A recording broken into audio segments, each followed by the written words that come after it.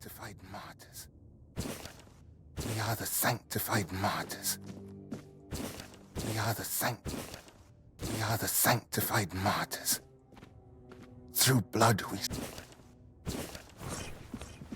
Hey, you! Stop right there! Well, well, well. The scoundrel has been caught, and now you'll have to pay a fine.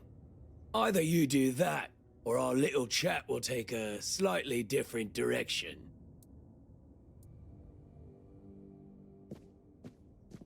Good. Let's hope this doesn't happen again. You're free to go.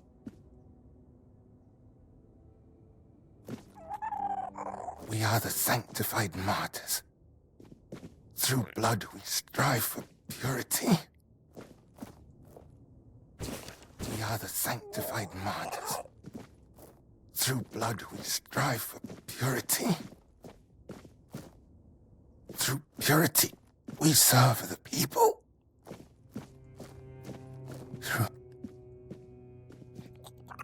You have returned. My decision remains unchanged. All of Liliana's books will burn as soon as I finish my prayer. So, what has someone like you gleaned from them? I am most curious, especially since it's written that a hand that lingers on selfish desire serves no purpose higher than itself. Know this, the seed is sacred, meant not for waste, but for the cultivation of life and the service of greater purpose. Of course it serves a purpose, a vain and impure one. Such self-gratification weakens the spirit and body. It compels the heart to submit to every fleeting whim. Meanwhile, to be men means resisting those whims, holding back the hand from striking, restraining the hand from depravity. How can a man be ready to protect his loved ones if he's so willing to blind himself through sin? Just to remind you, a blind man cannot fulfill his service either to his kin or Kay, which makes him barren and forever lost.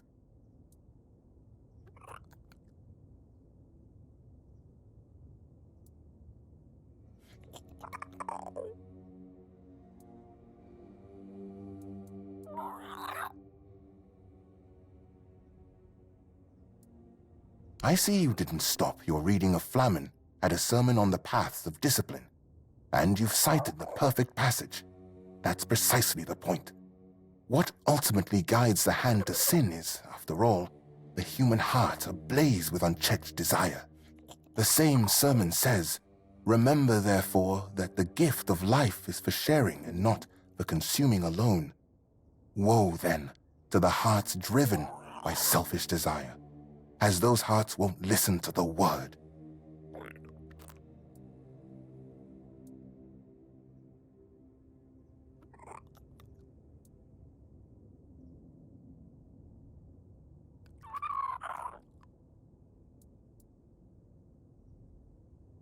I fear that sometimes this tone is necessary in priestly service.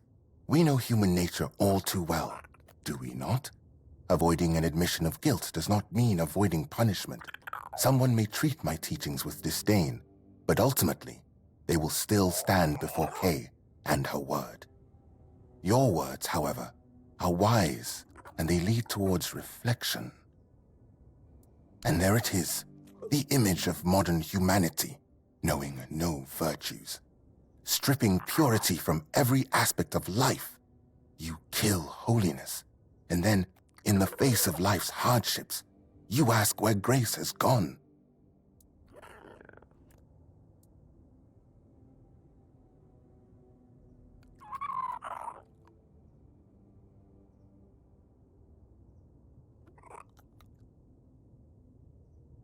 What? How can you even speak like that? How can you place the prophet's name in the same sentence with someone doing such hideous things?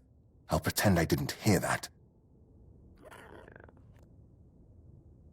This is not about control, my child, but about opening the eyes of those who cannot see.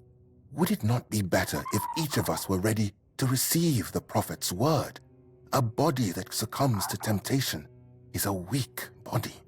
That is precisely why we must maintain purity, to be ready at any moment to receive the grace of the prophet. As Brother Flamen says, treat your body like a sacred place, not a disgusting brothel, as the pursuits of bodily pleasures is like blindness.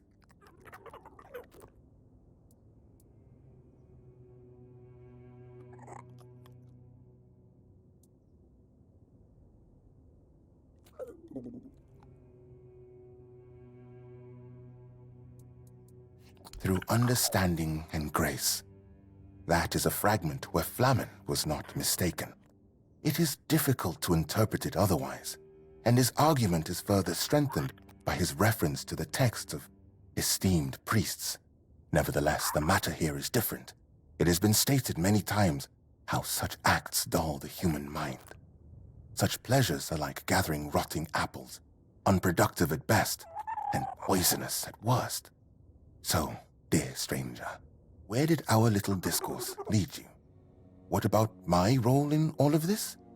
Where would people be without priests, striving to protect them from sin and impurity?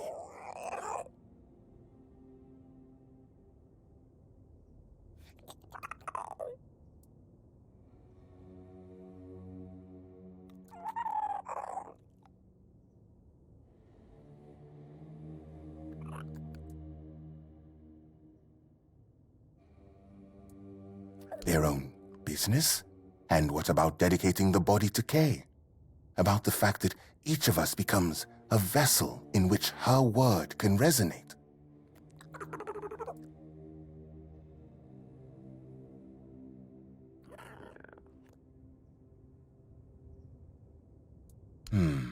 But a hand that labors for love and creation walks the righteous path. I suppose then that those who succumb to temptations can still do good. Enough, stranger. I see you've tried, but I won't debate matters of faith further. I remain unshaken. The books will burn. Now, let me return to my prayer.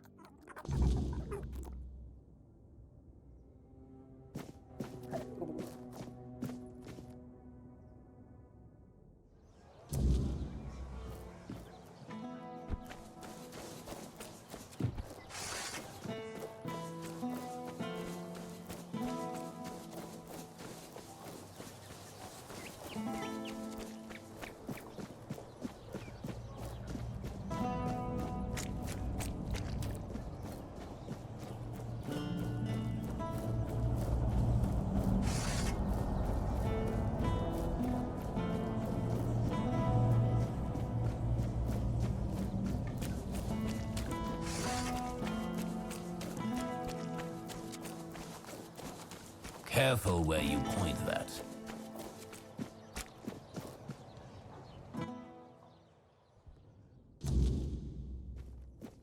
Before you ask, no. I do not have any books personally signed by Merlin, nor will I fake his signature. Damned red priests. You'd think they'd have bigger problems than a bit of questionable literature. They don't have to like it, but nobody's forcing them to read it either. Well, thanks for looking into it, for whatever it's worth. One more thing. I can see you're alright, and I hope I can trust you. We need to talk. I need to ask you for something. It's serious. It might even be a matter of life and death. There's a stone tablet in Lord Devane's manor. A Delrida relic, and I need you to get it for me. Why? Knowing that you might have saved many lives is no enough for you. Of course there's a reward. The Stone Warden's left me some gold, and it'll be yours.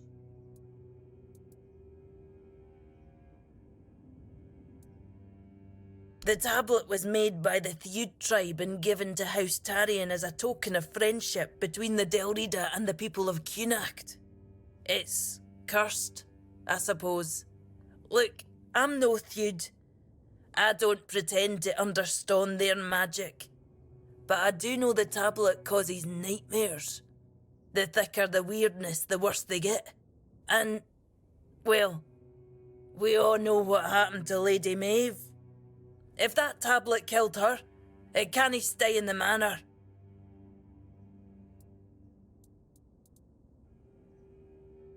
Ask any Ulf, and they'll tell you the whole Theud tribe isn't honourable, just because they use magic. They'll also call the Volker a bunch of raving lunatics. But while I don't put much stock in prejudice, it does feel wrong.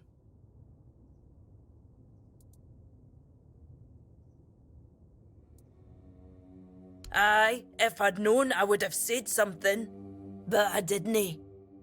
No until the Stone Wardens reached out to me a while ago, asking if I could petition Lord Devane to return the tablet to the Delrida.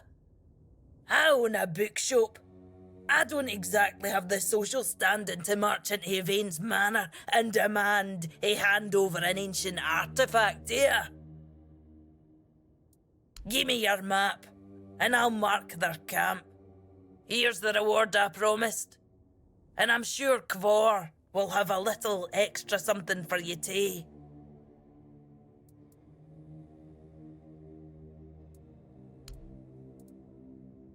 You know, I was just going to ask you to talk to Anselm for me. But if breaking in is what you prefer, I'll only stop you. Just try not to get caught, alright? That would be embarrassing for both of us.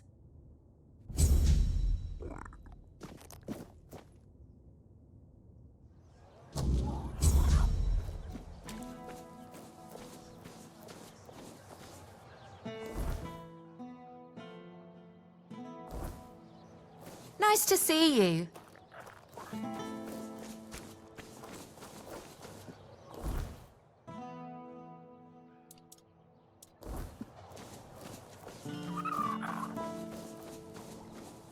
You doing okay?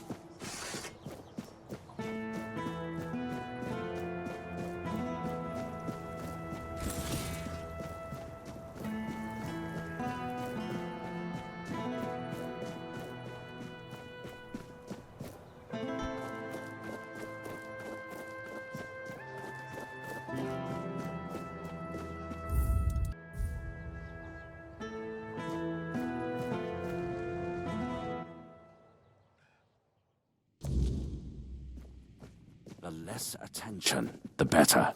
Good to see you. I assume this visit is more than social.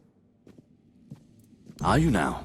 My, have the paraphernalia of the Dalriata suddenly become fashionable while I wasn't looking? That tablet seems to be gaining in popularity by the day. I told Frel the price, 2,000, and that's final.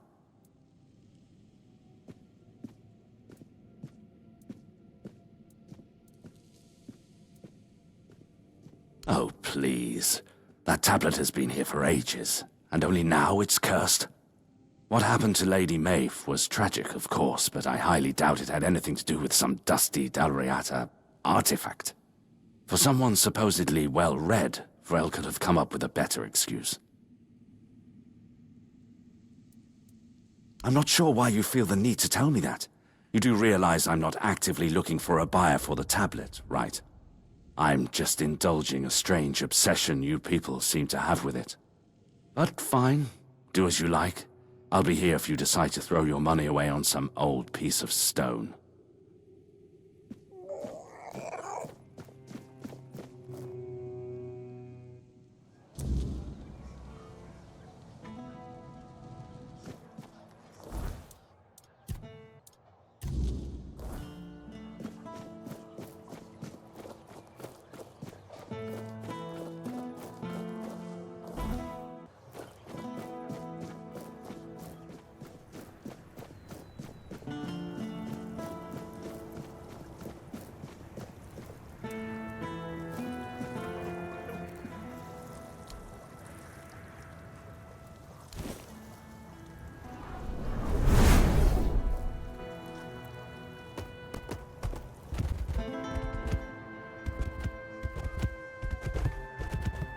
spare a coin for the old.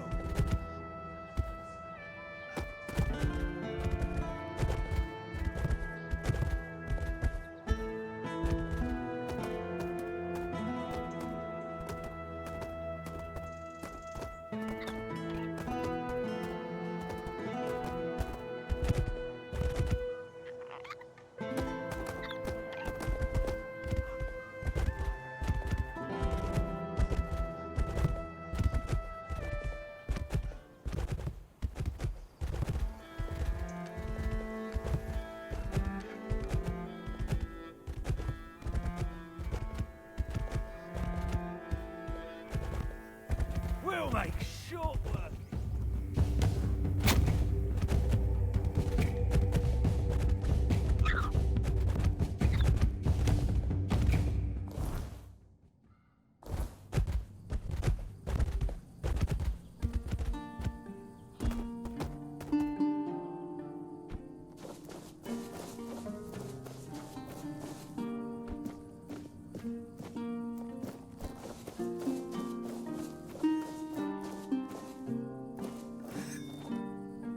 Looking for shelter, traveler? You're welcome to join us, unless you're worried a big bad Dalrita might eat you for breakfast.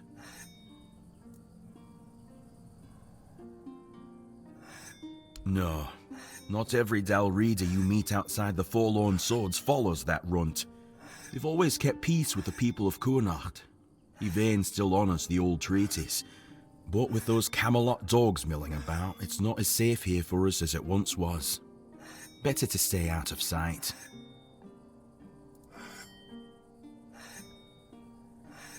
Oh, and you've met all of us, have you? They're a friendly Dalrida, just like they're a non-reader who aren't so small-minded. Or so I hope. I invited you to our fire, not into our business. We mean no harm to anyone here. That's all you need to know. Oh? And where'd you hear a tale like that? I didn't know our stories had traveled so far. The Camelosians prefer to call us heartless beasts only capable of destruction. But I suppose a tale about creating a heart in the fires of a forge is something only another blacksmith would believe and appreciate. So, that Beor, tell me about him.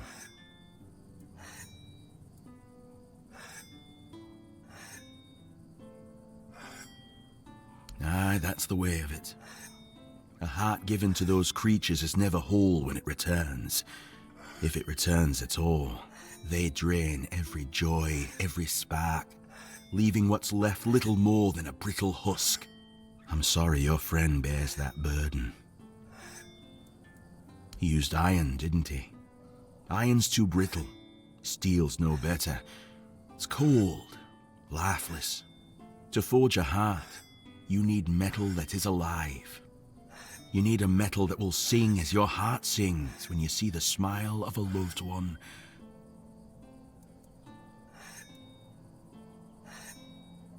Twice. Once for a man whose wife's heart had been frozen by an ice weaver. He feared it would shatter, so I made her a new one. The other, well, it beats in my beloved's chest as his beats in mine. Both forged in the same fire, bound to the forge as much as to each other.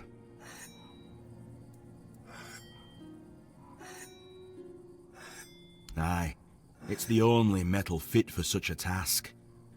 But weird steel alone isn't enough. It must be woven with ethereal cobwebs, threads that will give the heart its strength. Bring me those and I'll forge the heart. After that, it will need to be filled. But that task will fall to you.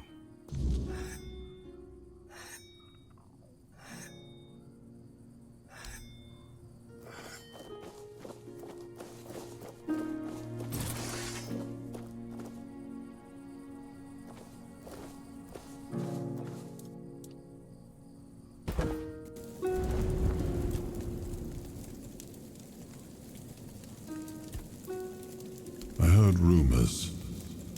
The Dalrita chieftains spoke among themselves of the stone wardens they brought from the homelands. Yet when I asked, they had little to say. It seems their brotherhood has found a way to bend the weirdness to their will. That is good, I suppose. If you have the chance to learn from them, do so.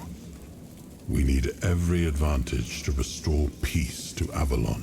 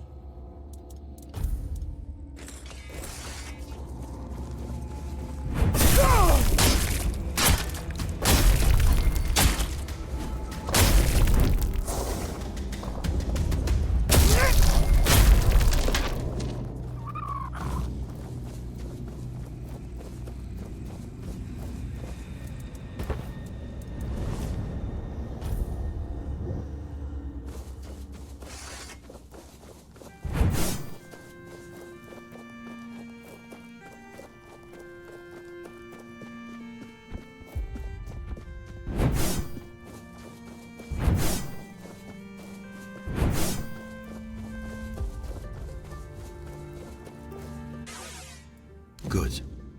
Give me a moment to find the right song. I haven't lost my touch. Here, your friend will have a strong, beautiful heart. At least in terms of craftsmanship. The rest is up to you. The art is just an empty vessel. It needs to be filled to start beating. Life, of course. A heart must be full of life to start beating. But we'll talk about that when you return. Well, there are two ways. Through death, or through sacrifice.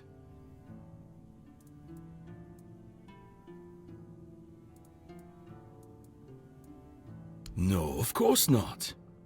You can fill it with the life of creatures you kill, but it'll take some time.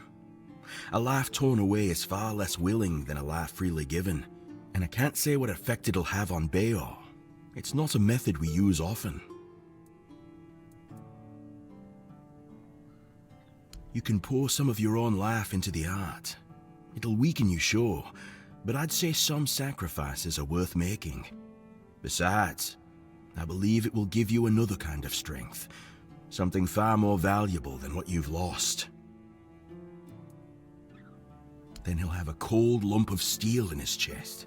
What do you think? If you want to fill it up with the energies of things you kill, just hold it up when you fight. It will collect life, and at some point, will give you a sign that it's beating again. Come to me and I'll bind life to the heart. If you decide to fill it with your own energy, just tell me. Either way, come back with either a full heart or when you make up your mind.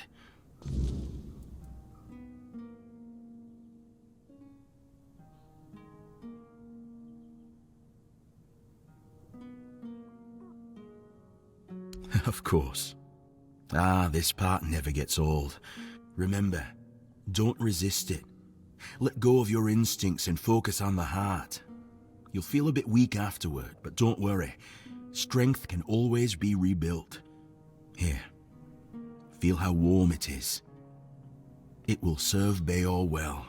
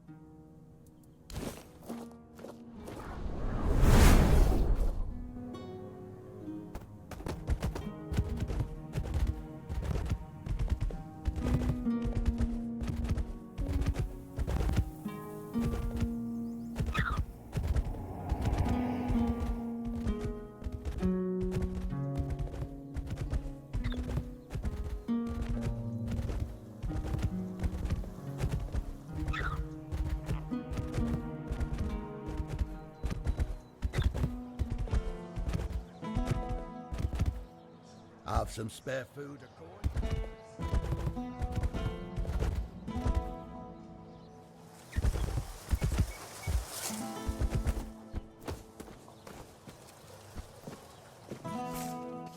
You're just in time. The forge is ready. What? That's amazing. What materials did he use? What else was needed? Did he tell you how to make it?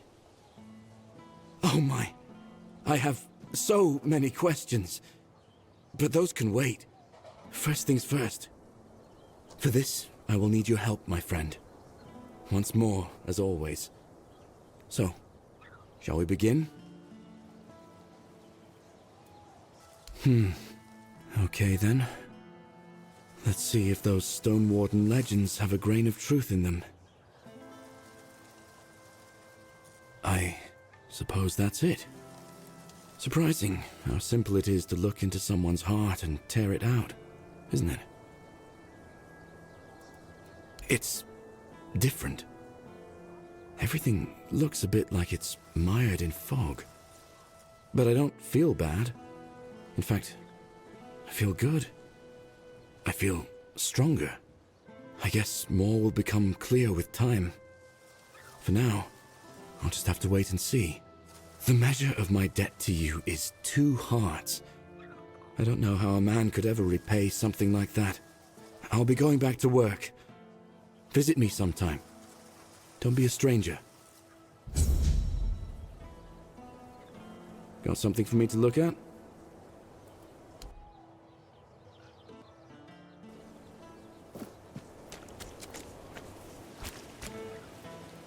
Bayor's fully recovered. He's doing well and making his own decisions. He doesn't need an old man hovering over him anymore. And, well, to be honest, I've been waiting for this moment. I'm proud of him, but you didn't hear that from me. You've done right by me, so I'll give you some advice. This whole expedition is madness, but as they say, sometimes there's method in madness. And I'll admit, I'm glad these old bones can still be useful. I might not think much of our Lord, but I won't turn my back on him when he needs help. This isn't just about him.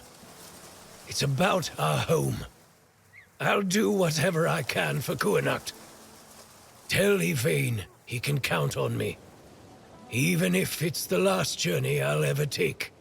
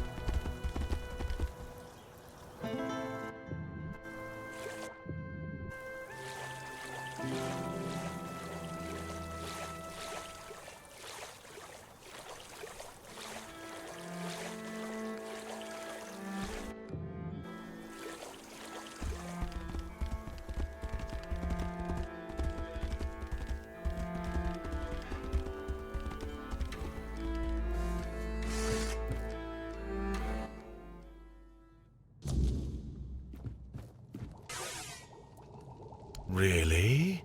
What for? The Menhir burns beautifully. Nothing bad can happen now. Ah, yes, that makes sense. I can see it now. And he sent you to me. How unexpected. But honestly, I'm not worthy. And I don't think I ever will be. What use is a scatterbrained pseudo-druid who's been abandoned by Mother Nature? I'd just get in the way. Or worse, I'd put everyone in danger. The maggot inside me is still strong, I know it. That's why I have to stay here, to protect others from its influence. Tell Yvain I'm sorry. I'm honored he thought of me, but I can't join this expedition.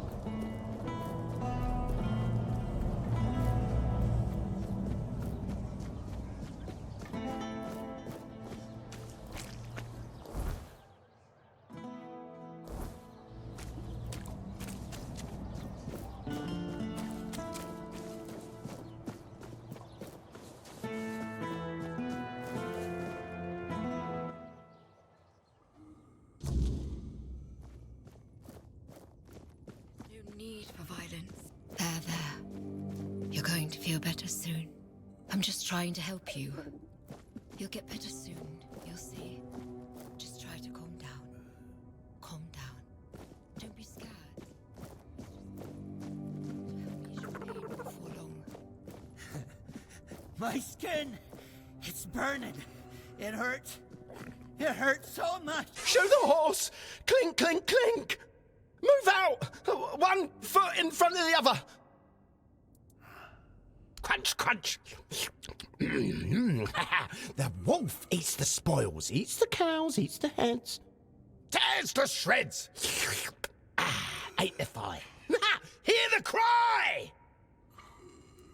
Crunch, crunch! Oh, the wolf eats the spoils, eats the cows, eats the heads, tears to shreds.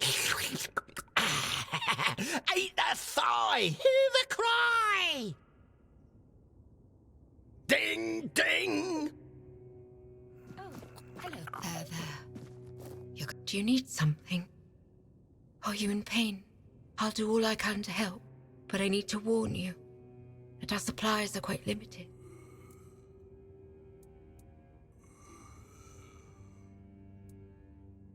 Well, actually, the hospital is run by Camelot. I'm just an apprentice to Neonte, the priestess of the All-Mother here in Qrko. But the healer from Camelot is dead, and Neonte spends most of her time at Lord Yvain's manor. So, it seems I'm on my own.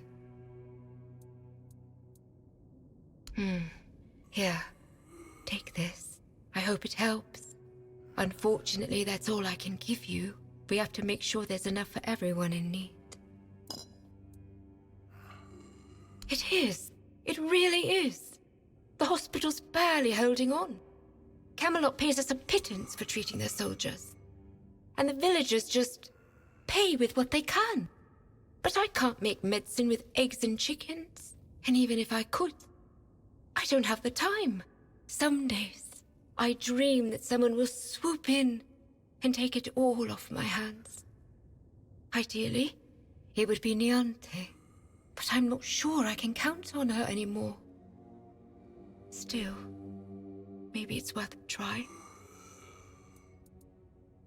Oh, she thinks I have everything well in hand, as if she doesn't notice it, all falling apart. I know I should feel flattered by her trust, but honestly, I'm just exhausted. I'm not even a priestess. The only training I've had is what she's given me. Ever since Lady May fell ill and died, Neonte's barely been here. She just sits by her grave. Truth be told, I'm a bit worried about her. Even when she does come by, she seems absent, and I don't even have the time to go check on her. Camelot treats this place like a field hospital. To them, it's temporary, though I suppose that's their outlook on all of Qrko right now. The legate says Camelot simply can't spare anyone else. According to him, one priestess and her apprentice should suffice. And yet, his soldiers are the ones who are supposed to get priority, even if they only have a blister. I'm required to treat them before a local with a broken leg.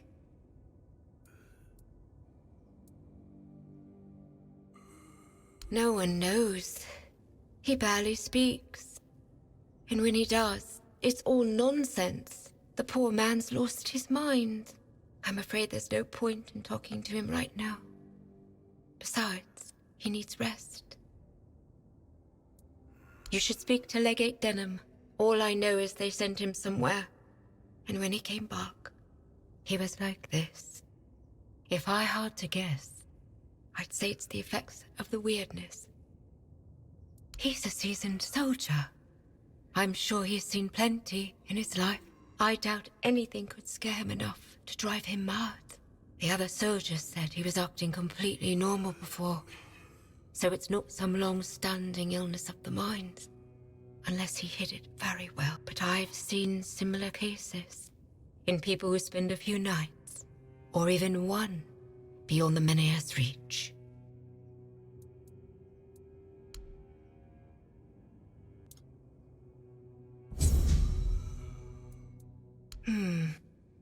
is a patient who won't let me treat him. His name's Wilbur, and he's a difficult case. Most of what ails him is just old age. Some days he's clear-headed, but those are becoming fewer and farther between. Lately, he won't let me touch him. He yells at me, claiming I'm keeping him here by force, away from his family. He's even stopped eating and refuses to take his medicine. Honestly, I'm at my wit's end. I don't know how to help him anymore without scaring him even more. Gone. They were all taken to the island asylum during the Red Death outbreak. Every single one of them. Even his grandchildren. Their house is still under quarantine, but Wilbur doesn't even remember the outbreak. He thinks it's all a lie. He keeps trying to go back there, but obviously I can't let him. You can try, if you'd like. Maybe he'll trust you more than he trusts me. Just, please, be gentle with him. He's been through enough already.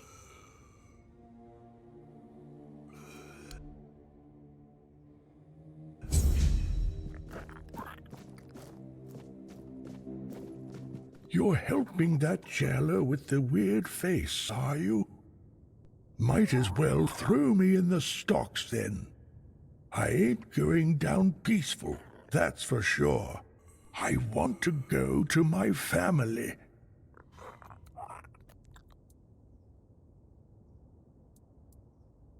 They live in the lower district. I'll go to them, but that cursed wench won't let me leave. Bollocks! There's been no Red Death since King Arthur's times. I bet she's the one who filled your head with all that nonsense, eh? Don't listen to her. You can tell right away that nothing good comes from her. Good folk don't end up twisted like she is.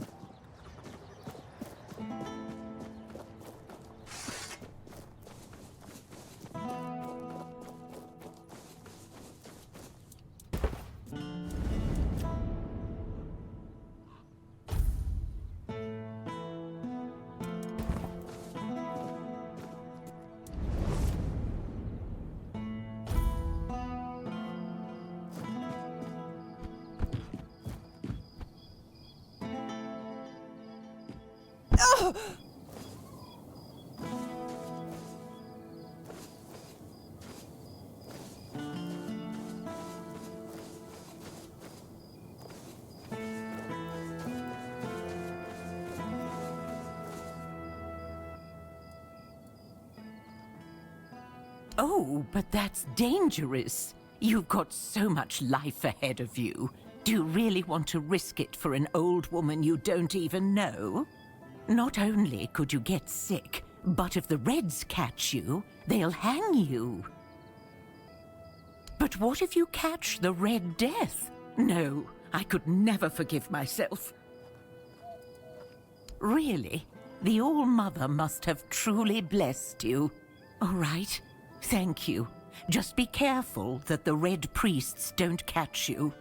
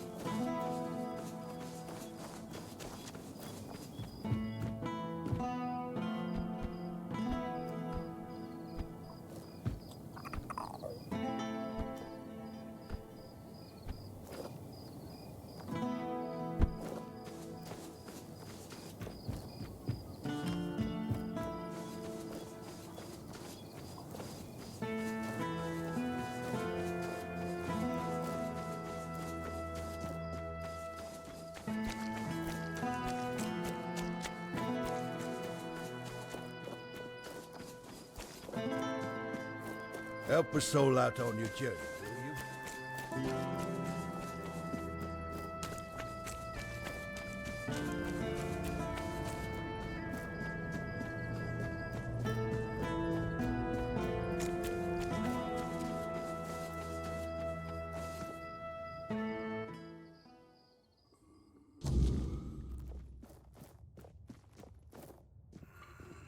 Oh, is that you, Roy? Have you finally come to visit your grandpa?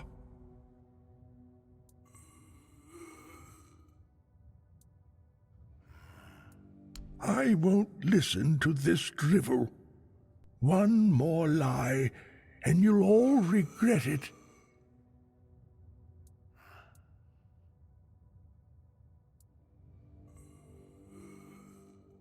Anyone could write such nonsense. That's it. I've had enough of your scheming. Goodbye.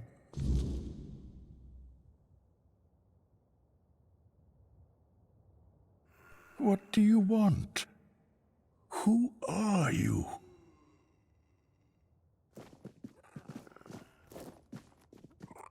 Damn it. Damn it. I know you tried. This isn't your fault. It's mine. Wilbur was my patient. I can't run this hospital all on my own. It's an impossible task.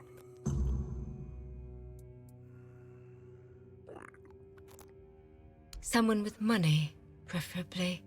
I won't lie. I've thought about it already. More than once. Someone who can supply us with ingredients. Maybe an alchemist to make the medicines. At one point, I even considered asking the Red Priests for help. But Neonte would have my head. Then I thought about Orwin and the Merchants' Union. But I can't abandon the patients just to have a long discussion about the business prospects of a failing hospital. You'd do that? For me? Why? I just told you the hospital has no money. I can't pay you for your efforts. That's very noble of you. But still, when the hospital is back on its feet, I'll find a way to repay you. Thank you. Even if it doesn't work out. Your offer means the world to me. I've been alone with this for so long. It's good to finally have some hope.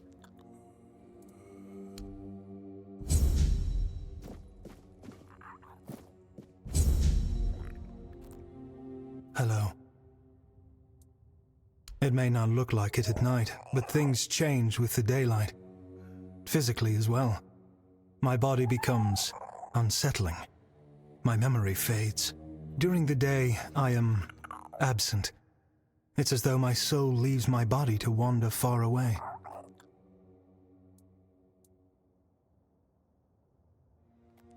I was on my way back to Connacht. I thought I'd make it before dark, but the rain was so heavy I could barely see the road ahead of me. As night fell, so did the weirdness. The rain never let up. I kept trying to light the protective fire, but to no avail. I felt completely helpless and desperate. That's when she appeared. Melancholy. She had an otherworldly look. Her head seemed to merge with the rain clouds. She approached me, and suddenly I felt terrible pain, as though my soul was being torn away. I shut my eyes. When I opened them again, she had vanished. The pain was gone. I was left alone in the rainy night. No, she never said a word, yet somehow I knew that was her name. Drained, I somehow made it to the gates of Connacht. By some miracle, the guards agreed to let me in and pointed me toward the hospital. When morning came, I felt as if I wasn't wholly there, as if melancholia had stolen my day. It feels like this every day. Even if you managed to find my day, you'd still need to wrest it from melancholy's grasp. I don't know what kind of creature she is or what further horrors it might bring.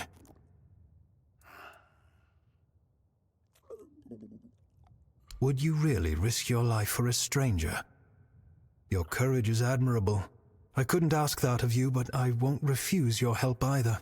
But if you decide that the challenge is too great, do not hesitate to save your own life. Oh, hello there.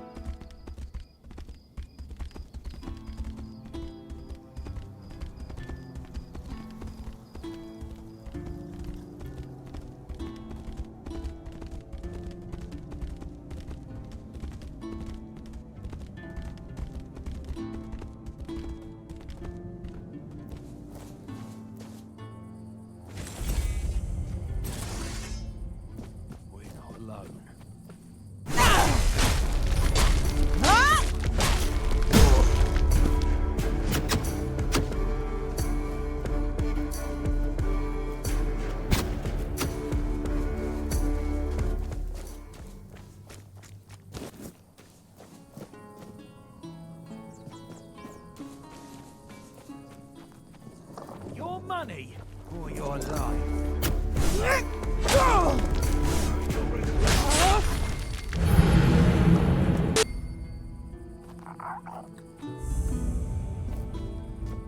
What's that noise? I'm not beaten yet.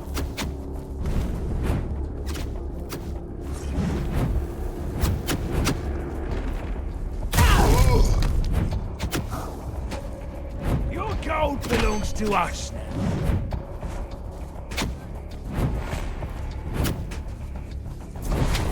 Gold belongs to us. Your gold belongs to us.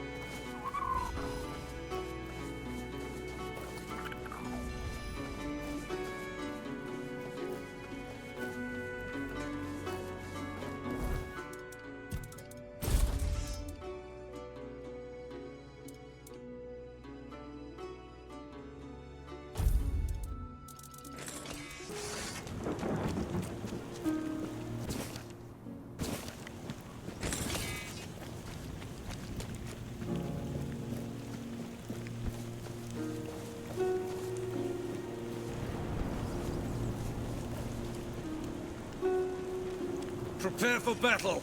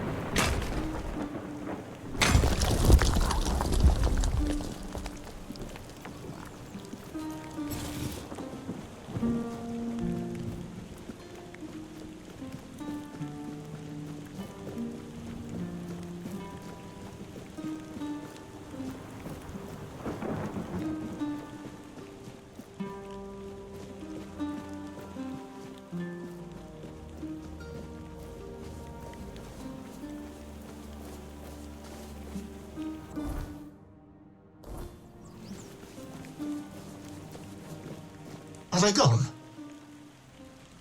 Phew. I thought I was done for. Thank you for stopping. My name is Lemuel. I'm but a humble servant on a pilgrimage for the glory of King Arthur. They might still come back. I'd rather stay here for a while. Yes, and if they do show up, you'd better run as fast as you can. Otherwise they'll cast the evil eye on you too. Damn witch. May the weirdness take her. Carla's lackeys are trackers, those lousy world wreckers. Well, perhaps they were once good people. Humble servants of the king. Just like me. But they abandoned their pilgrimage. They crossed the wrong thresholds, and then they got caught up in evil magic. First, it wound around their hands. Then it travelled further and further, entering their bodies through their mouths, flooding their insides. She's trying to finish what she started. She wants me. Her goal is to turn a royal pilgrim into a corrupted heretic. But enough about Carla, enough. Our conversation might attract the trackers. Unless you would be willing to confront her. But the profession of a witch hunter is a noble one. And it offers generous rewards. Particularly if you succeed in bringing in the head of a hag like Carla. Oh, well, decades ago I fled my village. The Red Death began to spread. And I started showing symptoms. I was terrified the Red Priest would take me to the Island Asylum. That's when I met that monster, Carla. She promised she could cure me. She was so beautiful. Then when we were getting, intimate with each other, I had a vision of King Arthur. He warned me that she was a witch. A terribly evil witch. That's when it all became clear. Carla must have put some kind of spell on me. I couldn't resist. I was bewitched. So I ran. And now she's furious with me because she couldn't keep me.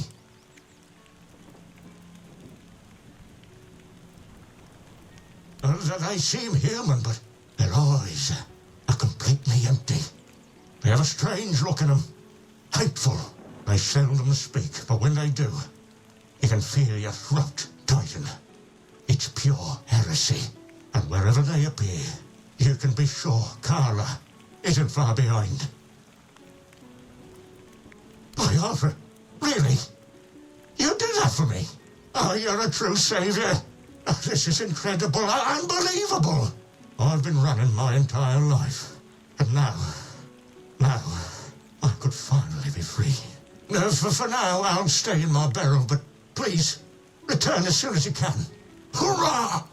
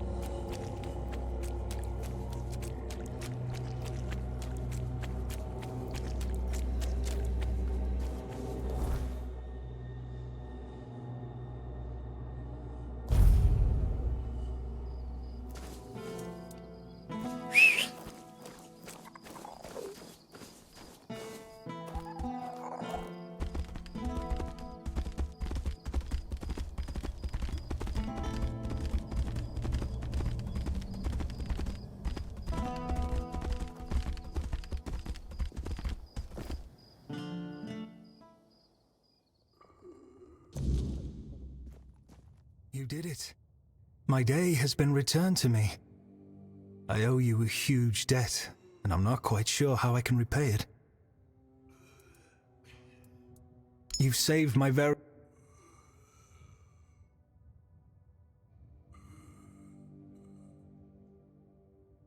Please accept this.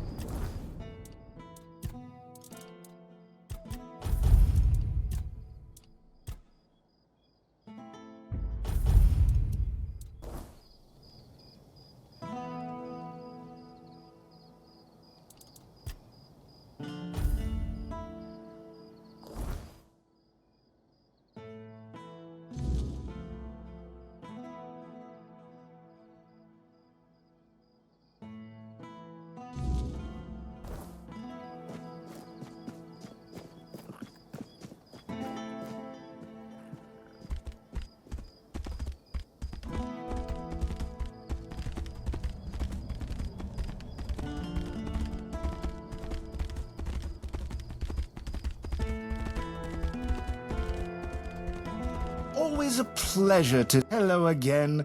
I've got everything you didn't know you needed. She is? That's interesting news. Though I had no idea the hospital had financial problems. I thought it was funded by our brave Camelosian army.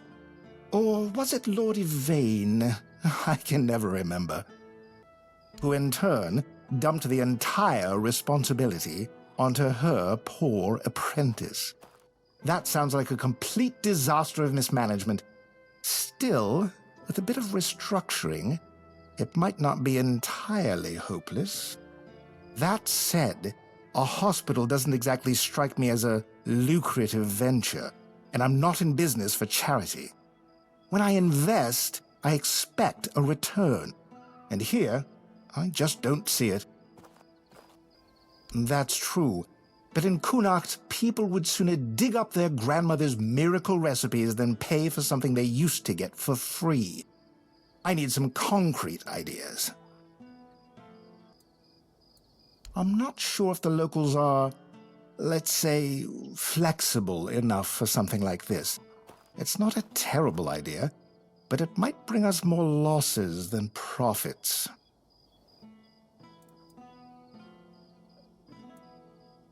Fine, I just hope we don't all end up regretting this. You'll need to get others on board, so try to show a little enthusiasm when you talk to them. Start with Bonksy and Osmond, then speak to Erwin. We'll need an alchemist, after all. The more support we have, the better.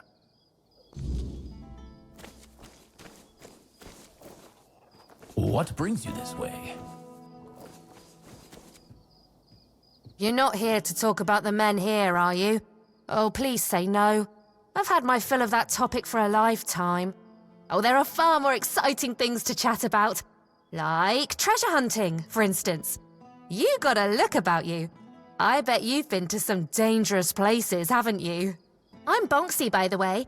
I'm an adventurer myself. I have a few trinkets to sell from my last expedition. Want to take a look? Slowly but surely. In Qrko, fewer people than I expected are looking for artifacts, potion ingredients, or adventuring gear, so I'm counting on travelers. Like you. You must be interested in unique enchanted items, right? Oh, of course you are. I've got something, well, peculiar, but it comes with a fascinating story. It's a piece of armor I found on one of my expeditions. A beautiful, knightly breastplate with just one tiny flaw. It screams in pain when it's struck. It's kind of funny, but I'm afraid not many people have the sense of humor to wear it. I'll let it go for a mere 200 coins. Wonderful, here it is. Oh, one more thing. This armor came with a letter. I found both in the ancestral tomb of the Gévaudan family. Oh, I'm a little jealous, to be honest.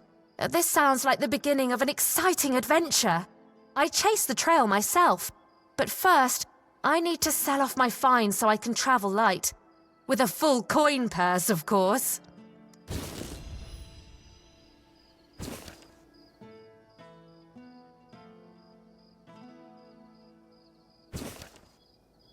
Good to see you. Oh, I'm not entirely sure. I'm just passing through. From what I understand, Camelot wants to move it to their place along with the inhabitants, but they prefer to stay. They want to live in one place their whole lives. Can you imagine that? Oh, all different kinds. Like the ones where you crawl through damp caves or cold tombs, dodge traps, and hope whatever's growling in the dark isn't hungry.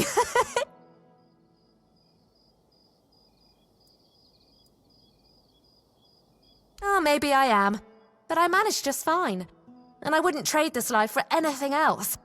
If I had to stay in one place, I'd die of boredom. Really?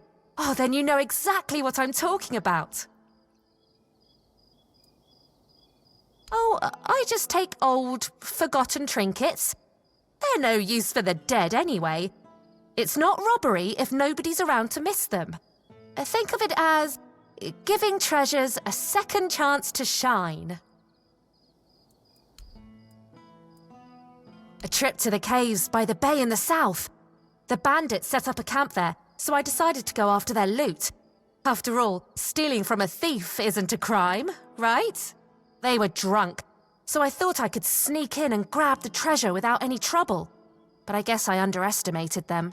They caught on and started chasing me. 4 or 5 of them, I think. I made it to the exit, and then there was a giant ogre on the beach. I barely managed to slip past it, and the bandits backed off.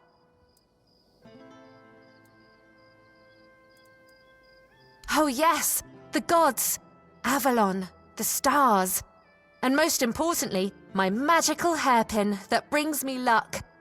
I bought it from a lovely wandering merchant named Maliki. I'll show you on the map where I last found him. You should see some of the artifacts he carries. Real treasures.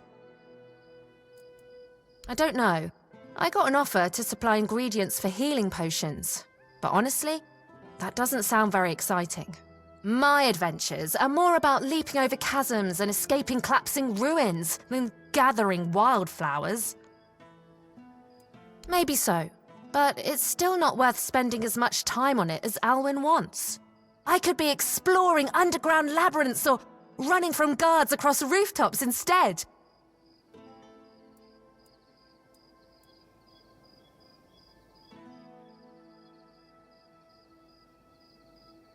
You know what?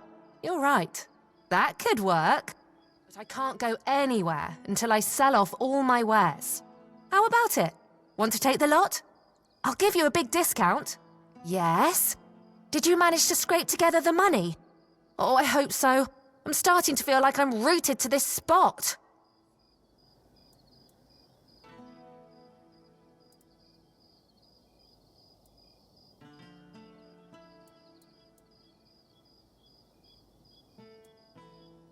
Sure.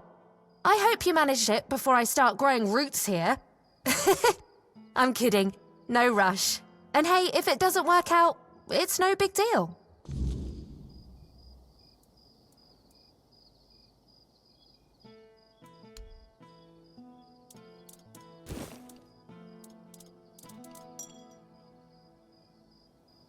Good to see you.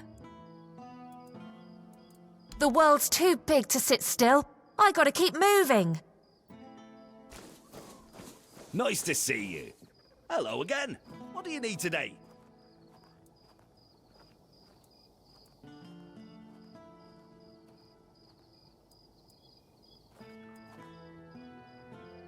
About Connacht. What do you want to know? He's a good man, but that woman of his, oh, mother preserve me.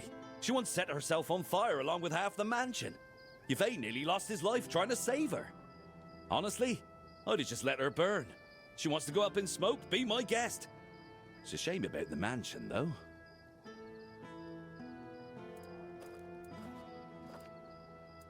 I was born here, and I've been shooting a bow ever since I was a wee lad. Even as a nipper, I had better aim than boys 5 years older than me. Around 81 or 82, I remember being allowed to practice with the adults, even though I was only 14 or so. One time, our master, we called him Uncle, gathered us in a meadow. He said, "Lads, we're gonna have a contest. Whoever shoots the farthest gets a honeyed apple and a beer from me." They were shooting and shooting, but I just took one glance, aimed, and whoosh. My arrow flew half again as far as their farthest shot. 300 meters easily. So they turned to me and went, "Come on, Osmond, we can't compete with you. You always win." "Osmond, you always win." That's what they said. I could have joined Camelot's army. With my aim, they would have made me one of the royal archers. But leaving was tough, especially since the girls here love to watch me shoot. They'd squeal with delight every time. And in Camelot, during a war, who knows what might have happened, so I decided to stay in Connacht and join the Watch.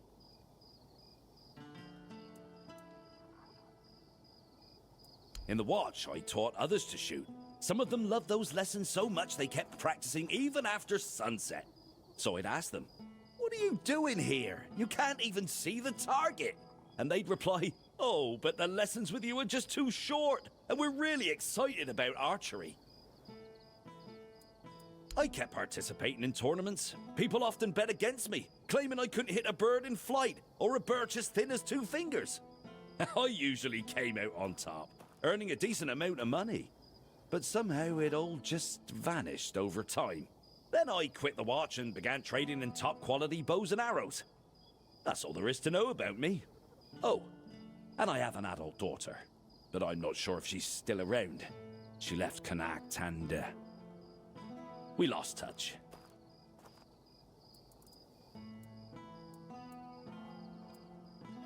No. Good advice is always handy, especially when it comes from someone experienced. And believe me, when it comes to archery, I'm not just an expert, I'm beyond that. In fact, I'd be surprised if you found anyone on Avalon who knows more about it than I do.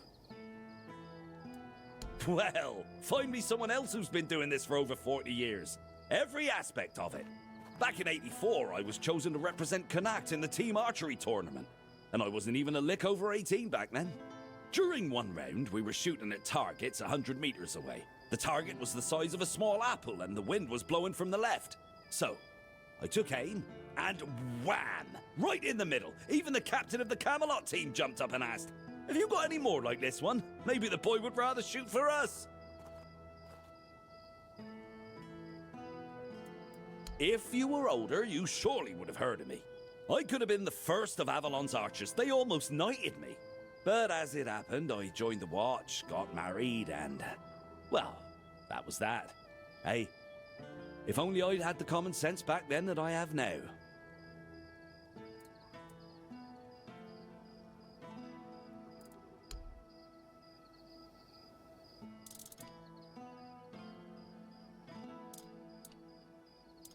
Leaving already? And we were having such a good time. See you later. Hello, coming back to me, I see. You must have excellent taste. Gossip is for women and innkeepers. You should see Morag for that. She's both. She's a good one. About 3 years ago, I helped her fix her roof because her husband had died, and there was no one else to do it. She still mentions it. "Osmond, you fixed that roof better than any roofer could." She tells me that every time she sees me.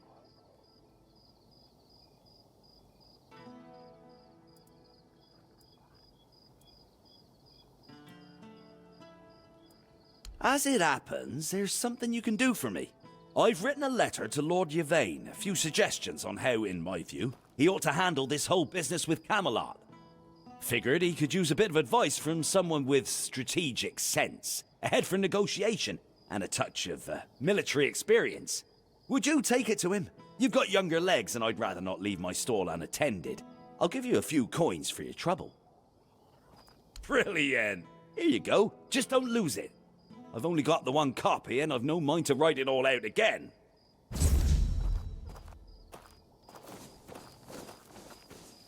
You doing okay? Welcome. Looking for something specific? And I assume you're here to hand me an invitation? Let's skip the pleasantries. Why would merchants take over the patronage of a hospital? And why should I have anything to do with it?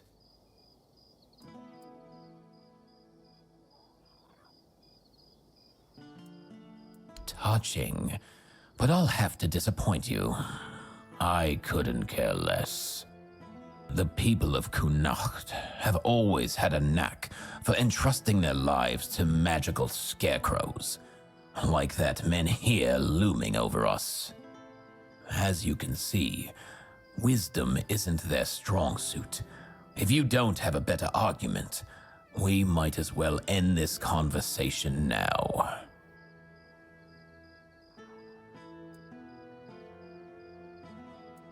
The All-Mother or the Red Church. What a wretched choice. Oh, I can already picture the hospital in either scenario. Devotees brimming with pity alongside that cynical Neonte, or a pack of lunatics scheming how to dig into their patient's guts. No, thank you. You've convinced me. But you'll have to put in some effort.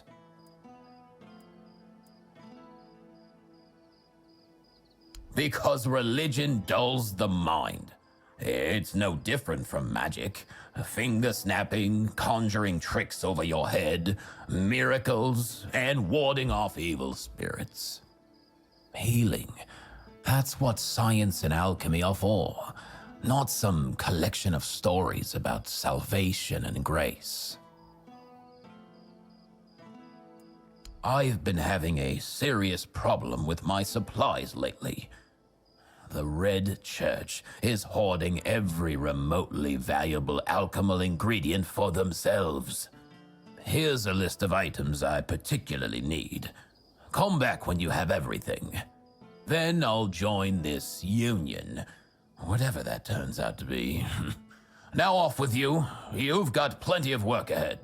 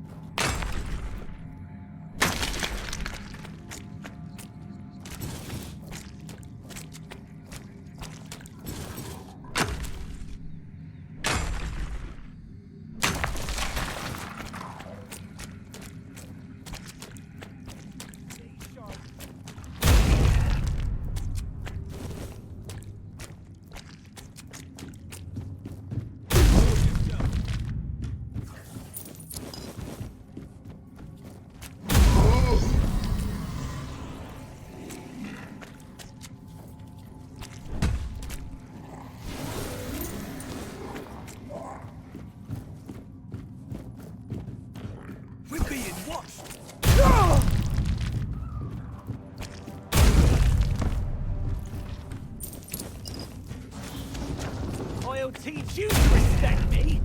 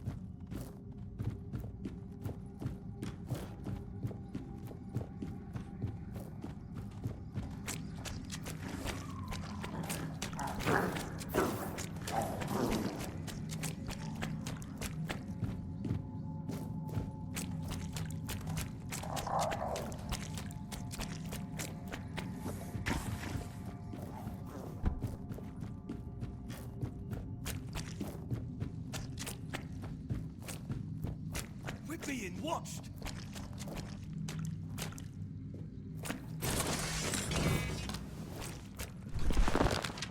You'll be fertilizing the soil.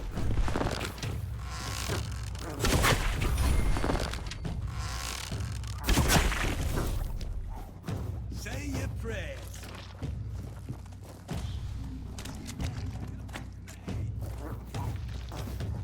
You'll be fertilizing the soil.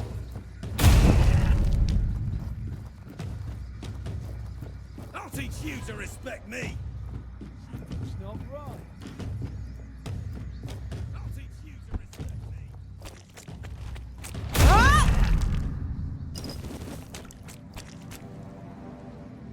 You fight like a milkmaid! You'll be fertilizing the soil!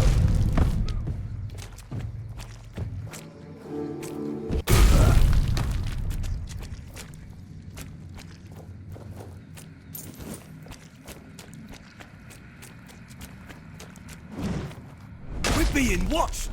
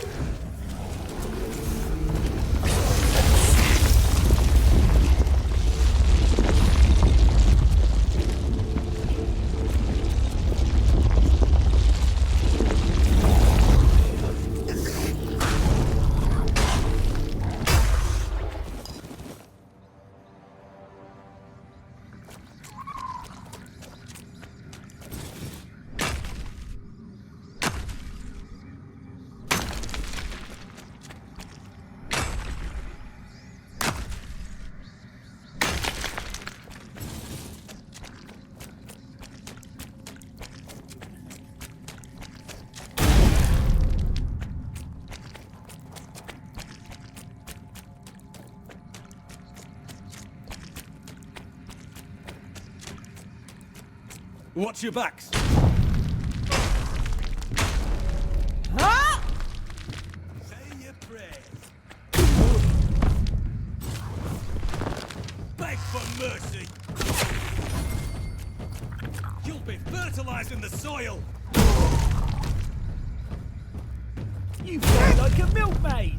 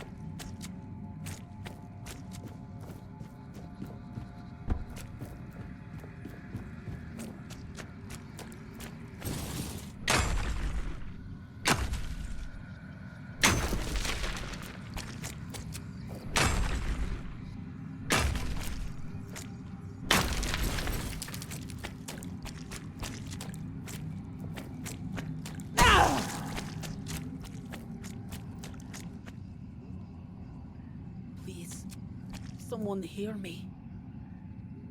Please help me. I don't know how much longer I can hold on. They don't want me to let go.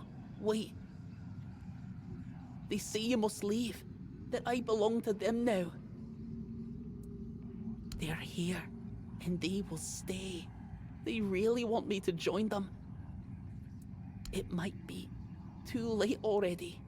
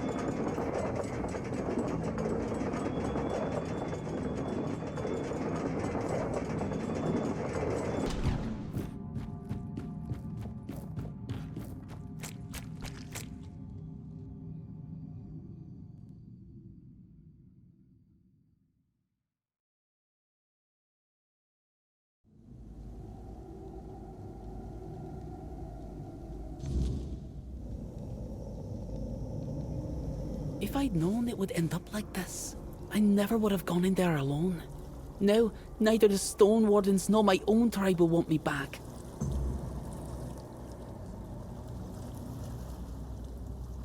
I think they were old miners. Maybe someone cursed them, or perhaps the weirdness got to them. I have no idea. I just hope to forget about them quickly. I don't want to remember. If it weren't for you, I'd be one of them by now. I owe you my useless life.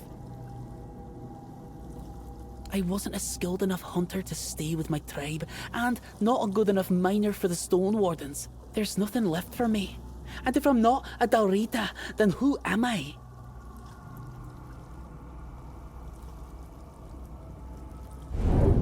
Freedom, huh? That's a pretty foreign concept for us, Dalrita. You know, we're used to knowing what to do and who we're doing it for. And now, I'm just supposed to make my own decisions. Don't answer that. I'm just talking to myself. It's not worth talking to me. Even I'm sick of it.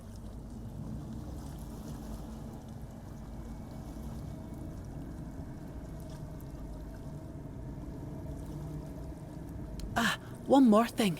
My friends and their leader, Gvar, are nearby. Please tell them I'm alright. I wouldn't be able to look them in the eye after all this. And thanks again. I'll try to make something of myself.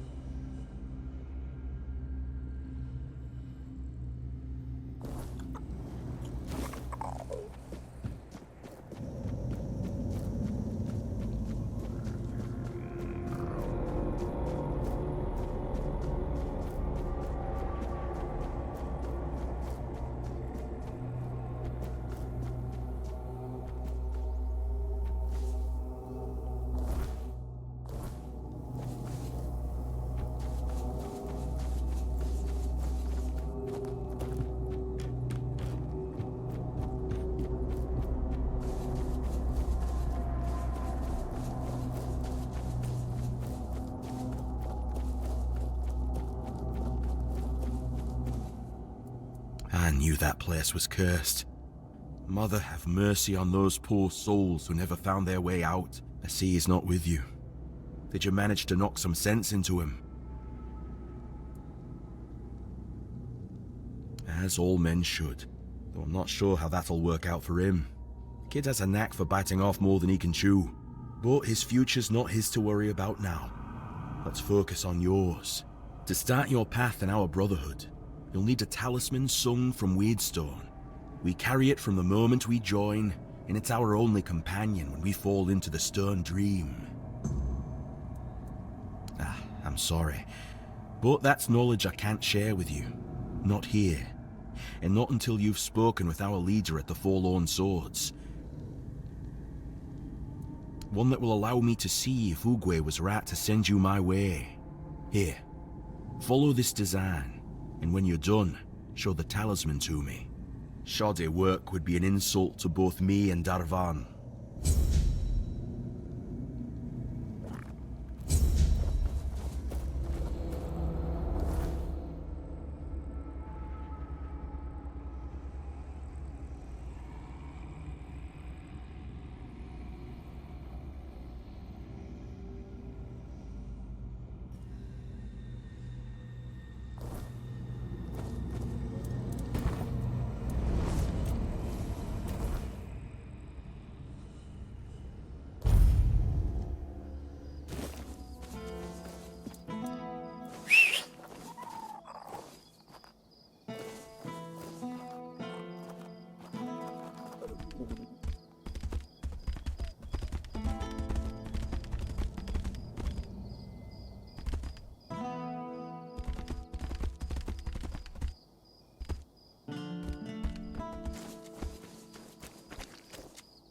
You're here. Speak your piece or let me work. Marrow gas shells, and in one piece. Impressive. These will keep our armor strong and our soldiers breathing. Don't expect a parade, but yeah, well done. Now, move along. Wow, look at you. You've done everything I asked. Hunted down Qrko, collected marrow gas shells, and even more in between. Must have kept you quite busy, right? You know, sometimes I feel a bit odd posting all these tasks. They can seem pointless, running back and forth, fetching this and that. But some people, they just need something to keep their hands busy and their minds off darker thoughts. Keeps them from getting underfoot, or doing something reckless. Good to know you're one of those who can handle it. Keeps things running smoothly around here. So, good job, I suppose. Now don't let it go to your head. There's always more to be done, and I'm sure I'll have another task for you soon enough.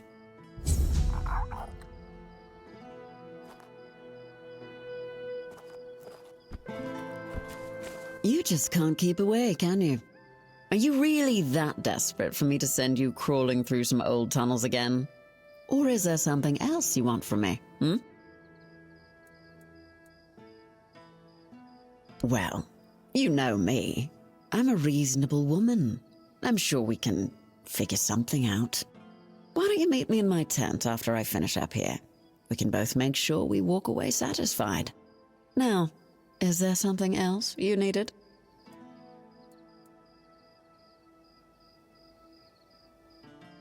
Well then, at least I'll have something to look forward to.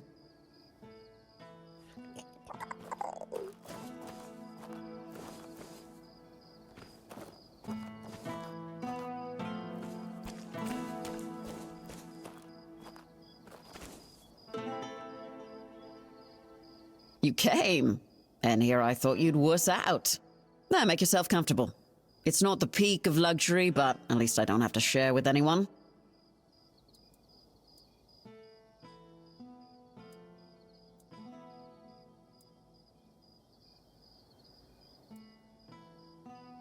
Oh, cried myself to sleep, obviously. No, not really. I would have been thrilled, sure, but I've learned how to live with disappointment. I'm sure I would have found some other way to pass the time.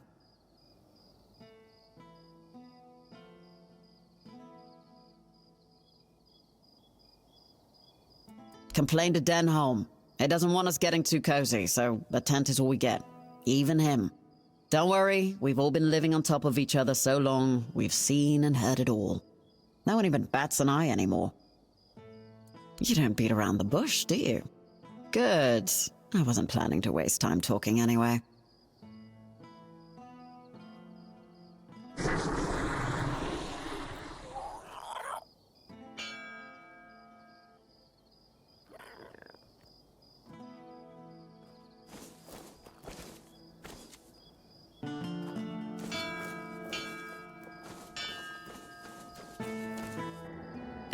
Hey, good to see you. Everything all right? Ah, sorry for leaving like that, but you were out cold. Didn't have the heart to wake you. Didn't think I'd wear you out that much, honestly. Anyway, thanks.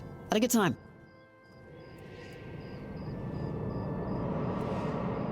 Oh, really? I don't remember hearing you complain, but fine. Whatever you say. Now, did you need something or what?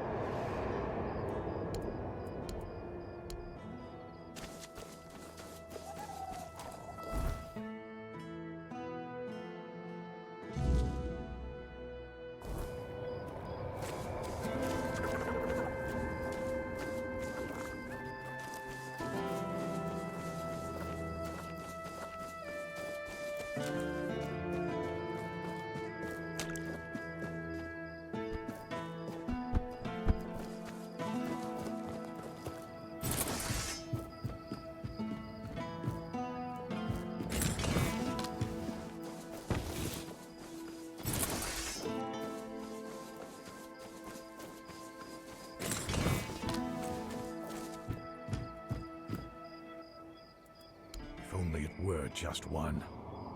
Sorry. You're talking about the poor man in hospital, right? He's a scout. We've been preparing to evacuate the residents, and I sent him out a while back to make sure the route to Camelot was safe and clear. Looks like he tried to take a shortcut through the waterworks.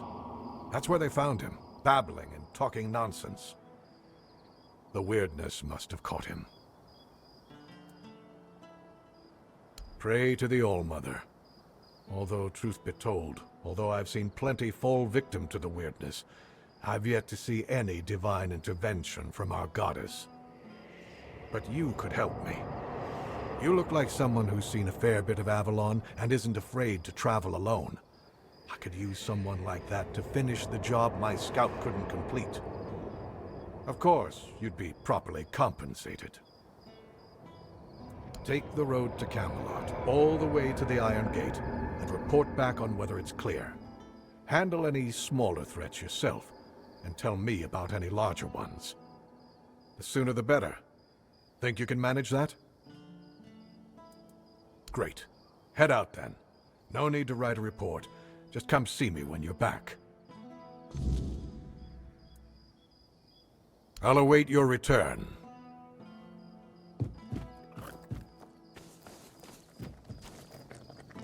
I'll await your return.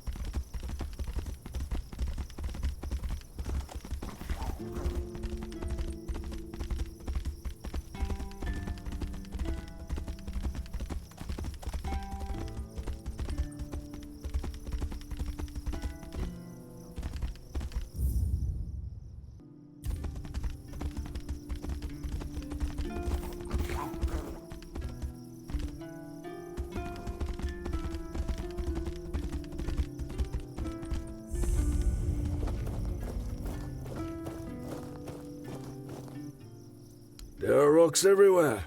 Can't you see? Where'd they come from? Must have been those Doriata bastards. They came here and buried the passage.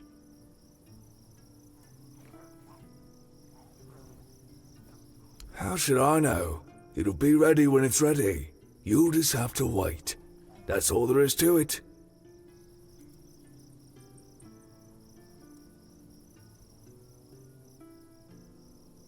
Who else? You think all these rocks fell on their own? Well, I guess they could have. But I've a feeling they told out to help them along. What can we do? I've got to wait for Camelot to send more help. But if you want it done quicker, why don't you lend a hand clearing it yourself? Go back home and wait.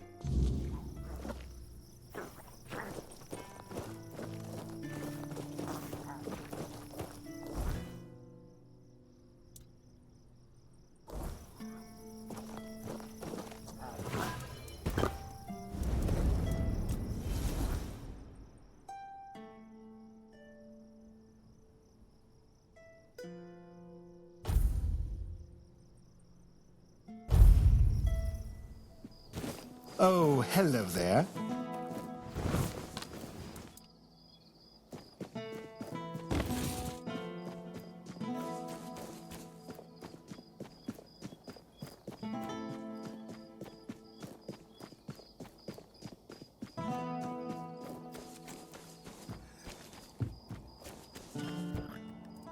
That's not good.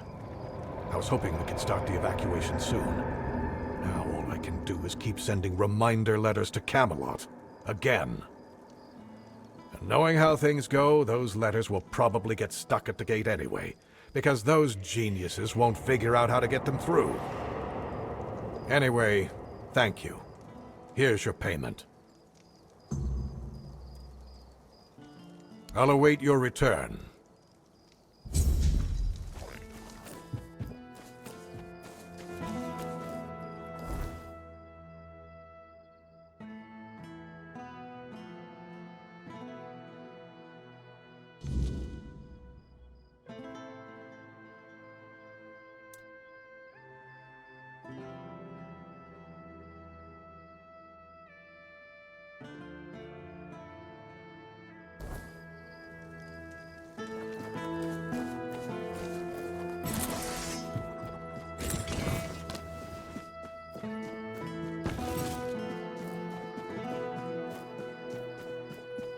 Have some spare food or coin? I am an outcast, exiled from my home by the Red Death. My struggle continues on the holy island of Avalon. When you hear the word, follow it. Set an example for other outcasts, with your faith and with your testimony. The word is our only chance to rid ourselves of the plague's taint. And if the word commands you to kill your brothers for spreading heresy, do so, for such is his way. If the word commands you to besmirch your father's name, do so and discard your sullied self, for such is your way.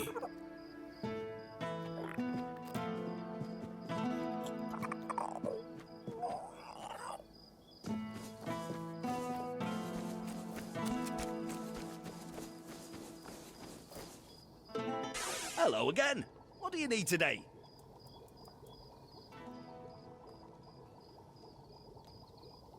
Ha! I'm not surprised he's asking me. Without my financial backing and, more importantly, my experience, most of the guild's investments wouldn't stand a chance. They really value my involvement, and that gives me leverage. In other words, I can do a bit of bargaining. Have you heard the legend of Robbie of Grubwood? A bandit who stole from rich merchants and gave the gold to commoners. They say he was an incredible archer. At least, that's how the story goes. People say the same about me, but I'm still waiting for someone to write a song about me, like they did for Robbie. It's only a matter of time. Robbie's long dead. I heard someone in his gang betrayed him. He's buried in a tomb not far from here, along with his bow. And that bow has been on my mind for a while now, you see. According to legend, it's made from centuries-old yew, and enchanted by a druid whose life Robbie once saved. Bring me that bow, and I'll support Alwyn's investment. What do you say? That's what I like to hear. I always say sticking close to older, more experienced folks is worth it. There's so much you can learn from them. Am I right? Of course I am! What about it? You found it? Oh, quite elegant indeed. It just needs one small adjustment.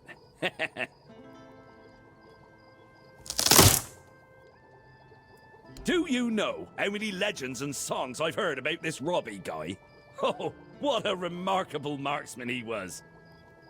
Splitting an arrow already lodged in the bullseye with his own during a tournament. What a story! But did anyone actually see it happen? Why make up nonsense when there are just as good, or even better, living archers out there? One of them lives right here in Connacht. Why not write songs about him? A bandit is a bandit, and yet here we are, turning a thief and murderer into some sort of romantic hero. Some hero. I gave my word, didn't I? And do you know who breaks their word? People without honor, thieves and bandits. No one would ever call me that. Everyone knows I keep my promises.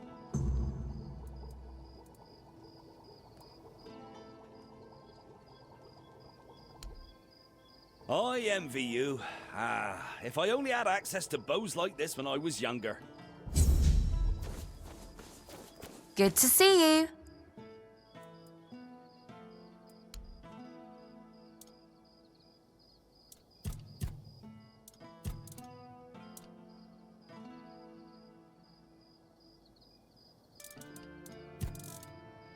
Good to see you. Yes? Did you manage to scrape together the money? Oh, I hope so. I'm starting to feel like I'm rooted to this spot. Fantastic. If you don't need something, you can always sell it later and even make a profit. Let Alwyn know I'm in, and I can't wait for my first trip to gather ingredients. Life's too short to play it safe. Where's the fun in that? Oh. Being watched.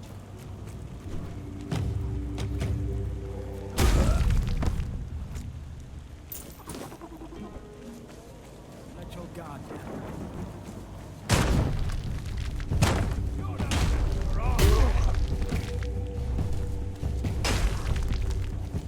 Your armor won't save you. This is going to hurt. You'll fall to my sword.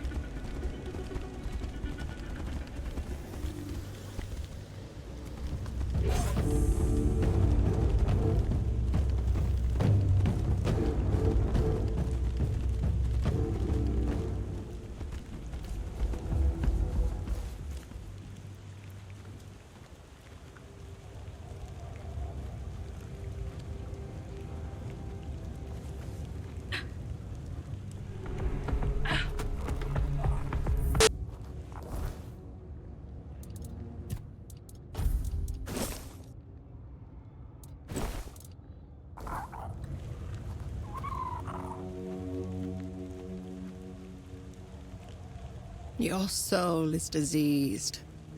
There is something poisoning it. But it isn't the Red Death, is it? I can't sense that in you. Yet I detect a trace of weirdness.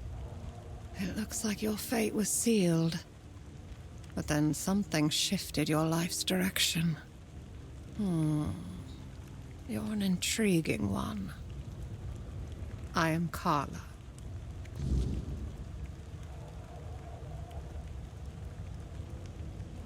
My loyal helpers. I'm not so proud as to call them worshippers. But if you ask the outsiders, They might say my helpers are just poor souls, bewitched by an evil Pictish witch. Oh, don't believe in superstitions. They're simply grateful because I cured them of the Red Death. Nothing more. Those close to the wordness can be cured. It's a skill known among the Picts. Oh yes. As you can see, the wordness can be a force for good, too. It's such a shame that with the druids gone, we've also lost the hope of fully harnessing this potential. Oh, I'm not quite sure how I do it myself. It seems like the Red Death and the wordness somehow complement each other.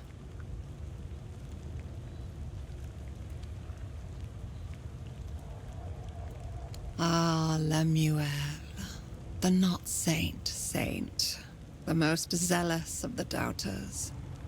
What did that old man ask of you? To kill me and the men in front of my tent? Another sin he'll eventually have to run from?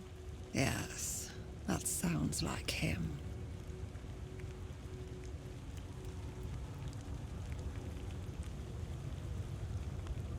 Why? Because I still have nightmares about the night he took my dignity. Because that night has never really ended for me. He took advantage of me when all I did was try to help him. Then he fled. It's not something one can forgive easily. I certainly can't. That old broken man is nothing but a facade that Lemuel adopted years ago. He's even begun to believe it himself. No, but he can't hide who he is or what he's done from me. He violated a woman who saved his life. And now he's telling everyone I am a witch. He says he did it because I bewitched him. He's a defiler. And sooner or later, he'll hurt someone again.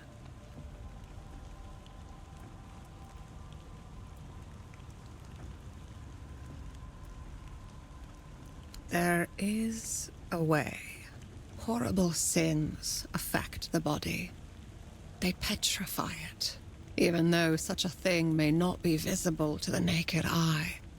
When you find Lemuel, simply whisper a spell to him. Quiran, Shon Piakai Istich Aranj Korb. And then bring him to me. That's all. You know what to do.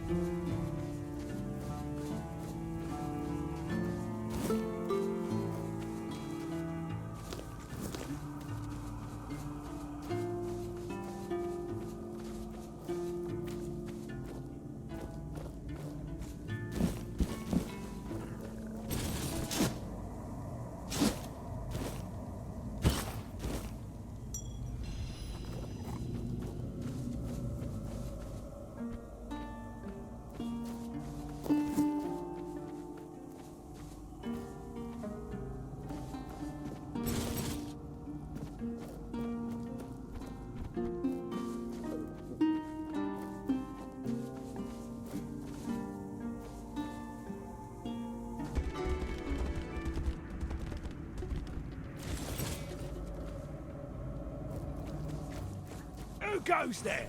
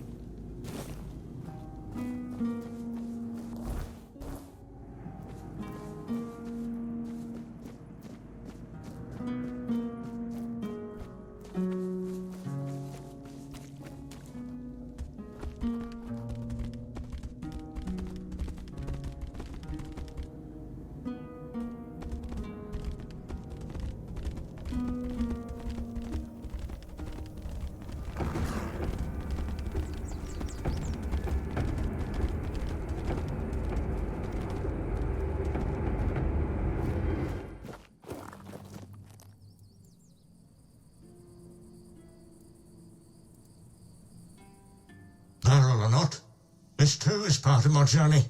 Everyone's journey is their pilgrimage. My pilgrimage is for the king. Everything I do is for him, just as he did everything for us. It is both a fortune and an honor to crawl on the ground where Arthur himself once walked. As it should be.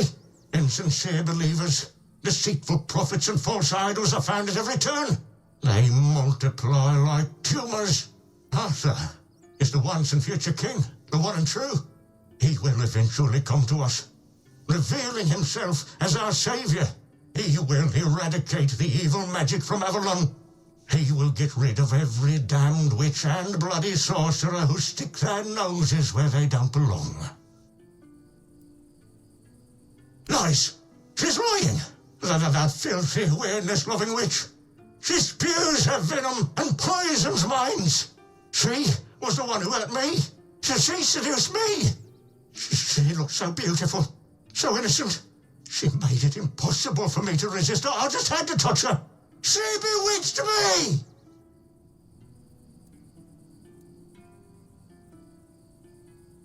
What? I'll remember these.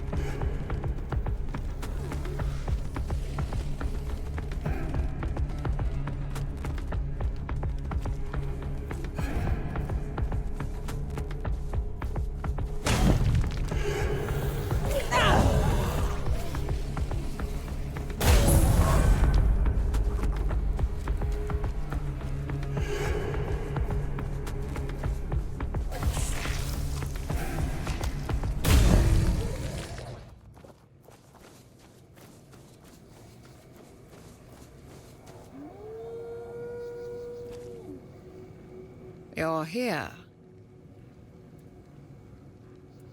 The eyes of those afflicted show a unique kind of pain, unlike anything else. Even in those who've recovered, you can still see the vestiges of their suffering. The Red Priests say the Red Death affects both the mind and the body. They are right about that. What spreads through your body is something more. It touches the very essence of one's soul. I'm afraid there's not much that can help with such a condition. 40 years. I've been waiting 40 years for this moment, wondering whether I would ever see this day. Here, you've earned it.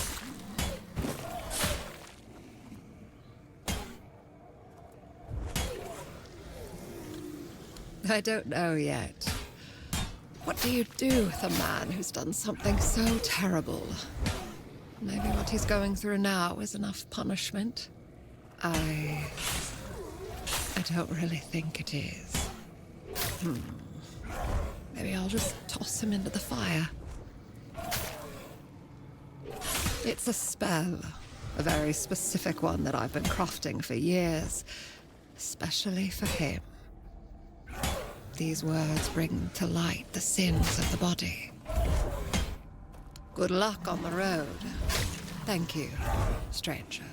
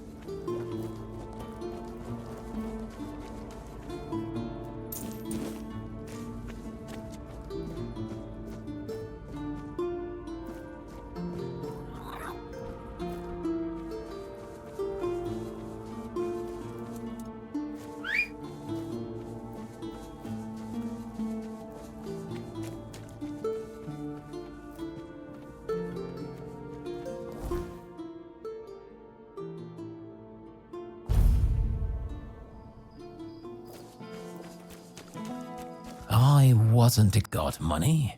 I've got elixirs.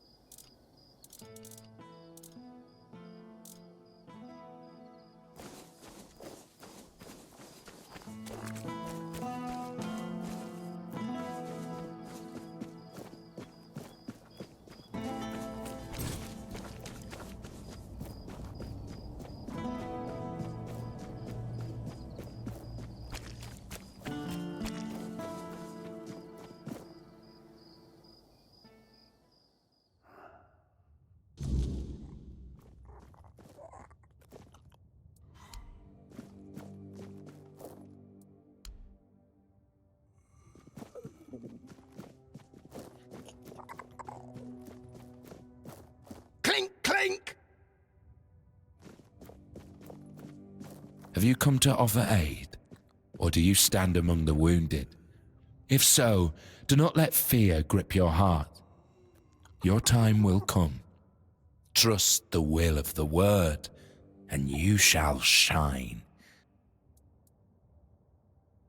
I am but an empty vessel, yearning to be filled with the sacred joy of the word. Now I am perfectly blank and naked. Alone I lie in this cold place, silently watching, patiently waiting. But soon, all shall be perfectly splendid. I have been marked, a gift given to me so that I may pass it on. Tell me, do you wish to become a hollow shell, an obedient corpse, able to hear the voice of the one who guides us to the final act?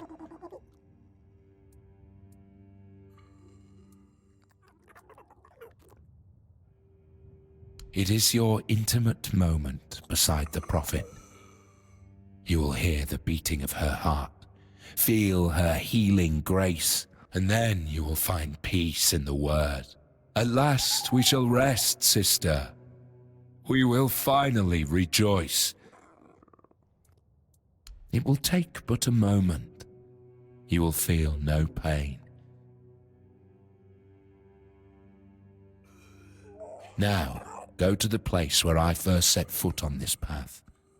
There, you will find the one who shall become your shepherd.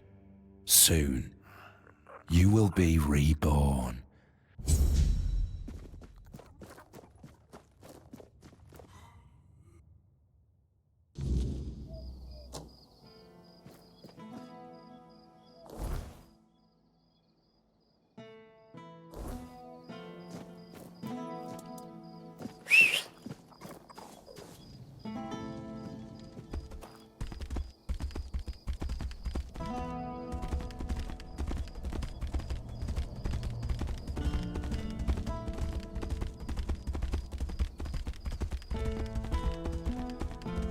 Nice to see.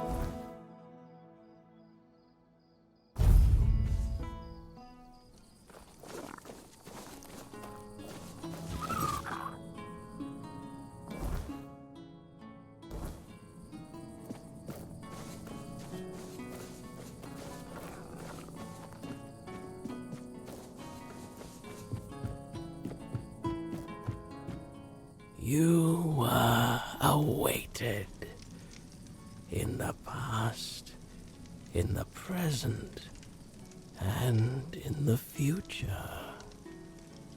All stages have converged into one. And here you stand. Welcome, hollow shell. It is time to begin the next act of your journey. I am the one, the vessel, the bearer of grace, the giver. I have worn many names, but names matter little, except for the prophets. Kai, listener of the bleeding heart of the plague, the sanctified pilgrim.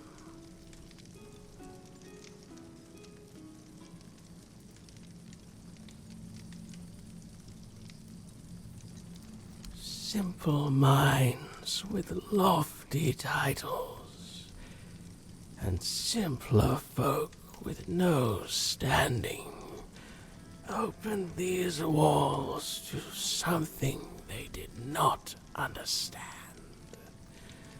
Then came the outbreak of terror.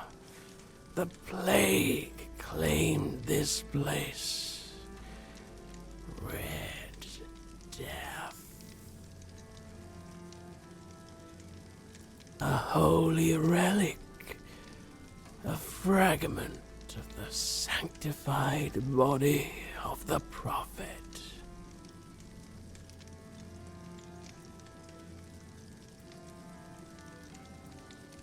A humble soul is awaited by the bleeding heart of the plague. Someone who evaded its grasp. Someone who defied the destiny laid before them. Her name is Una, an old widow in Qrko. But she is not alone. There is another, one whose choice led you here.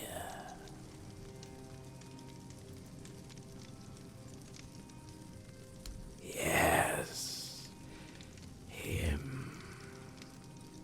His role as the hollow shell must end. His purpose is fulfilled. He is no longer needed. In you, I have found a servant whose perfect obedience will enact the will of Prophet Kai and the Hard. The gift you carry is only the beginning. Much within you must be purged before you achieve perfect obedience, before you are ready for the final act. Now, receive the mark of the plague. Pass it on to those I have chosen. When their fates are sealed, return here for the next step to be revealed.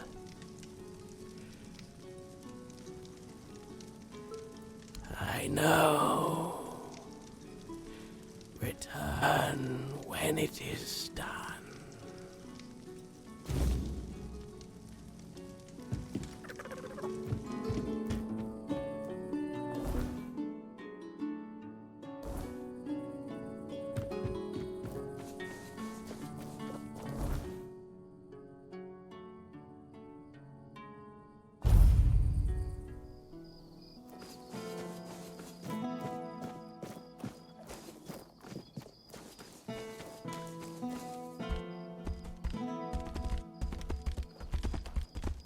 Always a pleasure to see you.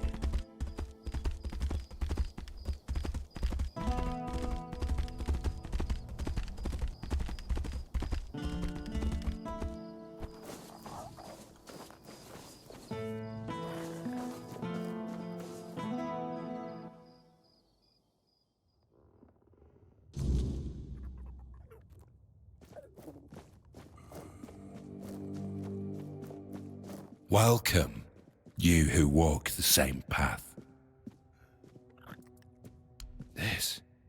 This mark. No. But I don't understand. I was told to wait. An empty shell.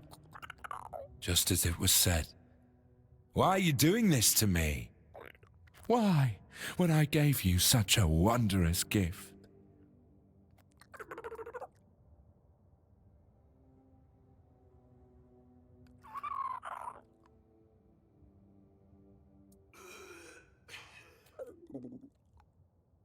Sleep.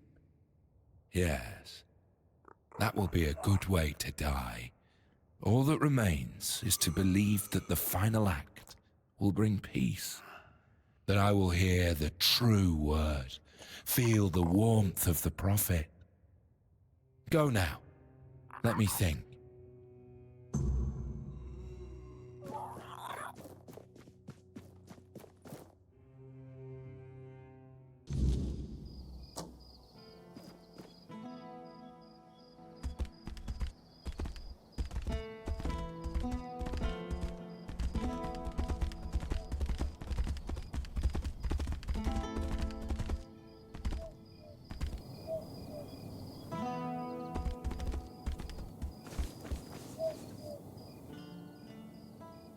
The plague's mark. So, it has come for me at last. I always knew it would. I prayed for my family, but never for myself. Perhaps this is why.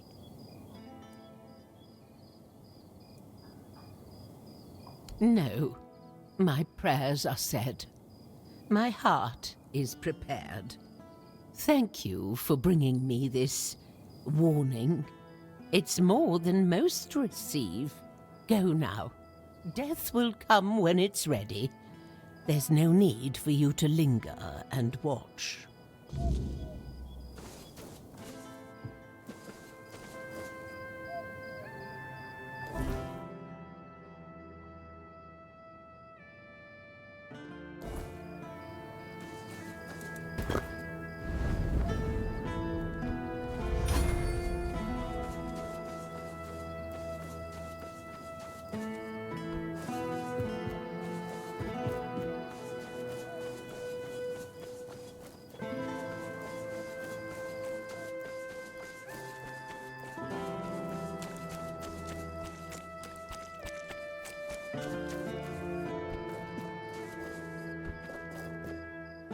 Have some spare food or coin? Anything else?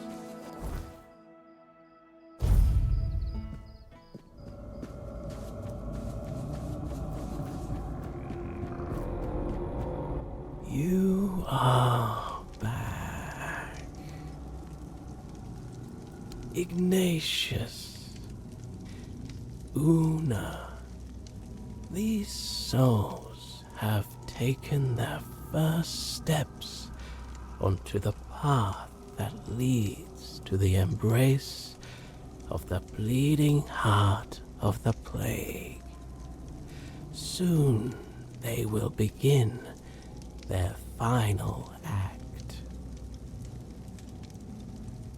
Give it to me.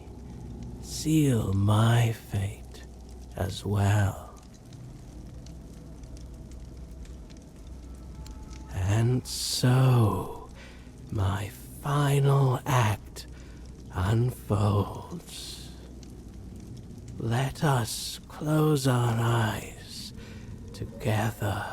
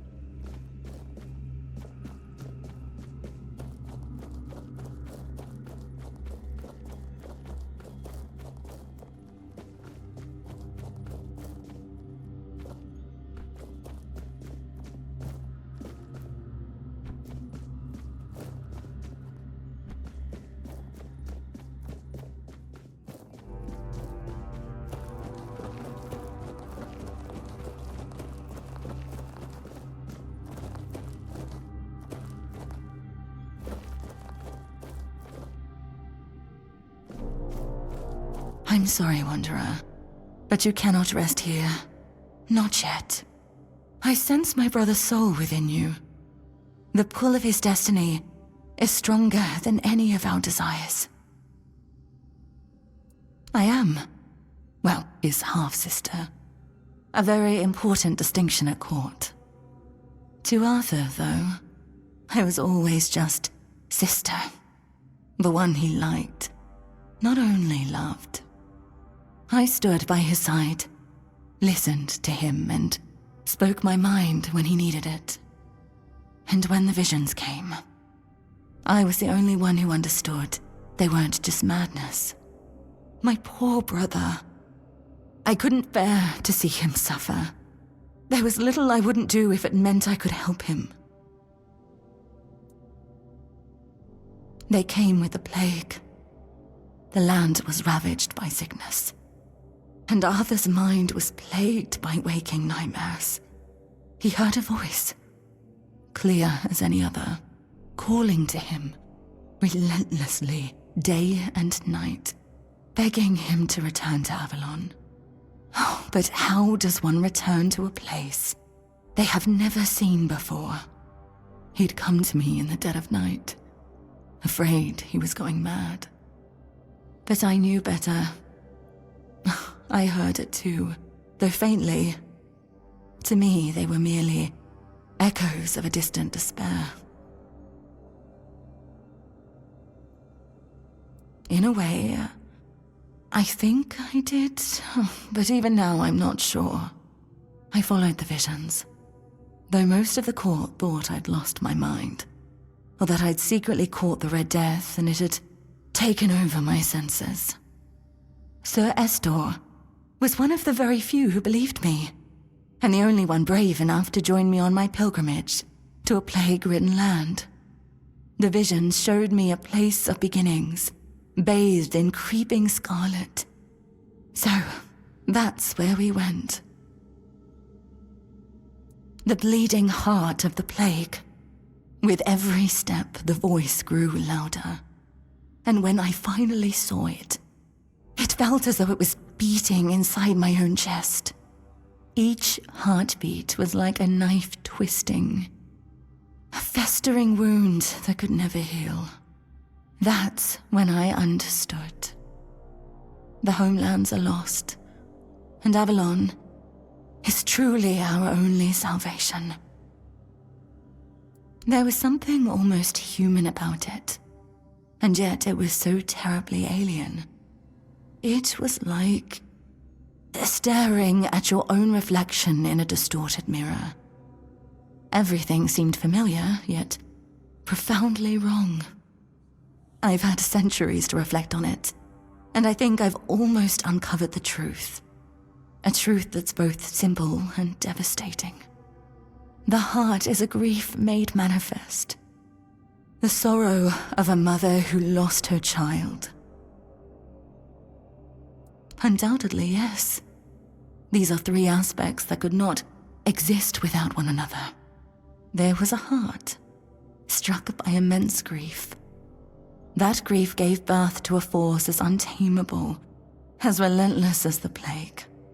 I believe that there's no cure for such matters, except time. And time is a luxury only we humans have. I don't know. I thought leading Arthur to Avalon would keep us safe. But then it followed us here, too. I'm not sure there's anything we can do to cure a bleeding heart. For a being that exists outside of time, with only a rudimentary grasp of mortality, there's no such thing as an end. I doubt she wants everyone else to suffer with her. She just doesn't know how to stop.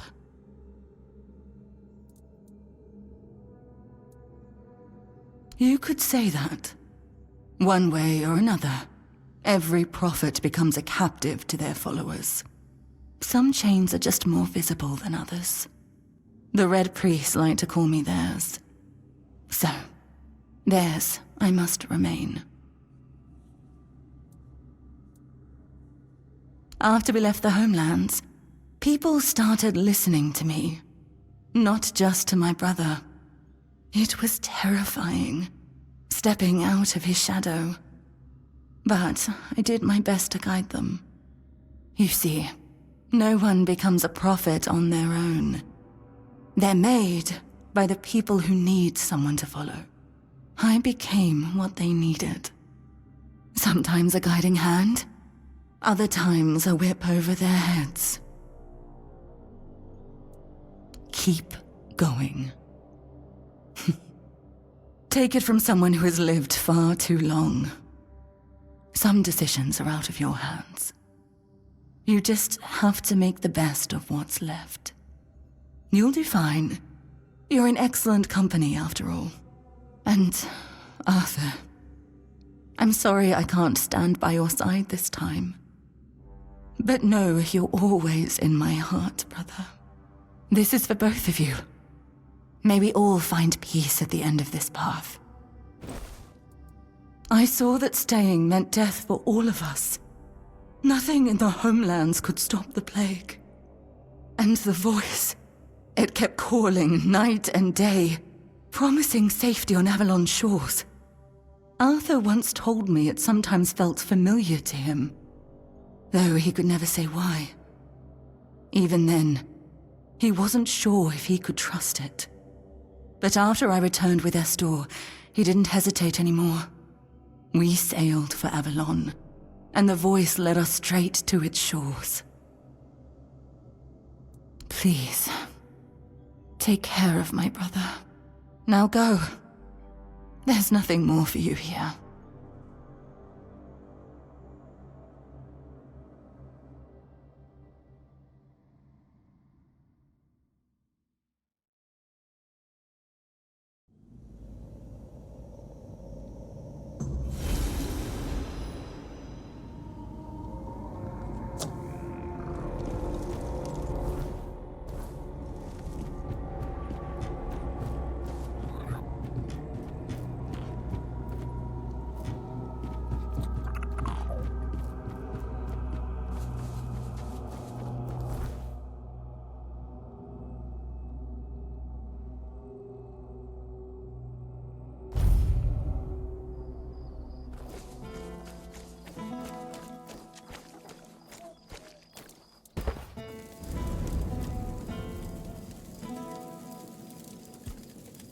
My sister.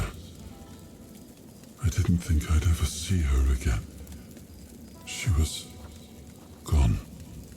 I've always felt like I failed her. I was her older brother, and it was my responsibility to protect her. And yet, she ended up taking care of me. And she paid dearly for it.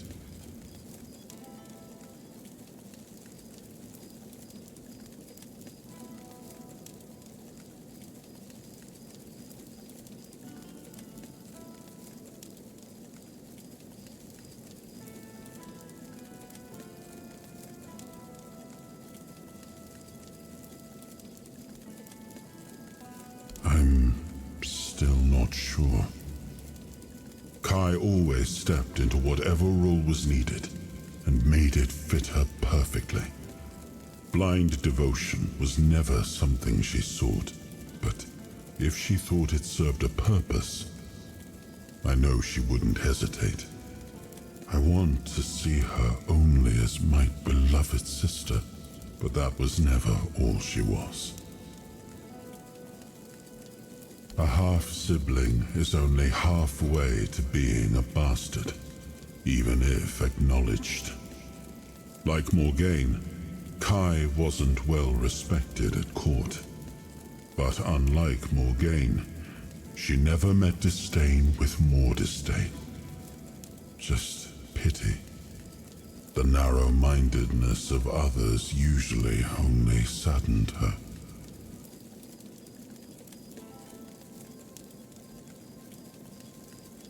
Morgaine was proud, and she wore that pride like spiky armor. She was also stubborn, never able to admit she was wrong. Kai was different. Softer, but not weak. Quietly unyielding, full of unwavering conviction. Sometimes I envied her for that. But most of the time I was simply grateful. I do. I always have. She always stayed calm, no matter what was thrown at her. I don't think I ever saw her hesitate. When she made a decision, she was certain. I miss her presence and her counsel. Maybe things would have turned out differently if she'd been by my side.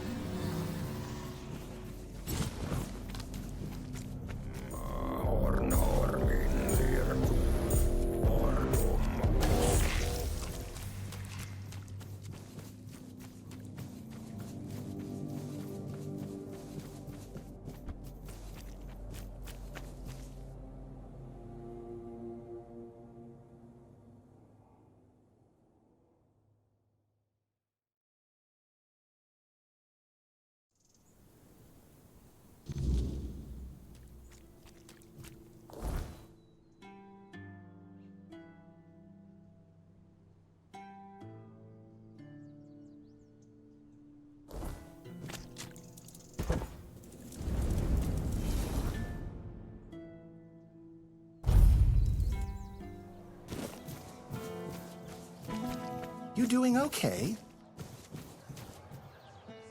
You're back. Good choice. What do you need? You finished quicker than I expected. Let me take a look. Daffodil and Mandrake. Not the finest batches I've ever seen, but they'll do. As for the Straw Child skulls, exquisite. Truly an excellent selection. My congratulations. And the Phase Blood.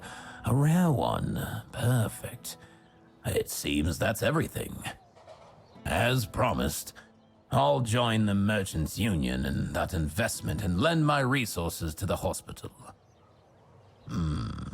I must say, it's satisfying to know the Red Priests won't get their claws on it.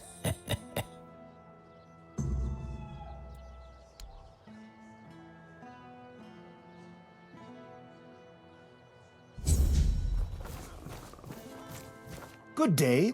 Let me know if anything catches your eye. That's terrific news. I must say I'm impressed. Getting that lot to agree on anything is not a small feat. Now, we can really get started. Ailey will stay on as head of the hospital. But with steady finances and a reliable supply of medicine, it should take a lot of the burden off her shoulders.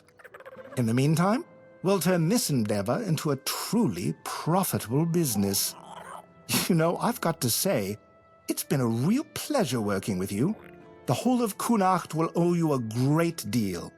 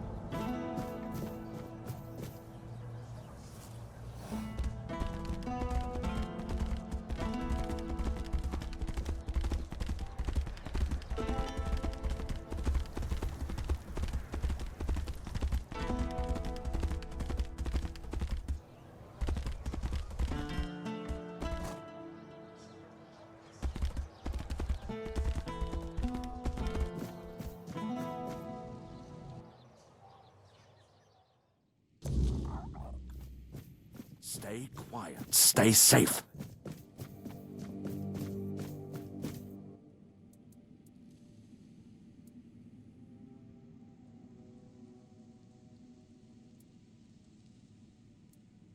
Does it now? Very well. Tell Osmond that... what shall we tell him? That I thank him for his concern, and that I will take his advice under consideration. What news? The people I told you about. Have any of them agreed to join me on the quest for the Holy Grail? Well done.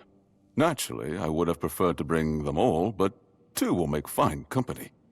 Perhaps along the way, we'll meet others willing to lend us their skills. After all, I can hardly believe you're the only one bold enough to roam the world in search for adventure. You've done me a great favor, so allow me to repay you. Before I depart, know this. You brought change to Connacht and earned my deepest gratitude. Let my repayment be the blessing my lineage received from King Arthur himself.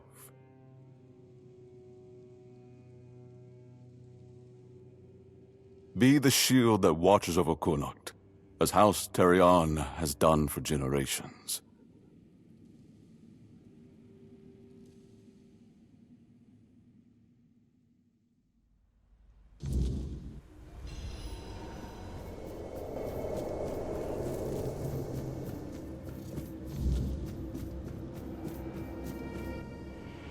I am his oath, the weight of duty that shields the faithful.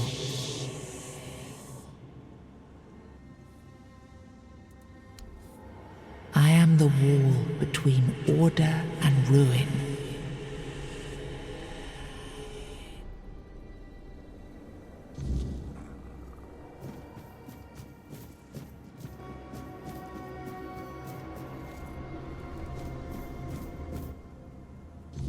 You can't just allow for things like that to happen.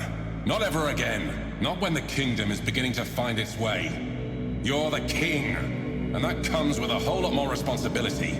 You can't let people like Merlin do what they want, even if their intentions are pure. You must see the danger now. The memory of Seawall is my burden. Harder to bear than I'd like to admit. But I've realized that his story is what happens when power answers to no one.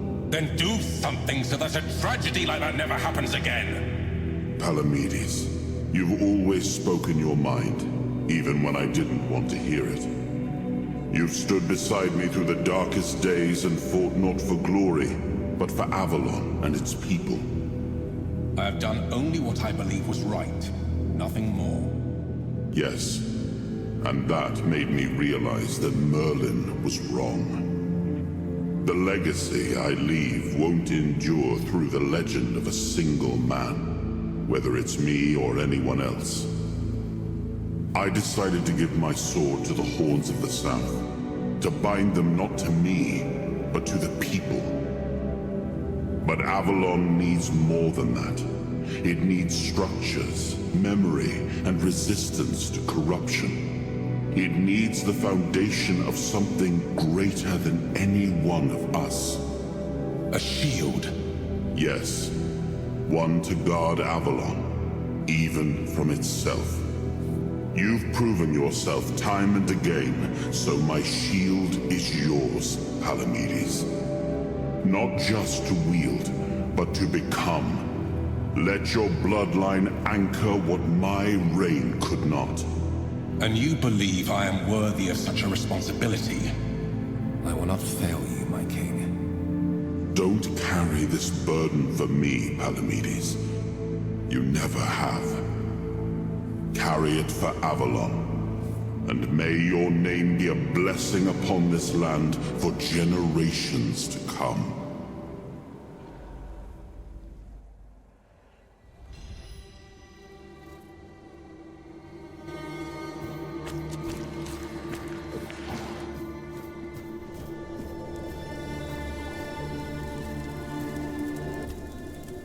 It is a bold decision, and I am glad he finally made it.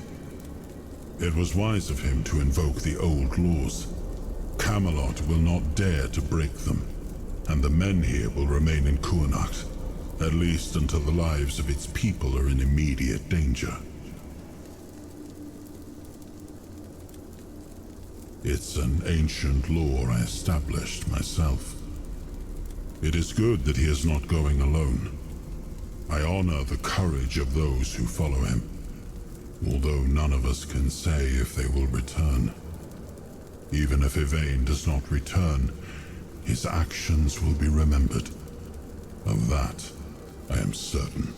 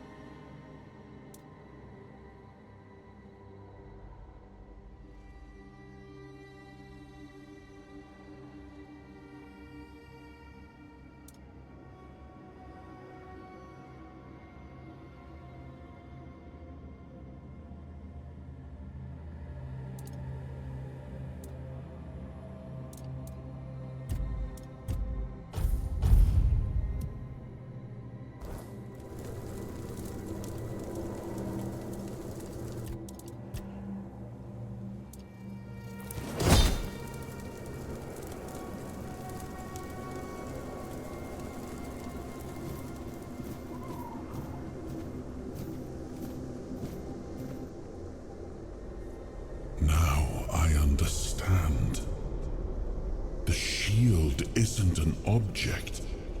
It's the bloodline itself. But I also remember the shield was meant to resist. Not enemies, not blades, but corruption, compromise, cowardice. Palamedes understood that. Nothing I've seen here reminds me of him. Nothing resembles the kingdom we were trying to build. Lord Yvain, a joke of a man. A mere shadow of his ancestor. Not worthy of his title, nor of leading his people. I tried to build something lasting. Something that wouldn't depend on me to survive. I distributed power, tied it to oaths, not blood. Gave regions autonomy, left behind symbols to bind them. But what we've seen so far, that's not a kingdom. That's theater. People playing at being lords and commanders, taking on roles they don't even understand.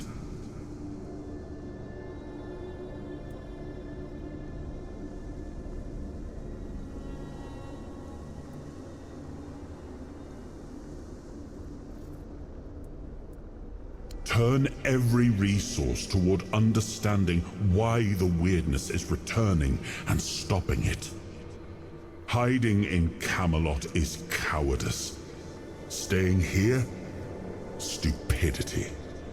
But what I would do doesn't matter.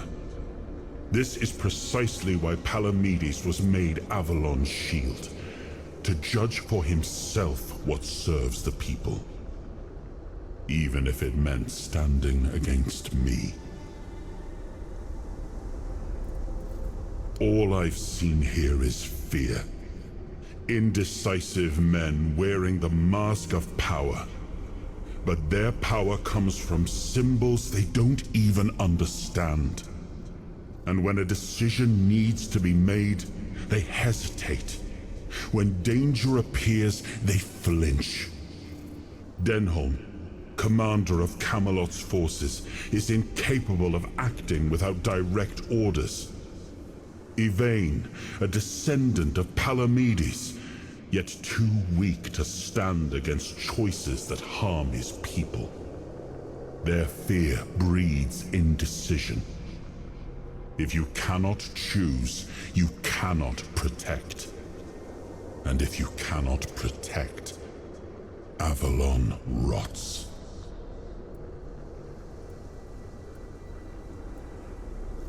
It was you the men here responded to, and you who rekindled it.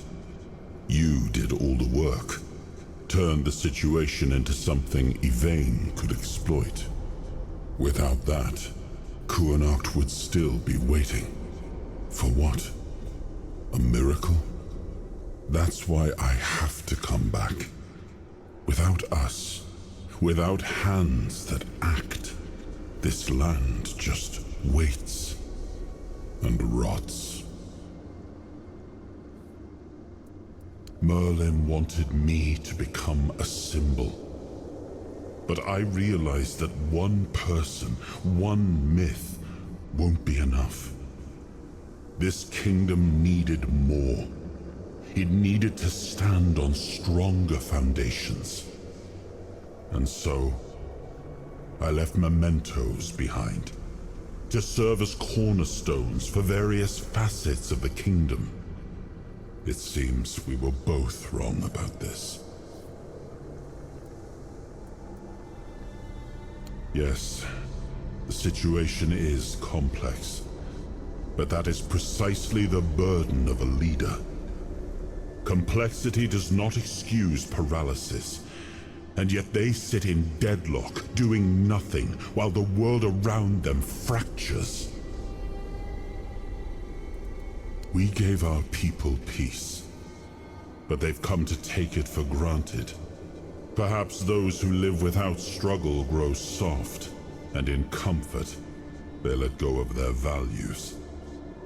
Symbols, without the will to uphold them, are little more than ornament.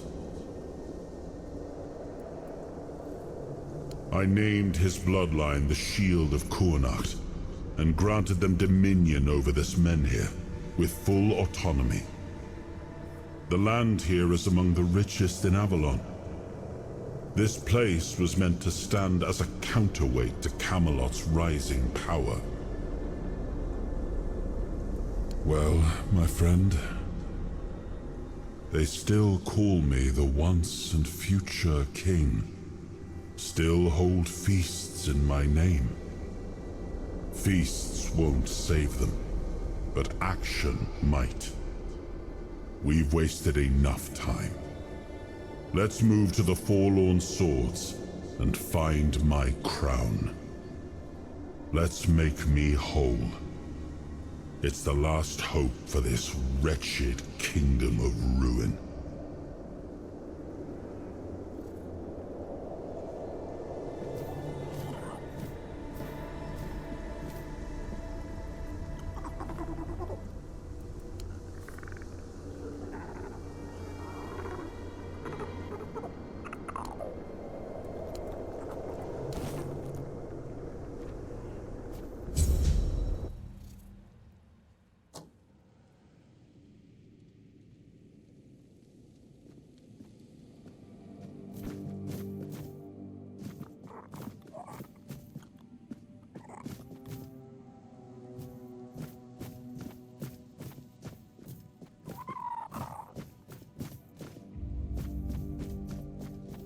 Stay quiet. Stay safe.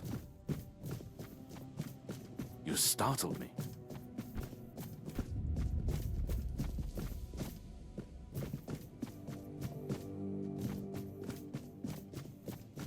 Ah, there you are.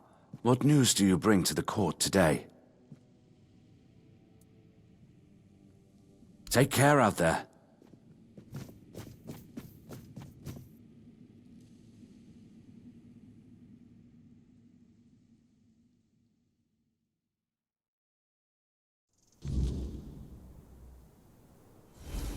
Are you sure you want to do this?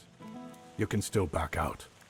Camelot will surely forgive you for this insubordination.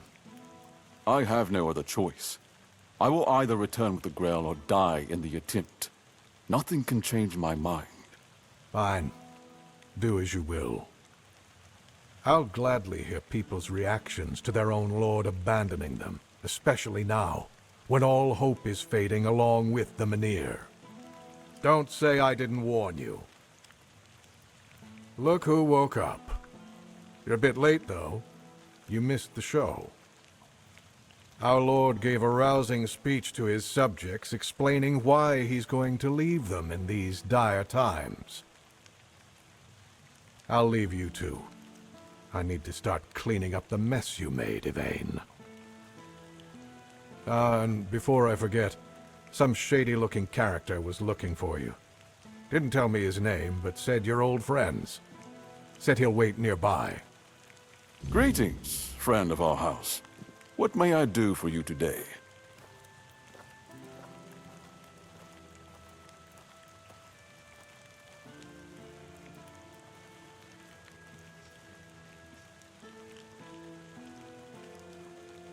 I cannot say for certain, but I have faith that Anselm will manage. Truth be told, he's been the one keeping things in order for quite some time now. Since Maeve's passing, I've been all too aware of how much I've neglected my responsibilities.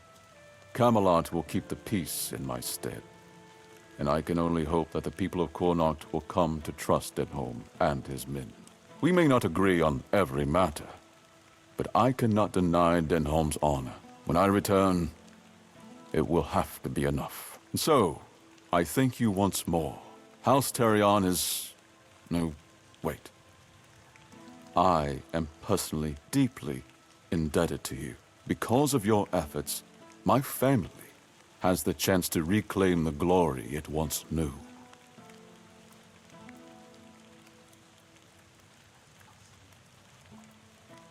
As soon as the necessary preparations are complete, with any luck, it won't take much longer.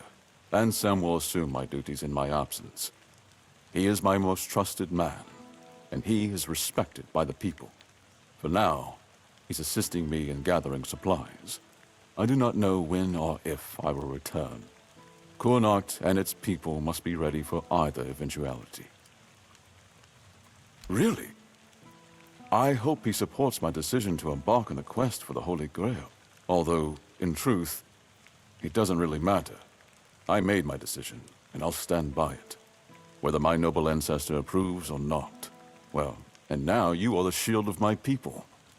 I trust you will ensure that his blessing is not squandered. House Terion ends with me. Lady Maeve was never granted the chance to give me an heir. And I couldn't bring myself to take another wife or continue the lineage while the world I knew crumbled around me. But your words are kind. The story of my family began in glory, and in glory, it will end. Farewell.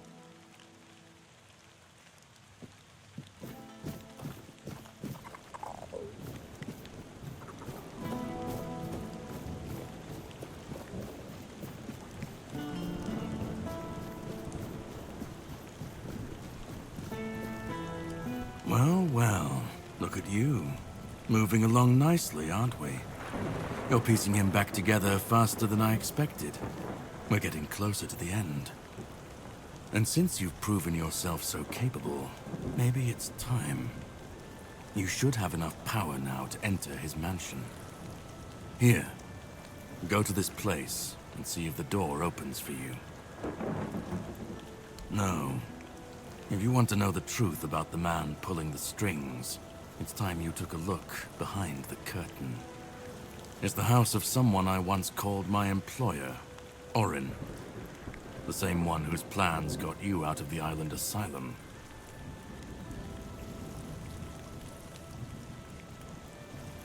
No, not really. There's one last piece of Arthur's soul waiting for you.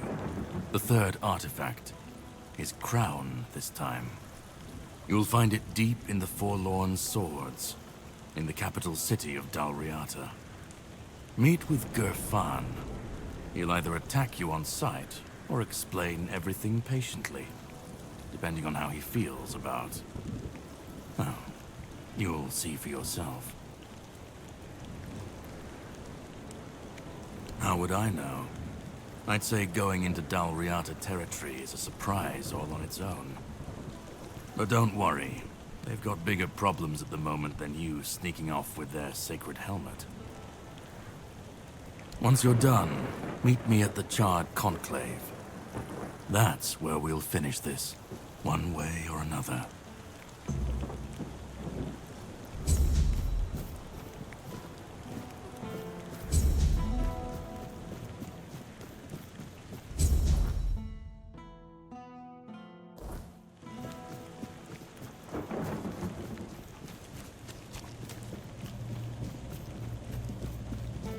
Eyes forward, and mind your step.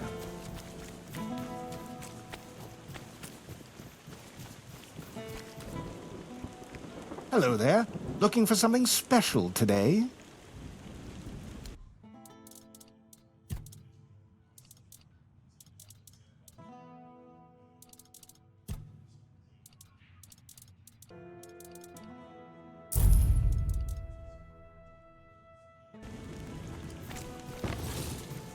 Keep it.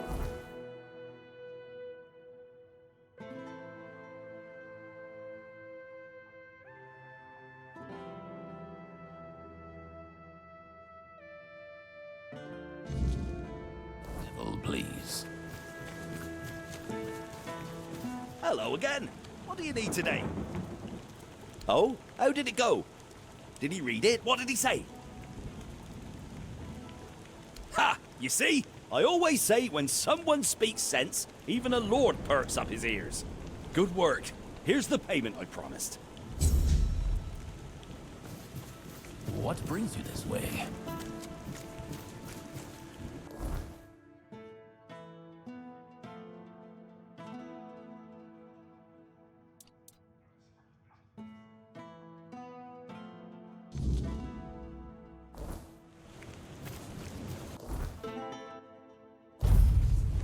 Keep your eyes peeled. 'Tis but a scratch.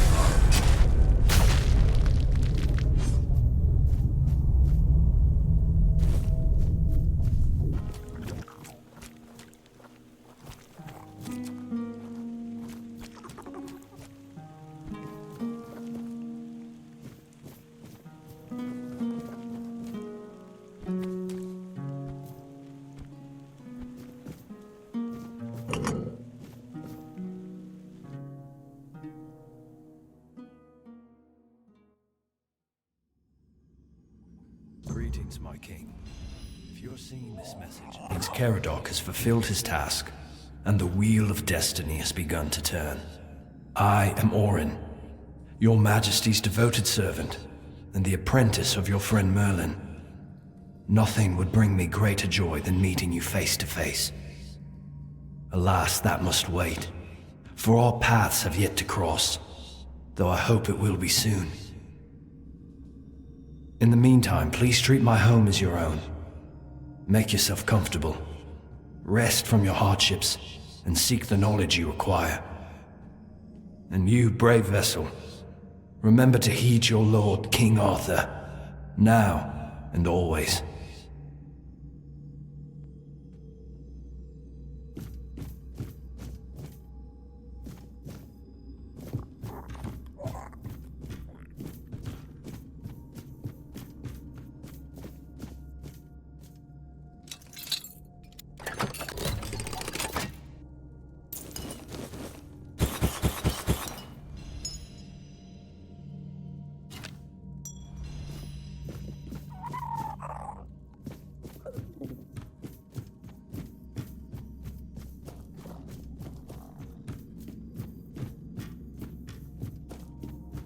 You have no idea how long I've been waiting for you, my king. I've memorized Merlin's plan for your resurrection. Yet I'm certain my master made a mistake somewhere. I just can't pinpoint quite where. The theory of revival itself, the technique for performing the ritual was flawless. After all, you always return to us. But I saw how much suffering each resurrection caused you. I wanted to find a way to bring you back to us as the person you truly wish to be.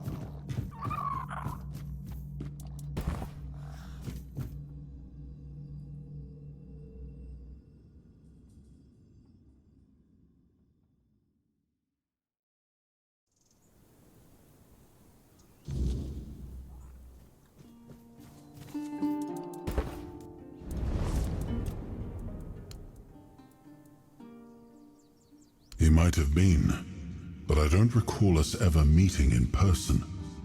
Merlin had many apprentices, and Nimue was the most gifted among them. But even she never spoke in my presence.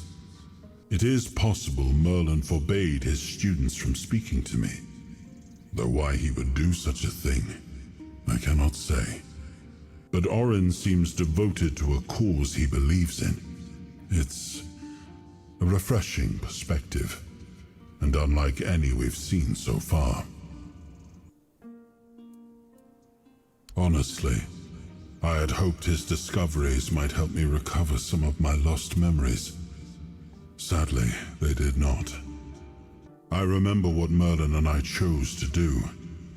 I simply thought I could reconstruct the reasoning behind our decision. But it seems even Orin wasn't certain of that. I regret that Merlin didn't share his thoughts and decisions with his apprentices. They might have helped us now, on this journey.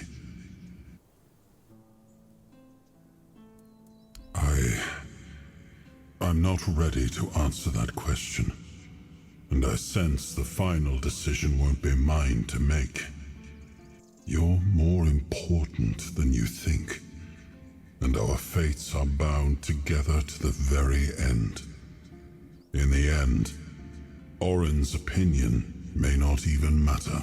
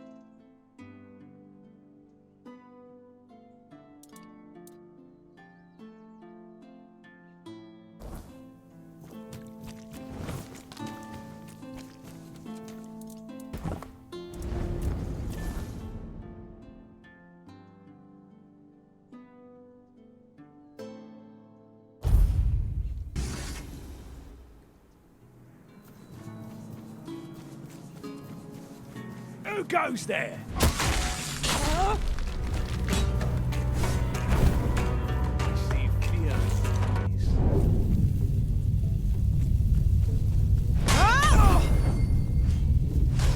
This is going to hurt.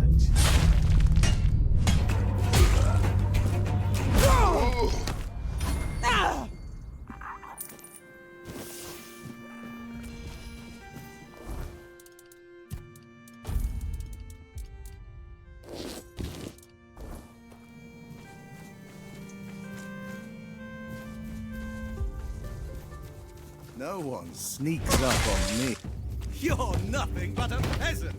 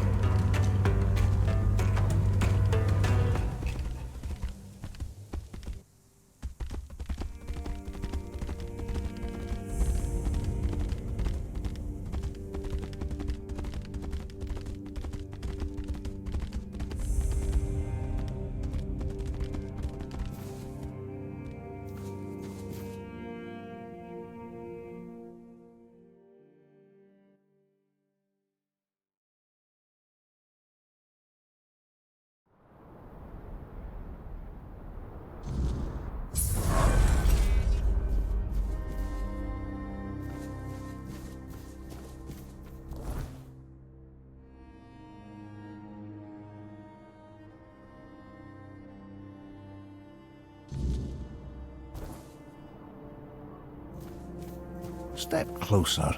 I won't bite. Good to see you, stranger. Not many souls pass through these lands anymore. A weird night hit, and I ran out of cobweb. Nothing to worry about. I've suffered worse back in the day. I'm Kedron of the Volca tribe, by the way. And you're clearly not from around here. What brings you to our humble homeland? Just don't tell me you're a Camelosian spy. I'll fight you if I have to, but I'd prefer to get my strength back first.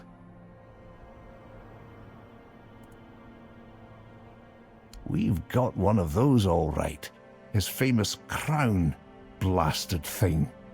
They say he gave it to our ancestors as a sign of gratitude. I say that's bullshit. The crown was used to command giants, and only Arthur could wear it. By giving it to us, he sent a message. Behave, or I'll return and send the giants to devour you. A warning, not a gift. Don't let anyone tell you otherwise. But since you're already here, and I need some time to pull myself together, how about doing me a favor? And to answer the question you haven't asked yet, yes, there's something in it for you. Like not being killed by my Dalrita kin the second they see your face. Oh, you could, but you wouldn't get far. That much I'm sure of. I need you to find Gerfan and inform him of my situation. I can't complete the task he gave me. He's also the one who can grant you safe passage through our lands. Without it, things might turn bloody real quick.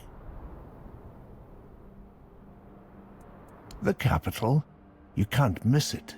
It looms over everything, always watching, like an overbearing mother. Used to be the place where all the tribes came together. Now it's quiet. That should tell you something. Head for the sword on the horizon. You'll find your way.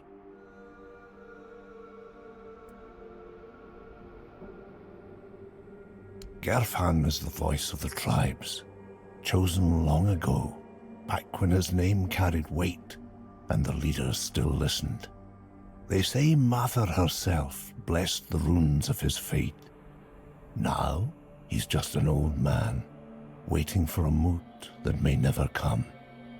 But I'll give him this. He still believes, still tries to gather the tribes. If you ask me, that won't happen again in 100 years. The tribes are too busy tearing each other apart. Those days of sitting together to plan a future, gone. There's no future left, just snow, ice, and the weirdness. Still, you should meet him. A gathering of the Dalrita tribes, called by the voice, used to happen in times of peace or war, whenever something needed all of us to act. But there hasn't been one in years, not since the fall of the Gunvalder tribe. Everything's scattered now, broken. From long ago, from back when we still carried the respect of our people, I was a scribe, witness to the choices that shaped the tribes. I was there when tankards slammed in unity, or axes hit the moot table in anger. Gerf trusted me, told me things he'd never share in public. His doubts, his burdens. I remember them all. But things change. You'll meet plenty of Dalrita out here. Decide for yourself what they're worth now. I'll be fine. Just make sure Gerfan knows where I am. Don't keep him waiting. Sure, no need to gossip. Though I'll admit, it was nice talking to someone outside the tribes who isn't some screaming Camelotian scum.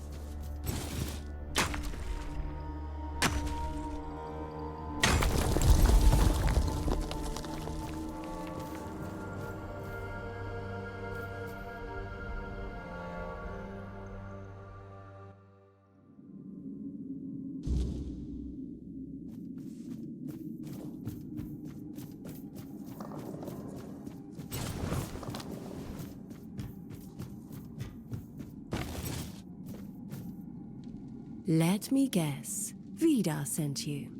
I was wondering when he'd finally get around to me. Always thorough, that one. I just hope you realize you're not fighting for Avalon. You're fighting for Vidar's version of it.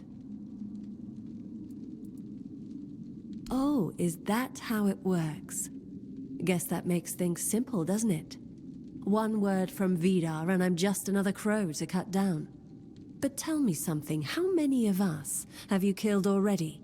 How many names has Vidar whispered in your ear, sending you off like a well-trained hound? You're hunting the children of Morrigan, sure. But what happens when there are no more crows left? Think about it. Will Vidar finally rest? Or will he find another enemy for you to cut through?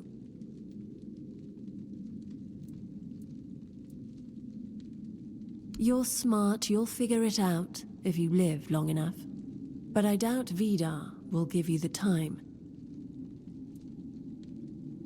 Oh, he's more than meets the eye. You see a hunter, a man waging a war, but wars aren't fought without reason. You've killed crows, sure, but have you ever wondered how he always knows where to find them? How deep his knowledge runs? You think he was never one of them? Think about it. If he wasn't, how does he know which threads to pull, which ones to leave untouched? Of course not. You've been killing my brothers, but we've never served under just one hand. Self led one wing of the children, Vidar led another. 2 crows, 2 visions, both playing their own game. You think Vidar was just some stray, hunting us out of vengeance? No. He had his own band, his own fledglings, his own agenda.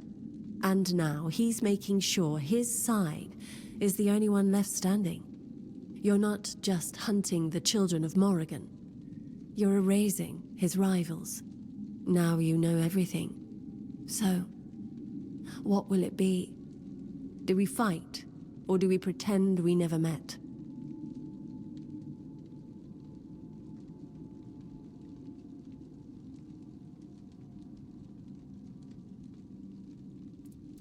Then I suppose this is how it ends. Just another name, another kill. Let's see if Vidar trained you well enough.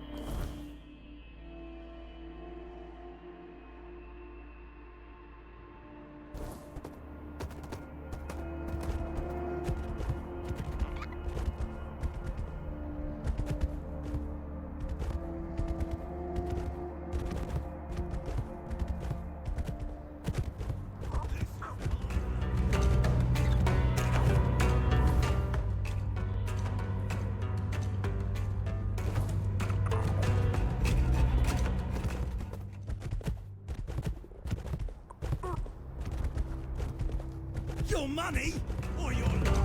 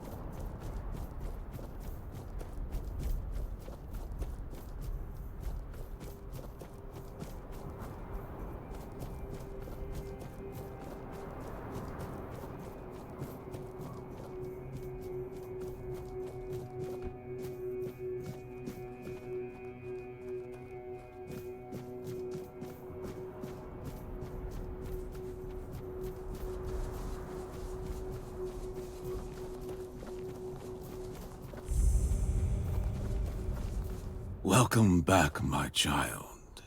You have served me well. Now that the stray crows have been plucked from our ranks, I am finally ready to make the ultimate sacrifice. The time has come.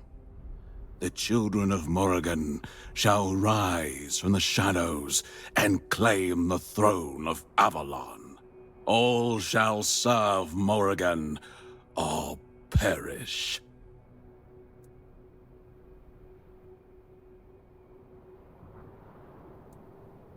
Blood for blood, my child. That is the law of Morrigan. With every crow you cut down, you strengthen me in her eyes. The rivals are gone, the false ones purged, and now there is only one step left. You and I must duel. Your blade against mine, your will against fate itself. And when I stand victorious, Morrigan shall be reborn, her strength fully restored. Avalon will kneel before her. The true ruler will rise, as always meant to be. And you will have the honor of being the final offering.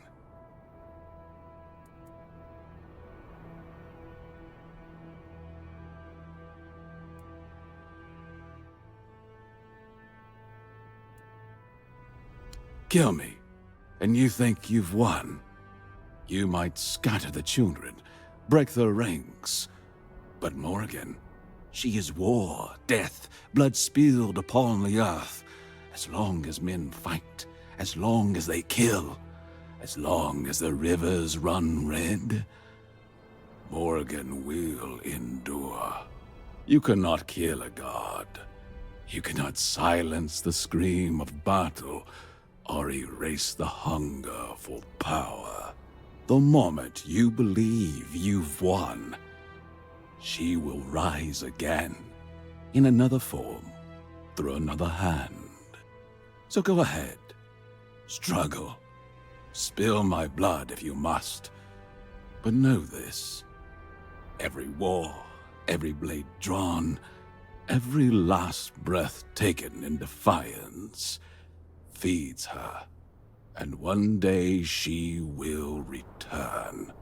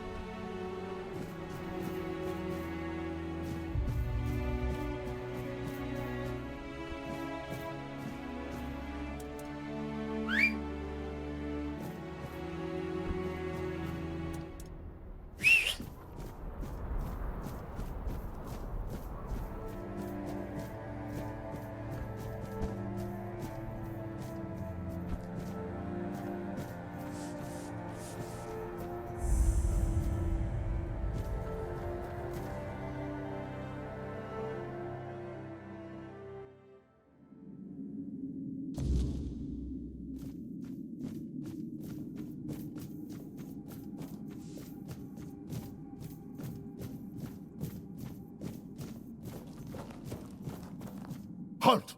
Bow your head when you stand before the king. Bow before King Nobody, the indomitable defender, the scourge of his enemies, the slayer of monsters. I am King Nobody the Bold, King Nobody the Strong, King Nobody the Great. I see you come from distant lands. What brings you here? Do you bear gifts for your lord, or a sword in your hand to take my crown?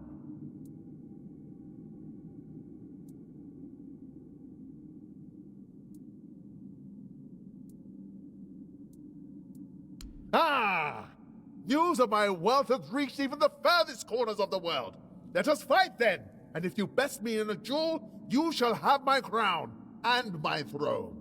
But hear this. There's been dozens, no, hundreds like you, and not one has managed to beat me yet.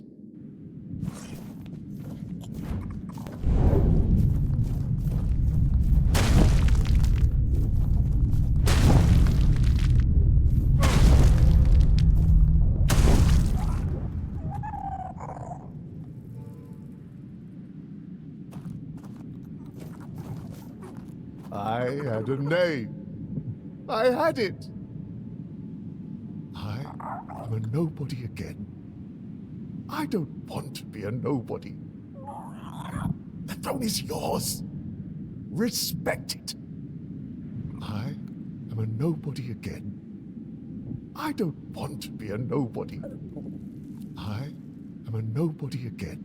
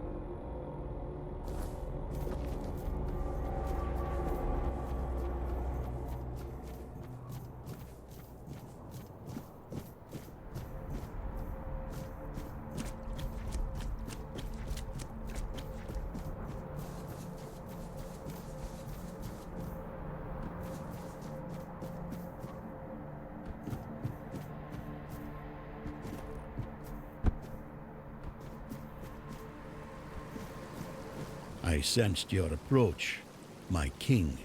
I, Gurfan of the Gunvaldir tribe, salute you as my forefathers decreed.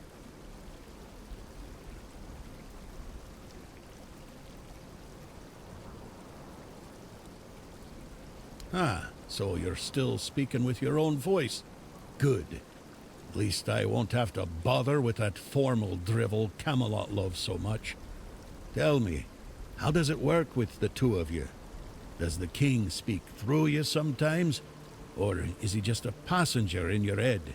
Will he ever come out and talk to me face to face? Or does he just sit there quietly, never getting involved? Either way, I've got a few things to say to him. Not exactly polite ones. Ah, so he won't be speaking. Still too weak, is he? Not surprising. Well, then give my regards to the old man. Tell him the Gunvaldir tribe stayed loyal to the old treaties right to the end. The same can't be said of the Camelocians. pack of cowardly dogs without honor. I hope Arthur's squirming in your head, seeing what his beloved capital has been up to. Normal ones, honorable. He entrusted us with the Forlorn Swords and his crown, the one he used to command giants. We were sworn to guard them. In return, Camelot was supposed to leave us alone, now and forever. But the Camelocians didn't hold up their end of the deal. May their souls rot in the weirdness. Can you hear me, Arthur? The treaty is rubbish. I'm rallying the tribes, and we're marching on Camelot. Nothing can stop us anymore. Except ourselves, damn it.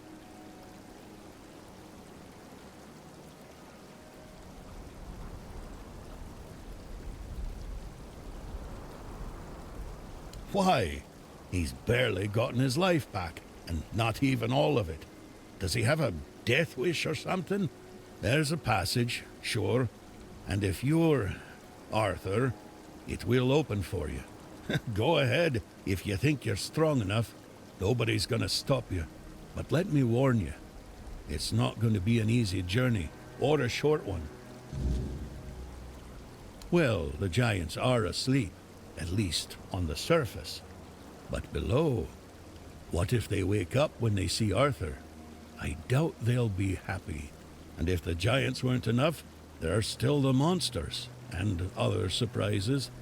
The legends about this place make it all pretty clear. If I were you, I wouldn't go in there. At least, not until you're sure you have the strength to handle what's hiding inside. Or without the blessing of the tribes, as agreed 600 years ago. You'd know that if you remembered our agreements, Arthur. Yes, the funny thing about our king, as you may already know, was that he was pretty sure of himself and his abilities. He knew he could march in there, grab his crown whenever he wanted, so he didn't sweat when he made a deal with our ancestors. He said he'd come back for his royal hat, only if the kingdom was in a dire situation, and if all tribes agreed to let him. Traditionally, this was meant to be done during a moot, an assembly of the tribes, and I'm calling one, so we can help each other out, if you're up for it. Well, I need the chieftains to come here, because we have to agree on a united front if we're going to fight Camelot. And I want to make damn sure that we fight Camelot not as a solitary tribe, like hot-headed One-Eye once, but as a united force. But I'm worried that something might be keeping them from leaving their villages. I'd like you to look into it. They won't. Our tribes aren't exactly known for getting along, and gathering them all in one place at the same time. That's almost a miracle. But now they've left Gunvelder in its time of need, and they're ashamed. And that's even worse.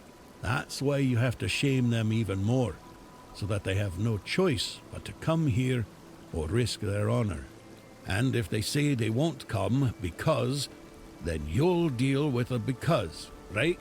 After all, you're the king, aren't you? Exactly. There's only one sane course of action, but you do you.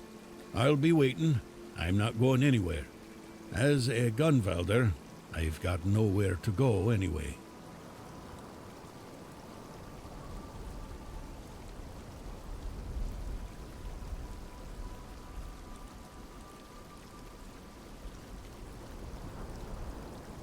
So, looks like fate itself decided to push you my way.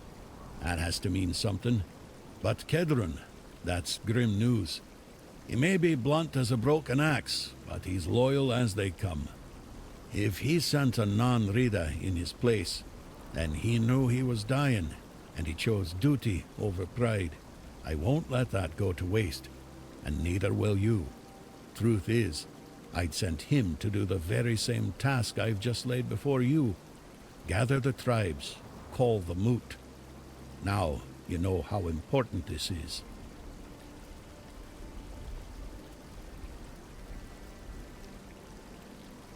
An eye for an eye. There's no other way. Does that surprise you? I was the one who honored the old treaties Camelot violated. I was the one who tried to convince One Eye not to throw people into guerrilla warfare, but to organize a proper military campaign instead. But for that, I'd need united tribes. And getting us all to work together on our own turf? That's proven to be exceptionally difficult. If you ask me, I got scared. The giant in our village started glowing. Maybe waking up, maybe coming alive. Whatever it is giants do. We were glad, though the other tribes, not so much. They envied us, no doubt about that. And that's probably why they didn't lift a finger to help when Camelot invaded our lands. Us, the Dalrita, we have changed. We're a shadow of our ancestors. But we were not the first to raise our weapons. Well, you see, the giants for us are a bit like gods. We call them our protectors. It's a tradition dating back to the battles of the Age of Legends. The Dalrita befriended the giants long before Arthur ever did. There was peace between us, even when we stood on opposite sides of the war. We honor them because we believe that when they awaken, they will repay our care with their protection. It's good to have allies like them.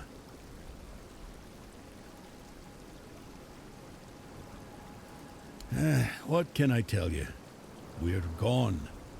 Only a few of us are left, scattered across all of Avalon. I'm still here, and so is One Eye. He's convinced he can take Camelot with a handful of hot-headed youngsters. Foolish dreams, suicide, call it what you like. We were brave, proud, and deeply connected to nature. Each of us bonded our soul to an animal, sharing strength between us. I won't tell you more than that. I don't want to. I can't. All of this is still too fresh for me, too raw. King Arthur! His presence clings to you like a shadow, unmistakable to those who still remember him. Your words, your actions, they carry the weight of him. The way you stand, even your damn stubbornness. Arthur always left his mark on those he touched. The Gunvelder haven't forgotten. Betrayed by Camelot or not, our blood still remembers the old king. But don't mistake my recognition for trust. If Arthur truly walks with you, prove it. Show me his legacy still lives and breathes. As of now, 4. The Volker, the Svein, the Ulfra, and the Toyd. Each one with its role, each one with its problems. The Volker were our berserkers, Mather's chosen warriors, unstoppable in battle. But Mather abandoned them, or so they believe. Now their rage is dulled, and they're slipping into despair. If we don't reignite their spirit, we risk losing them entirely. The Svein are hunters and guardians of something ancient, what they call a god. Forest devilry, if you ask me. Dangerous enough for us to keep our distance. The Ulfra are warriors, the best of us. Or they were. They've gone silent. No word from their chieftain, no sign of life near the haunted keep. I fear what might have befallen him. Mages, clever but strange. Their power is real, but their methods, unsettling. They see the world differently. Useful in a fight, but don't expect to understand them. Still, strength is strength, even if it's wrapped in riddles and sparkles. Each tribe carries a part of our legacy. If we are to stand together again, we'll need them all, even the ones who've lost their way. Yes? Who have you managed to convince?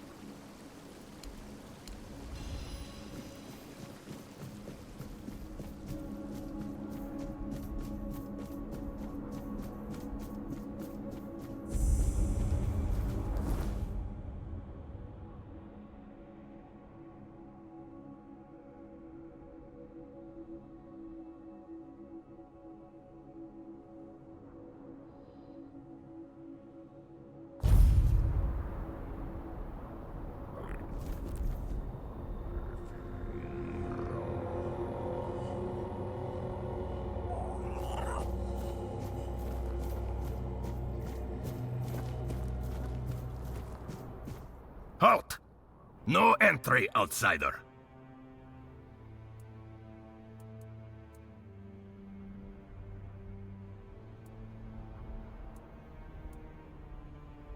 Because I said so. Compliments will get you nowhere. You don't even know where you're trying to barge in. You're either very brave or terribly stupid. This is the village of the Volker tribe, and we don't need your kind wandering around, gawking like fools. And you've got the seal. Funny how he only remembers us when he needs something. Fine. Go on then, and speak with our chieftain, Angsvar. Just try not to piss him or anyone off. The only other way out of this village is a long drop straight down.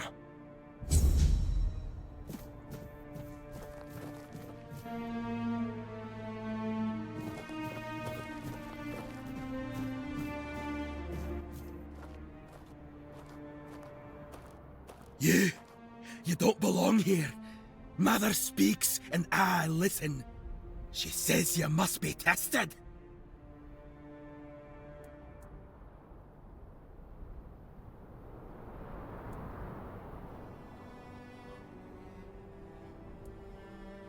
Mother is everything.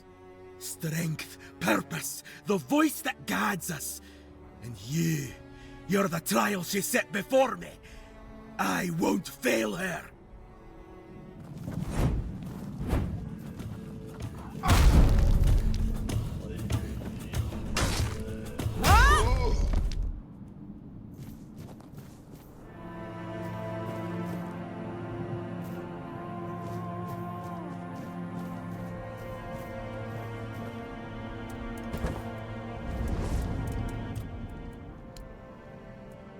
War never makes sense. It is a tool for survival. Had I refused to wage war against the Four-Dwellers, humanity would never have survived on Avalon. So if Gurfhanna declares war on Camelot, Avalon will once again drown in blood. But don't ask me what I think of it.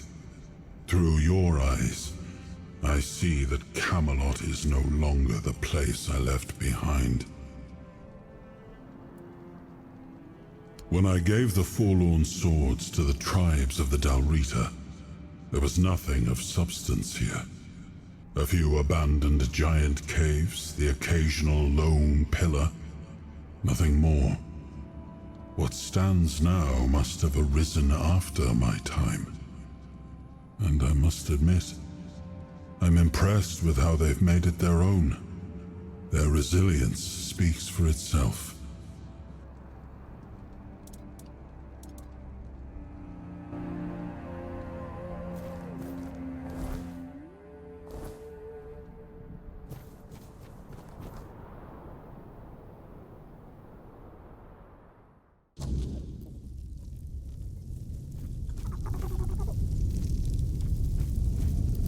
Greetings, stranger. I'm Angsvar, the chieftain of the Volkio tribe. What brings you here?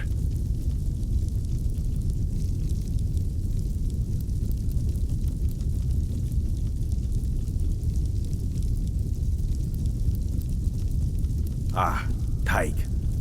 Taig was a problem. The poor man had gone mad. He claimed to hear Mother's voice, that the goddess was commanding him to fight and die a noble death. Someone would have granted him that death long ago. It would have been kinder than his torment.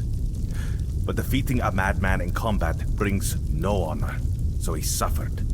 And we suffered alongside him. Your act was an act of mercy. It's good that someone finally took it upon themselves to do it. We'll need to inform Helmi, Taig's widow. It's best if you handle it. Offer her your condolences. And don't worry, she'll understand that it had to be done. Really, me, a representative of the madmen forsaken by Mother. Does he think I don't know we're the joke of the other tribes? What? Does he want them to laugh in my face instead of behind my back?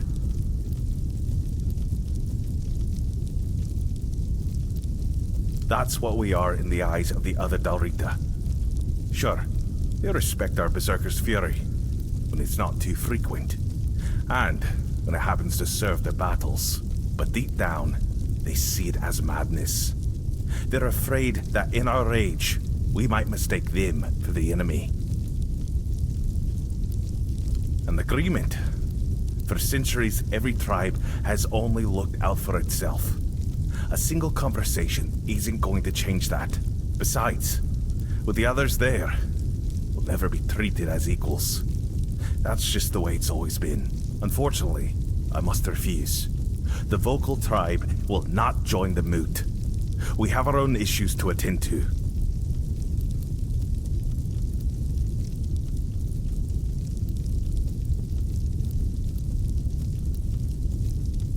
There is one thing, but I'm not sure you can do much about it.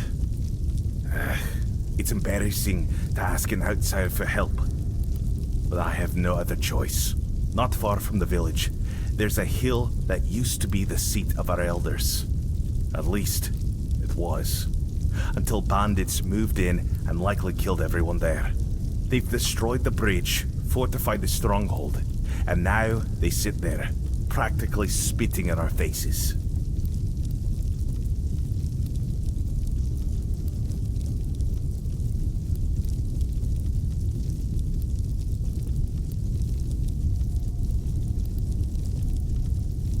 I know. We've fallen far. Once, we were a proud tribe. Now, we're stuck watching petty thugs parade around our own land. Mother is clearly showing us what she thinks of us. We did. We lost too many good warriors. We underestimated them. On top of that, many Volkir left to join One Eye. So our numbers are thin. We don't even have our Berserker potion. We lost it, along with Mother's grace. Yes, but if my warriors couldn't do it, I don't expect you to manage it alone. Still, maybe if you could sneak in there somehow and... I don't know. Either way, anyone who helps drive those dogs off our land will be rewarded. I appreciate your courage, though I hope it is courage and not just foolish bravado.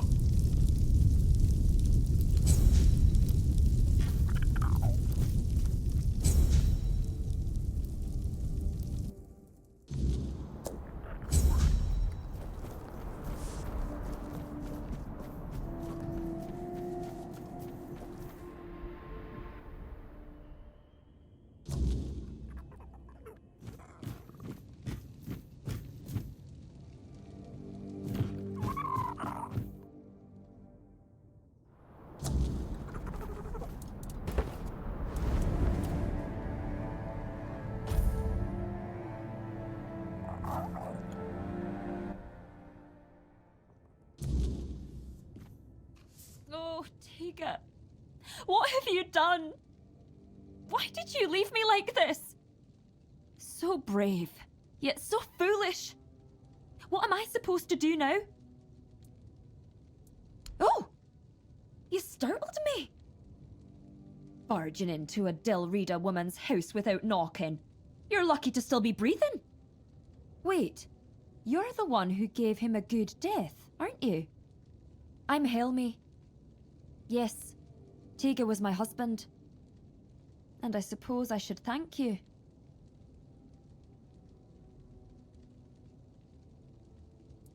I'm only sorry that Tiga is gone. But I am grateful to you.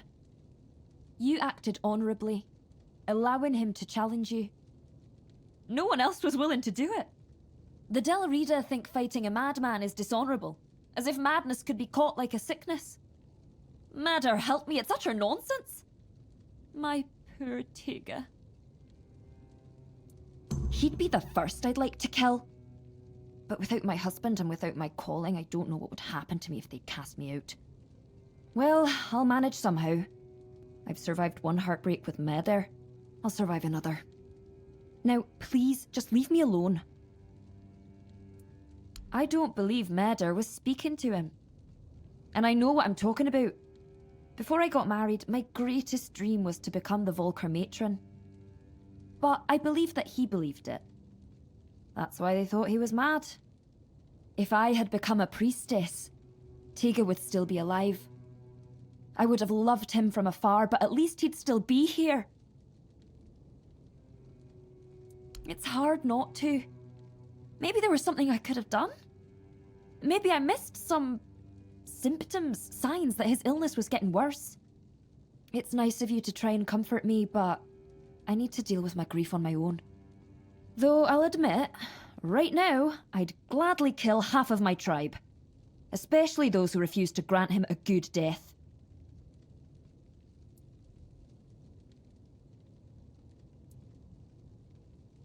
I'd be lying if I said it's the dream of every little Volker girl. It's the most respected position for a woman in our tribe. But it's also the heaviest responsibility. If Meder's voice truly exists, it doesn't speak with words. You feel it in your soul. It's a calling. And her voice was screaming inside me. I truly wanted to give myself to her. But the elders decided I wasn't fit for the role. And then there was Tega, whom I learned to love in time. Easy or not, it was my calling. And I truly believed I was the right choice. But the elders said I was too hot-headed to bear that responsibility. Me? Hot-headed? Can you believe that?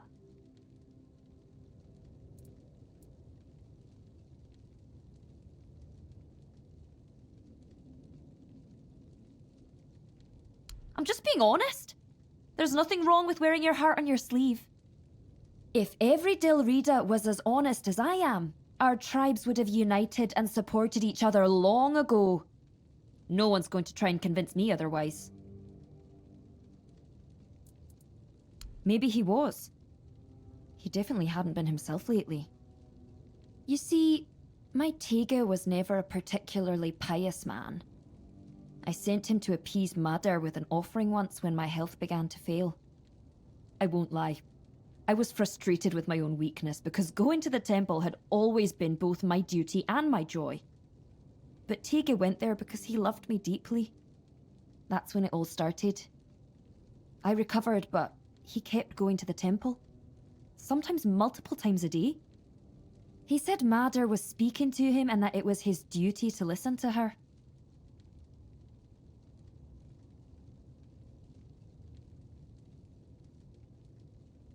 He said the fate of our marriage and the fate of all the Volker depended on it. The problem was he started taking all the food we had and we began to go hungry. That's when the real arguments started. So what fate of our marriage was he even talking about? Now that I think about it, it was such a stupid reason to fight. I should have gone with him, found out what he was talking about. But what's done is done.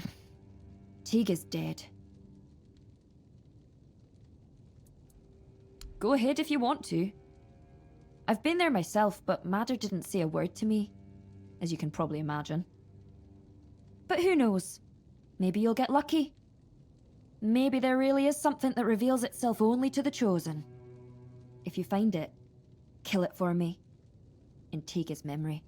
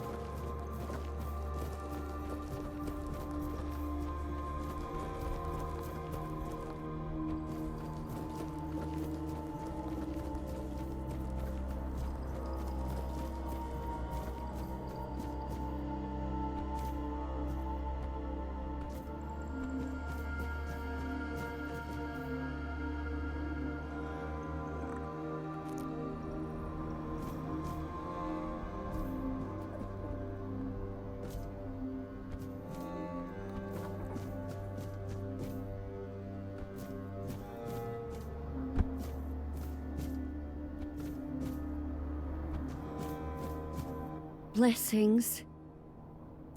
Not Mather, as you've probably guessed. I'm frail. That's what they call me when they cast me out of my tribe.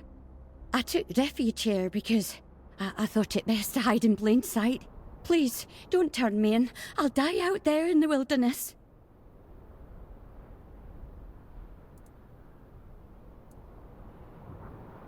But you don't look like a Volker to me. I'm no wrong, am I? Perhaps you'll grant me the mercy I won't find among the tribes. I'm no harming anyone here, I swear. Nothing wrong, I swear. I take some offerings from the altar when no one's looking. But no much. Just enough so nobody notices. Sometimes people come seeking comfort, and some want to hear Mather's voice. I'm no Mather, but I can't turn a blind eye to a suffering soul.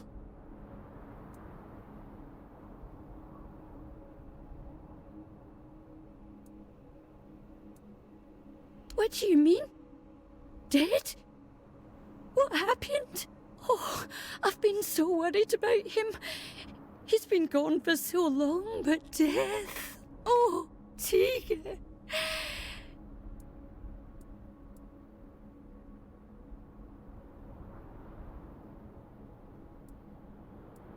You gave him an honourable death, and that means you have honour. Your mother should be proud of you, even if she's not Dal Raita. I thought I was helping him. He would come to me, talk about his problems with Helmi. I helped him the best I could. I comforted him, like a good mother should. Mather is our mother. I just wanted to help her out. Give that nice boy some hope, in honour of my own children, who now gaze upon Mather's face. My fate is now in your hands. I wouldn't be able to best you in a duel. What is your decision?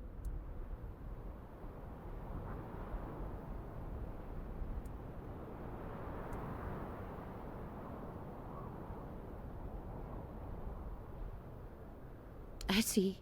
I don't have anything to live for anyways. Tiga was my only joy. Gave my life meaning.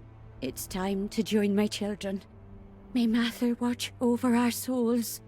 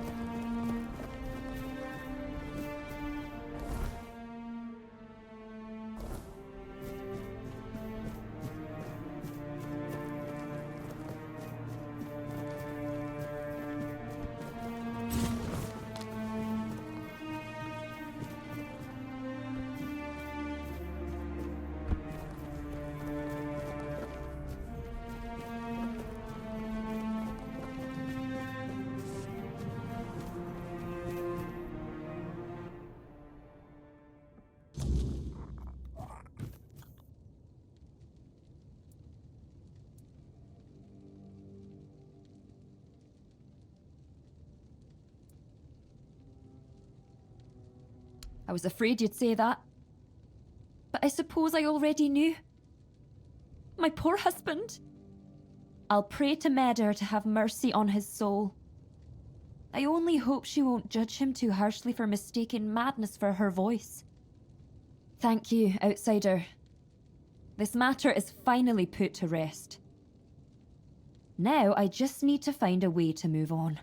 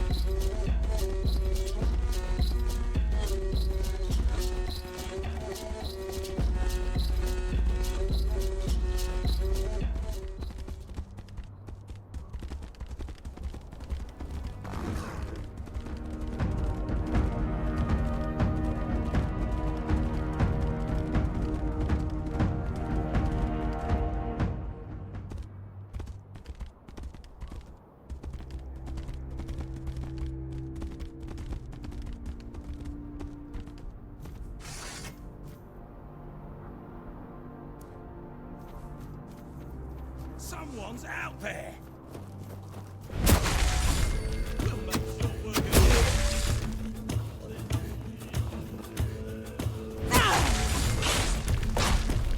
We'll make short work of you!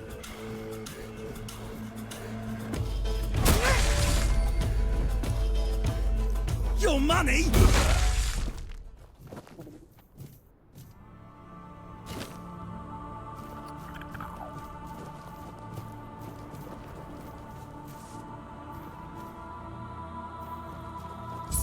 We have company. Your money or your life? Huh? You made a big mistake. Your gold belongs to us now. You made a big mistake. Your money or your life?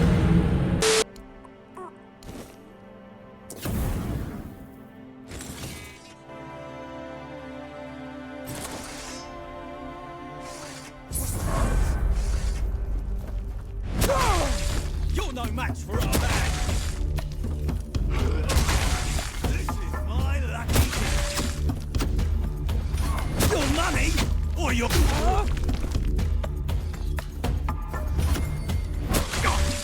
I'm not beaten yet.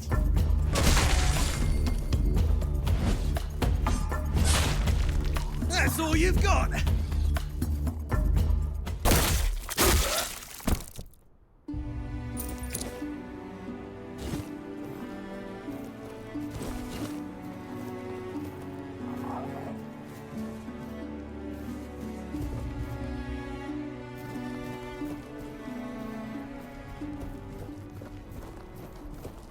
We're not alone.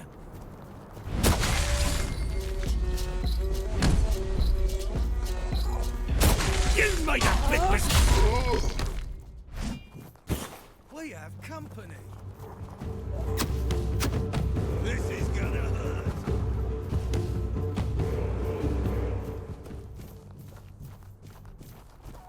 This is gonna hurt.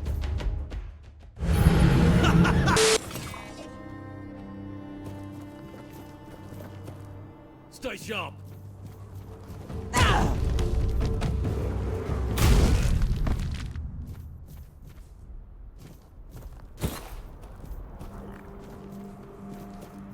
Someone's out!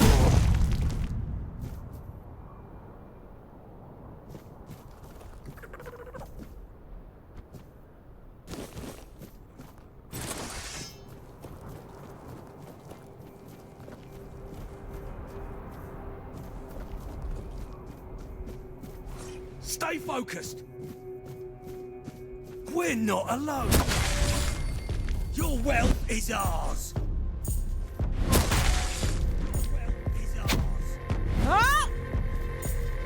You'll regret this!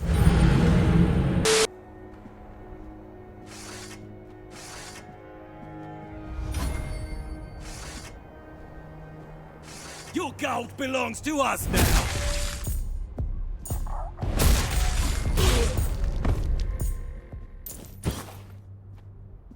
We'll make short work of you!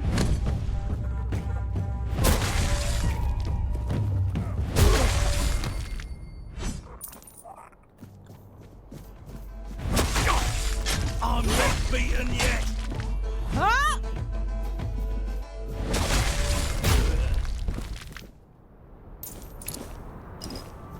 This is gonna hurt!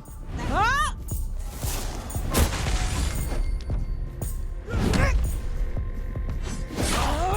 I'll make you pay for that!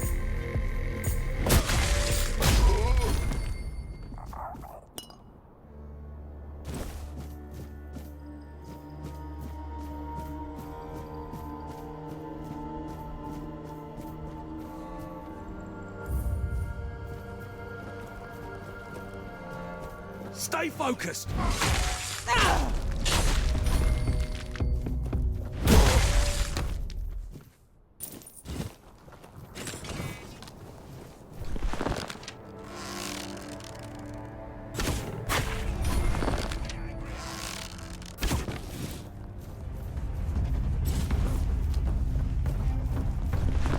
gold belongs to us now!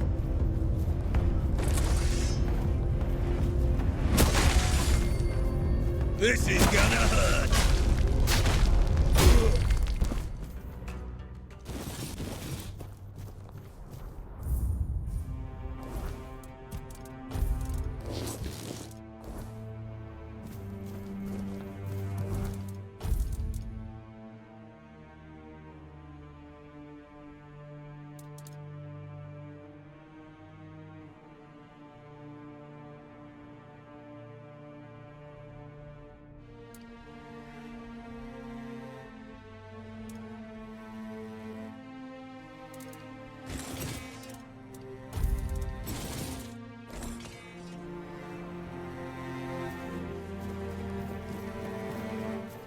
We'll make short work of you.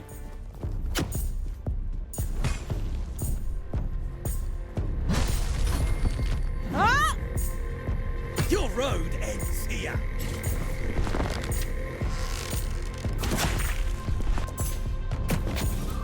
You're no match for our band.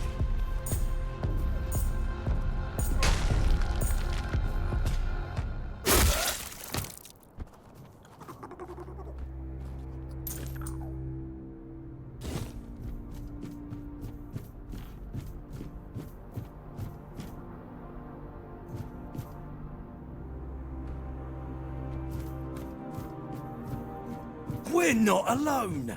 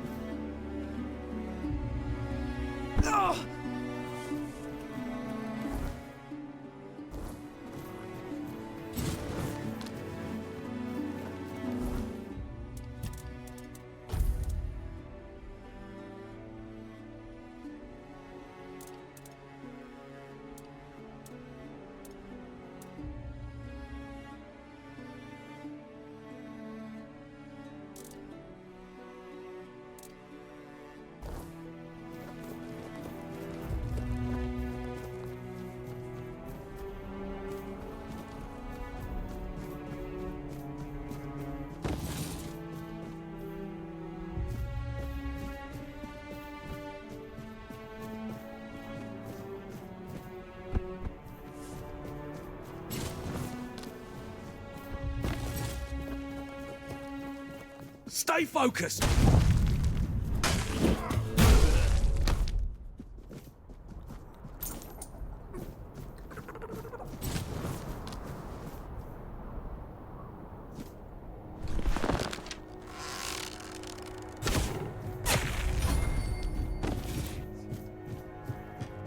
This is going to... This is going to...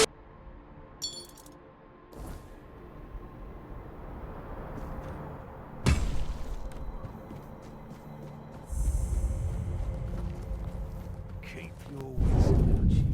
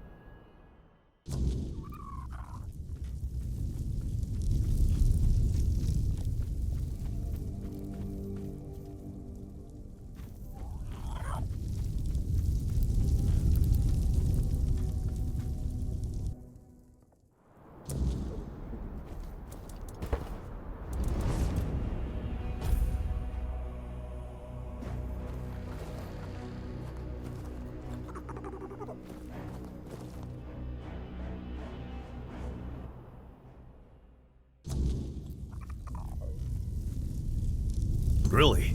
How? No, don't tell me. Let it stay between you and Mother. I feel she has a hand in this. Thank you for stepping up for us. I promised a hefty reward, and now it's yours. And since Mother helped with reclaiming the seat of the Elders, maybe her grace will also guide us with the matter of the empty temple. Frigg, the matron who served there, disappeared one fateful day. We searched everywhere, but it was no use. It was like she vanished into thin air. The sacred totem of Mother, passed down from matron to matron, disappeared with her. Without it, we can't appoint a successor, and the temple has remained empty ever since.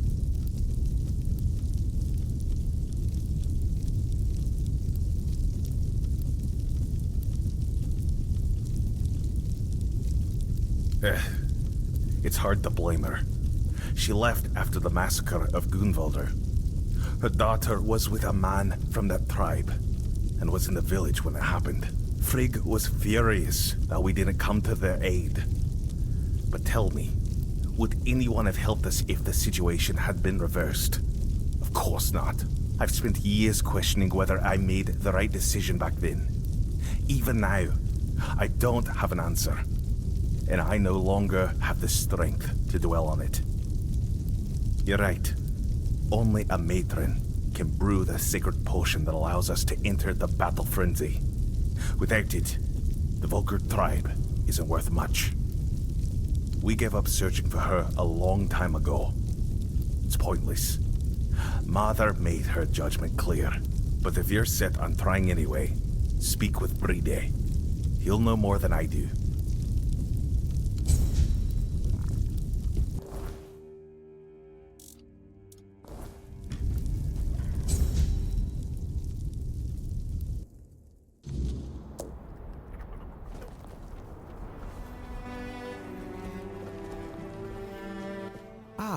So you're the one who lit up the sad old pillar.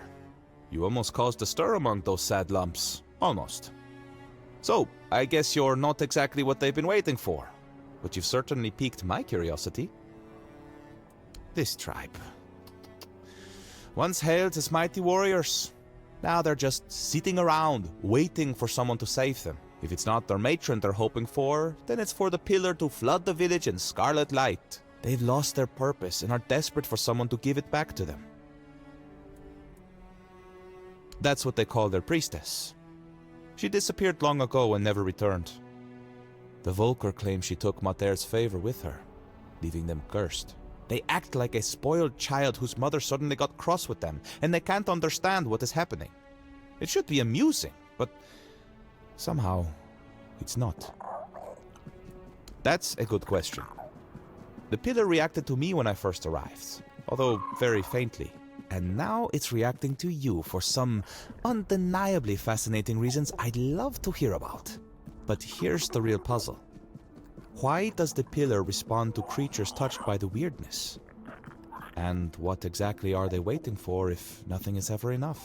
I doubt even Angsvar could answer that, but you should ask him anyway. I'm quite curious to hear what he'll tell you. Meet me later at the temple, fellow sister in the weirdness. I have a feeling we'll have plenty to talk about.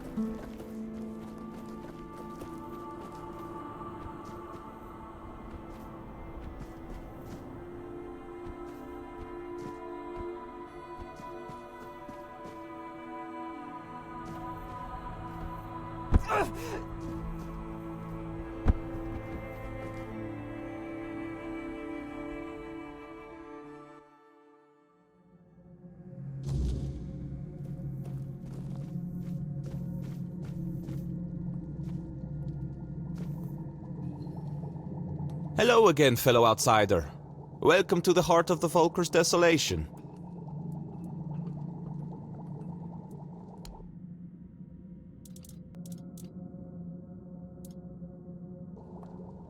It's always a pleasure to see you, fellow outsider. What brings you here today? Matron Frigg. I doubt she'd have been pleased to see me here, in a place that belonged only to her and those who came before. The Volkers say she cursed them and left, that Matera herself hid her tracks so she could never be found. They're wrong. At least about finding her. She may be gone, but her presence is everywhere. You just need to follow it. You've seen it by now. On Avalon, the weirdness is always there. Thick in some places, thin in others, but never truly gone. And everyone leaves their mark on it. Some faint, some strong, but someone like the Volker matron, she'd leave a trail bright as a blaze. You just need to find it.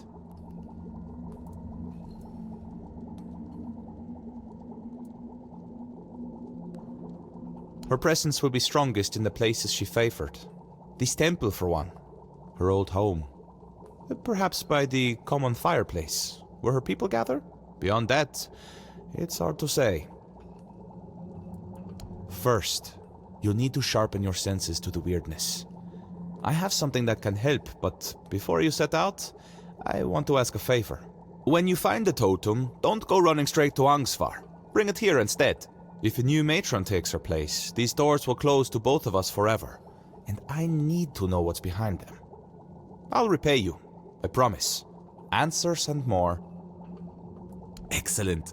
I can hardly wait. Here, ether bloom. Woven with ethereal cobweb and just a hint of wolfsbane. You'll need to smoke it. Be brave.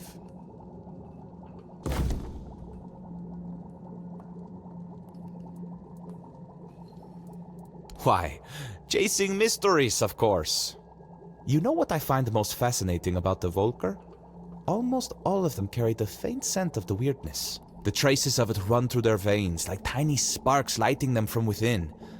That caught my curiosity, so here I am, trying to satisfy it. Other than their famous battle rage being less about their goddess's wrath and more about the weirdness churning behind these doors? Not much, sadly. The mysteries just keep piling up as they always do. Speaking of which, there's something I want to ask you. You're not one of my kin, yet you almost feel like one. It's a bit distracting. Tell me, what's your secret? Fair enough. Keep it then. I won't pry. I'll just sit here and stew in my curiosity. I'm getting used to that out here.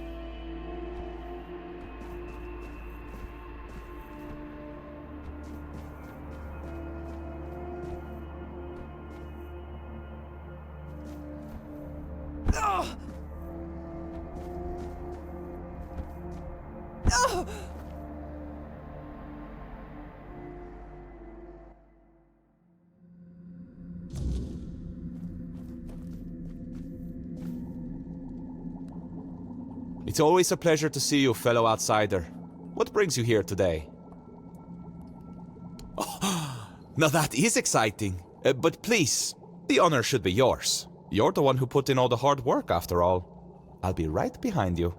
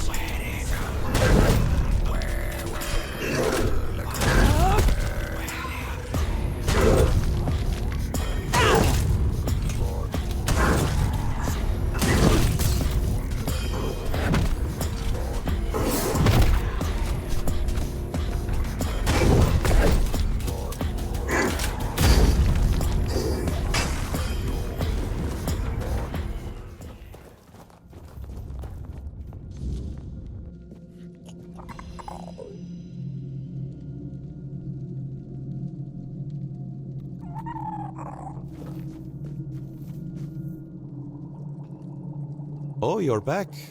I tried following you, but the door shut right in front of my face. Almost on my nose, to be honest.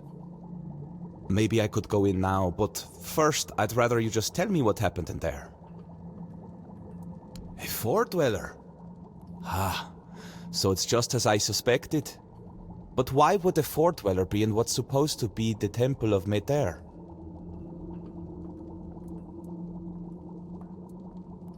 Mm-hmm.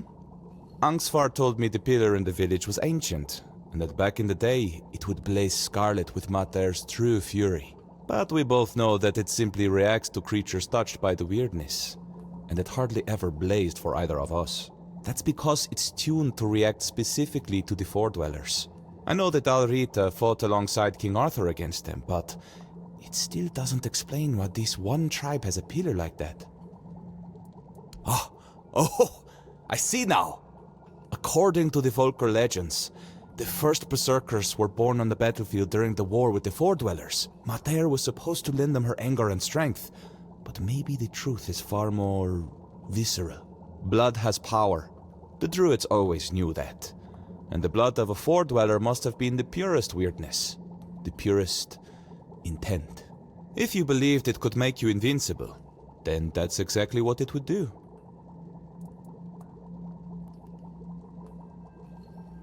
Maybe, once. It could have been a captive, brought here by the Dalrita and hidden in the vault. But there's no way it survived for 600 years, being bled over and over again. Nothing could endure that. At least, I hope not. I think it's an apparition of the weirdness. Same with the blood. But with intent that strong, sustained for so long, it's probably indistinguishable from the real thing.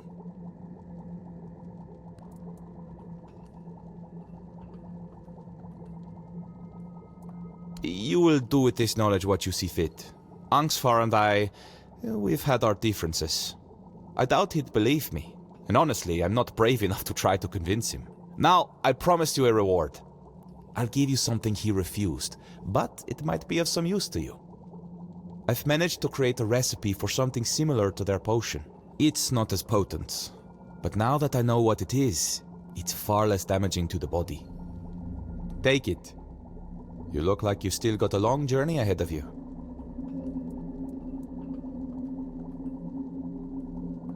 The potion is sacred to the Volker. What I've made isn't. He worried that instead of giving his tribe a new purpose, it would only hasten their decline. And I think he might have been right. Don't mention it. It's been a pleasure meeting you. I think I'll stay here for a while and see how things unfold. After that, I'll find another mystery to chase. Who knows? Maybe our paths will cross again, fellow traveler in the weirdness. In the meantime, try not to get into too much trouble. Unless it's something interesting.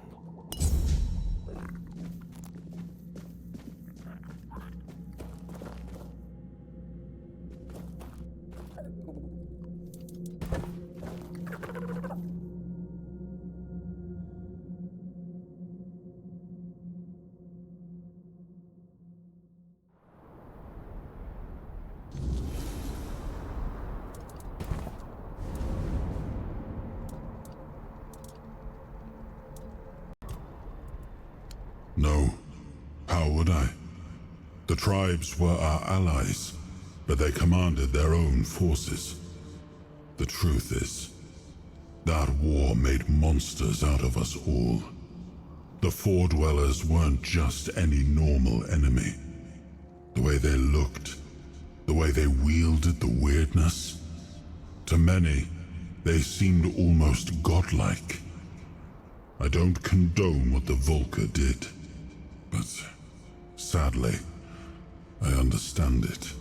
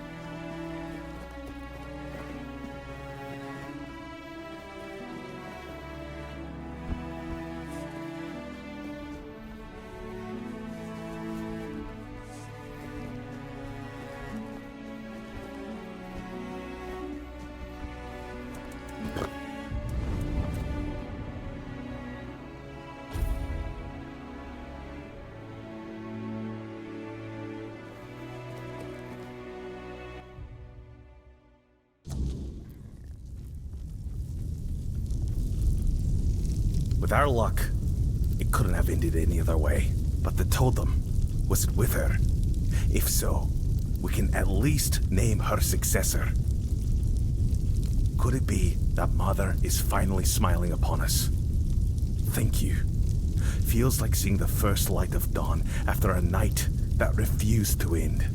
But this isn't the end of our misfortunes. Elspeth, the girl chosen to be the next matron, took her own life today.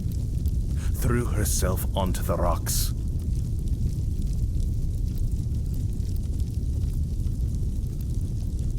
Hard to say. It's been a dark time for all of us.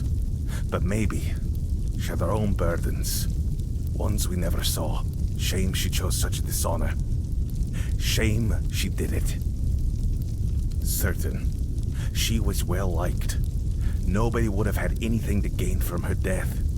And I refuse to believe that any Volker would kill their own kin, especially not a matron-to-be. We need a matron, and if she won't name one, I'll have to do it myself. It goes against tradition, but I don't have a choice. Maybe you should check Elspeth's hut. See if she left any notes or hints about who should follow her.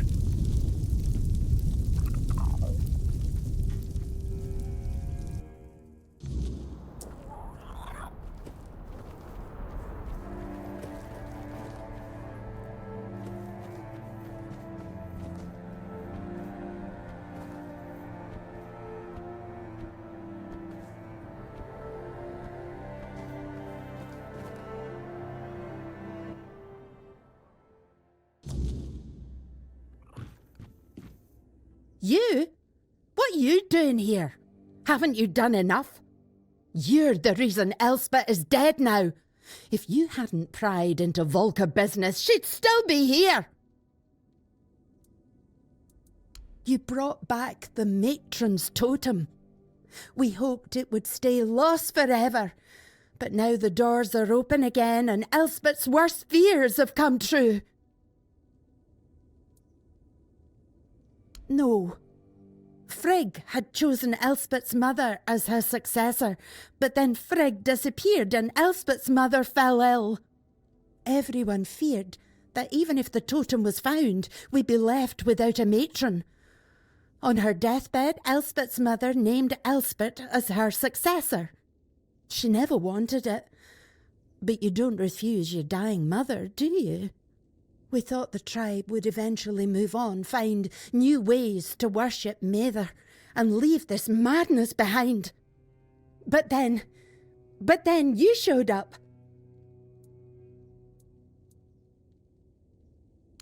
You don't know? They didn't tell you? Being the matron is torment. It only ends in death. When a matron undergoes initiation, it's said she becomes a living vessel for Mather's wrath. It's like drinking that cursed potion. Your veins burn and your mind screams for blood. Our matrons spend their days isolated, barely holding back the berserker madness that threatens to consume them. They rely on calming herbs, meditation, whatever they can, but they need an iron will to endure. Elspeth wasn't like that. She wore her heart on her sleeve. She loved people. She loved the mountains. She wasn't meant to spend her days alone in a dark room, hovering on the brink of madness. And bring down the wrath of the entire tribe on us both? After everything that's happened in Volca, do you really think they'd calmly accept her saying no? They wouldn't care about our plans for the future.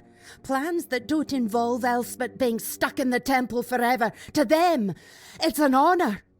This entire tribe is worthless. They all see themselves as Mather's chosen, yet they act like sheep who can't survive without a herding dog. Yeah, me too. Now you see why we don't like outsiders prying into our business. Here, Elspeth left this letter for you. I found it among her things. She must have written it when word got out that you were looking for Frigg. Take it and go. There's nothing left for you here.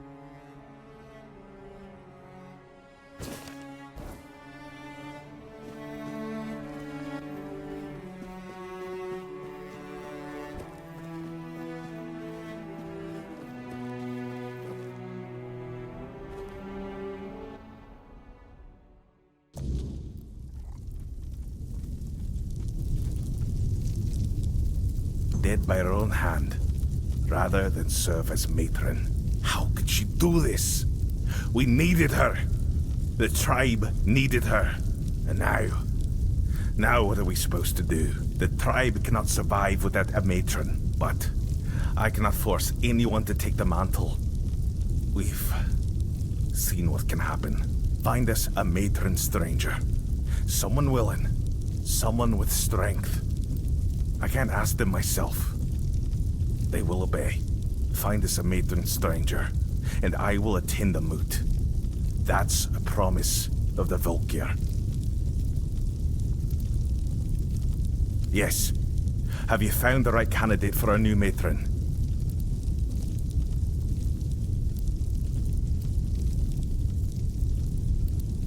Of course you'd suggest Helmi.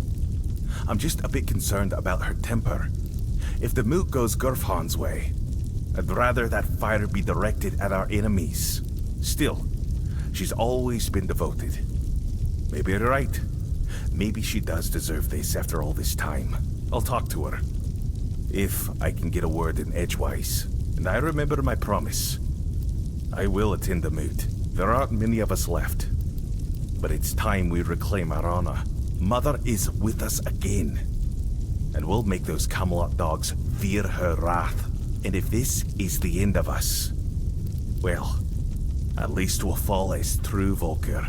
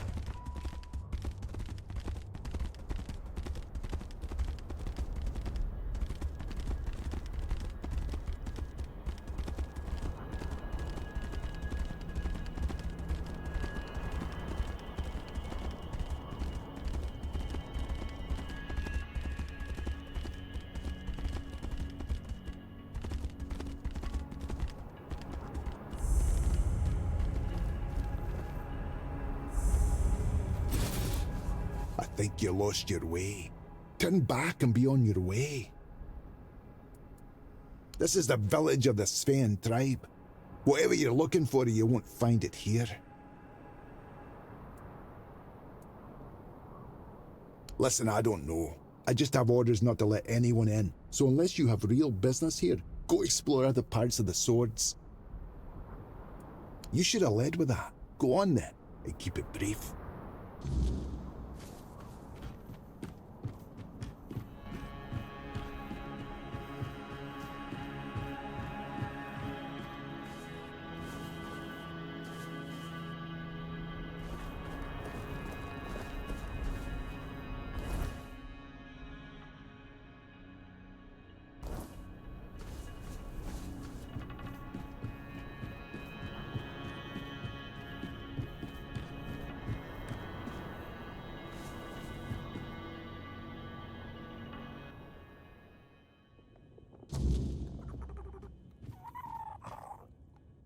A stranger in my shop, eh? It should be closed after everything that happened here. I just happen to feel safest in this place. So if you want to buy something, I suppose I can trade with you.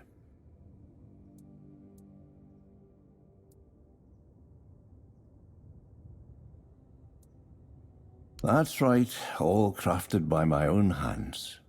Don't look so surprised. Back in my day, it was nothing out of the ordinary.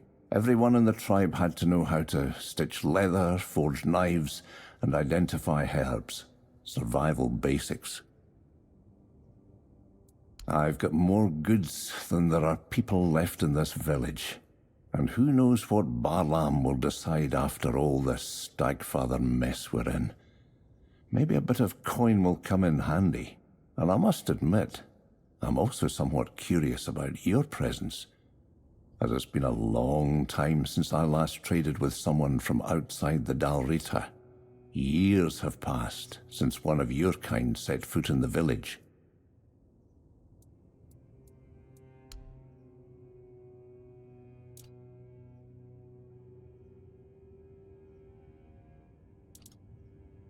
As you can see, I've got a wide selection here.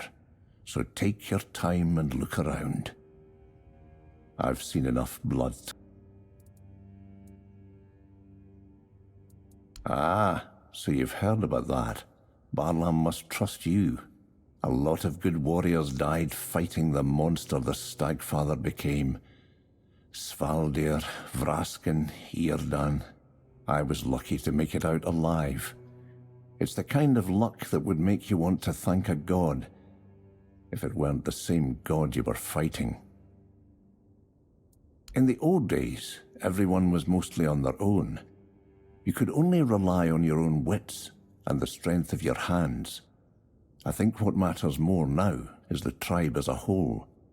You can rely on others more, rather than having to depend entirely on yourself.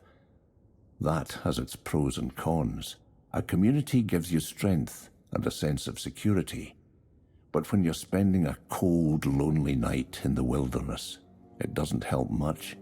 And that's what changed. Some of the tribesfolk started to behave like a hive and decided to free the Stagfather. It made no sense, considering what the Sven tribe stood for.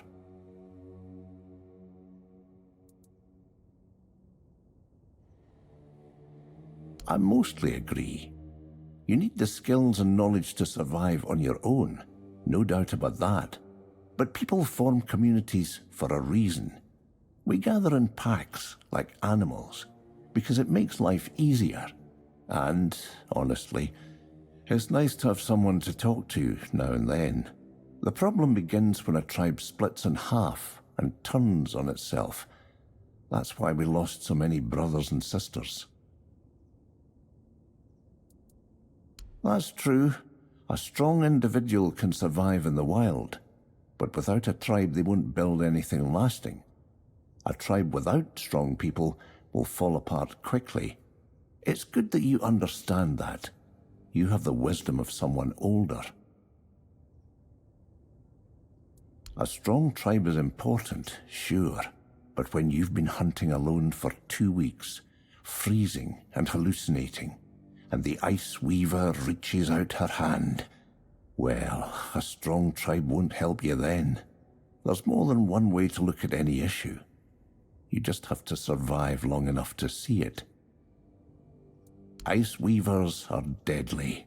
They appear as beautiful women, luring weary hunters and travelers, then freeze the blood in their veins, literally. Not anymore. It's been years since I last went hunting. Not that I don't want to. When you've spent as much time in the wilderness as I have, it becomes a part of you. But I just can't do it anymore. Ha! That I am. I could still outrun a deer if I had to, but it's not about my age. If I went hunting, I might end up falling prey to the hunger. Has anyone ever told you about the hunger?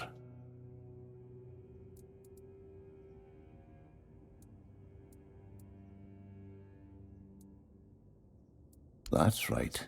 It's not an empty stomach. It's more like a state of mind. It's what happens to Sven hunters who spend too much time in the local woods. During long hunts, they soak up a bit of the weirdness. Not much, just a little trace. Not even enough to make you dizzy. But over the years they start to change, becoming more and more like the wild beasts they hunt. They turn violent, start attacking their own. In the end, they're a threat to the whole tribe. That's when they're cast out into the woods, and the rest of the hunters begin a ritual hunt to free them of the hunger and give them a good death. Aye, and it's not unfounded. The hunger awoke in my own brother. I did.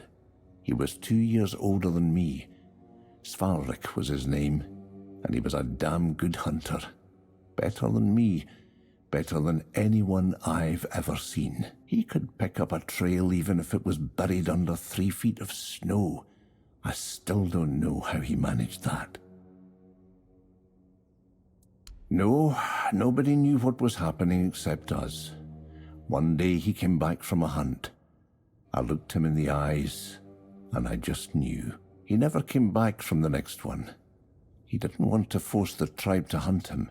Didn't want to force me to hunt him.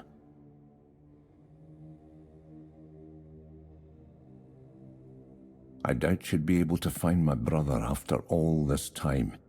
Besides, the ritual hunt needs the mask of the Huntmaster. It's kept in the Barrow of the Horned Shadow, where we lay our fallen hunters to rest. By wearing it, the leader of the hunt is supposed to gain the strength, agility, and experience of the hunters who came before. That would mean a lot to me.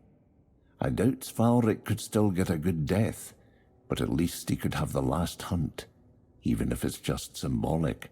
You'd still need the mask, and the Barrow's a dangerous place. It's been abandoned for years, so I'm sure it's crawling with all kinds of beasts. Are you sure you want to risk your life going there? You've got the courage of a hunter. I can see that clear enough. Go on then, but be careful. Don't risk your life for nothing. As you can see, I've got a wide selection here, so take your time and look around.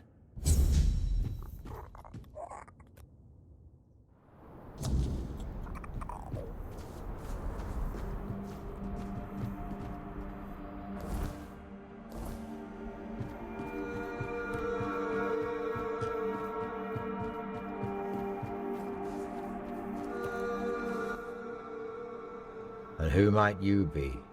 Are you the messenger of the Stagfather, the one Glirna foretold? If she's right for once, well, that'd be a first. You're a little late, by the way. Can't you see? I won't speak of it further. Not with outsiders.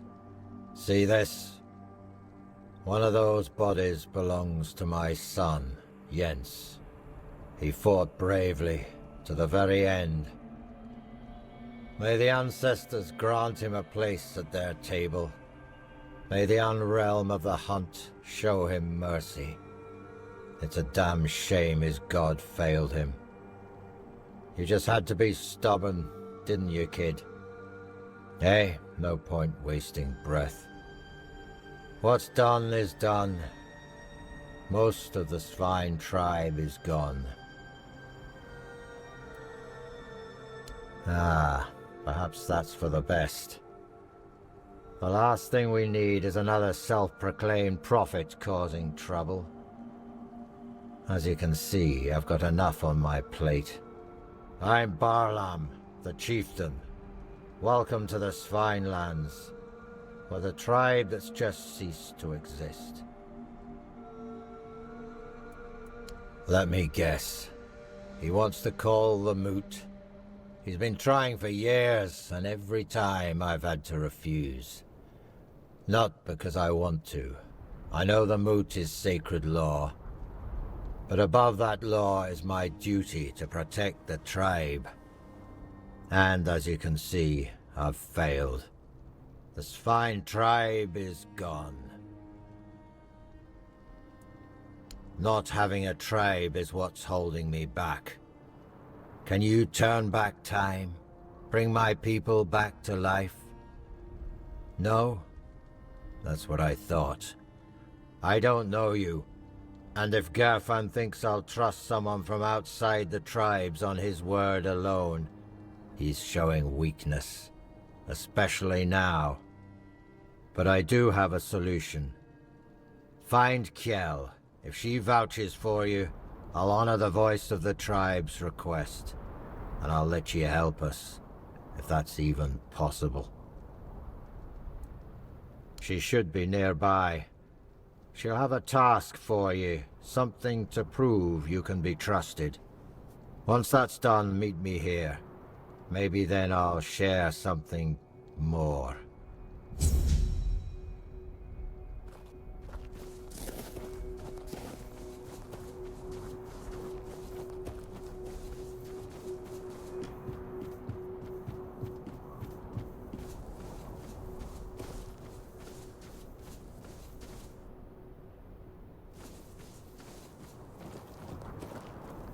You picked a damned bad time to show your face here. Outsiders in the village are rarely good news. But now, after what happened, don't you think we have enough trouble without you?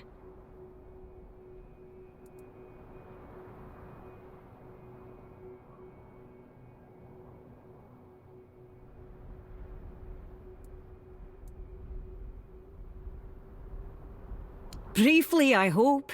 That'll leave you less time to get under my skin. What do you want? We haven't even buried the bodies yet. And you're already sniffing around. Here's some advice. It's not your business, so stay out of it. Well then, the two of you aren't talking. I don't know you, and I'm not vouching for you. The sooner you leave the village, the better. For you and for... Wait, hold on. There is one thing you could help me with. One of our hunters went to the cave nearby and hasn't returned. With everything that happened here, I forgot all about him. If you want to prove yourself, find out what happened to him. And don't come back empty-handed.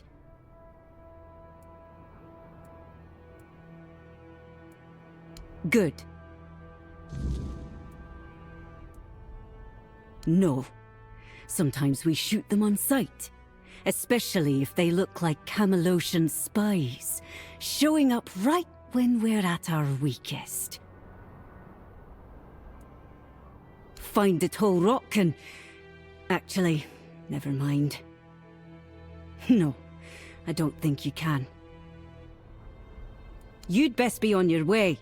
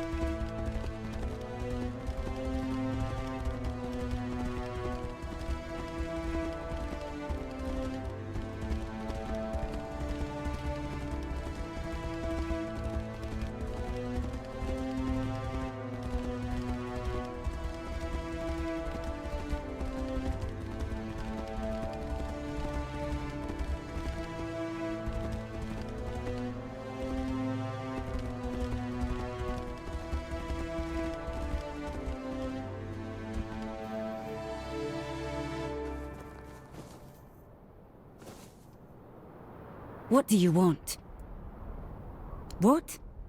You went to the bottomless cave, and you made it out alive? That's impossible!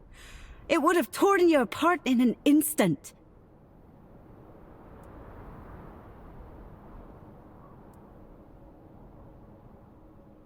Yeah, I wanted to get rid of you. We don't need outsiders here. Definitely not now. But you've proven you have what matters most to the Swine. Strength of spirit and the will to survive. Go talk to Barlam, our chieftain. He'll probably find some use for you. I can't tell you more than that. Barlam will decide what you need to know.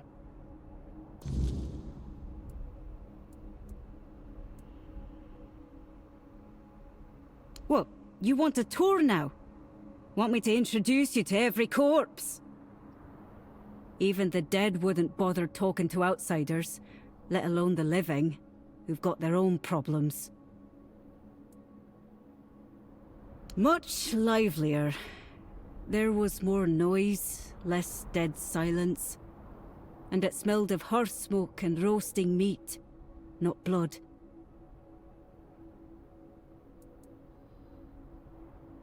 He's been in charge for as long as I can remember, and ruled wisely, fairly even. But turns out he was too lenient with some of us. And you see where that kind of weakness leads. Yeah, I shoot strangers who can't hold their tongue. Besides that, I hunt. Best in the village. Was already true before most of the hunters got themselves killed. It is. Unless your goal is to freeze or get eaten by something mean. Then it's real easy. But we'll survive. Even if there's only a handful of us left. And you, if you can't take care of yourself, you can always move on. I sure as hell won't stop you. No need to linger.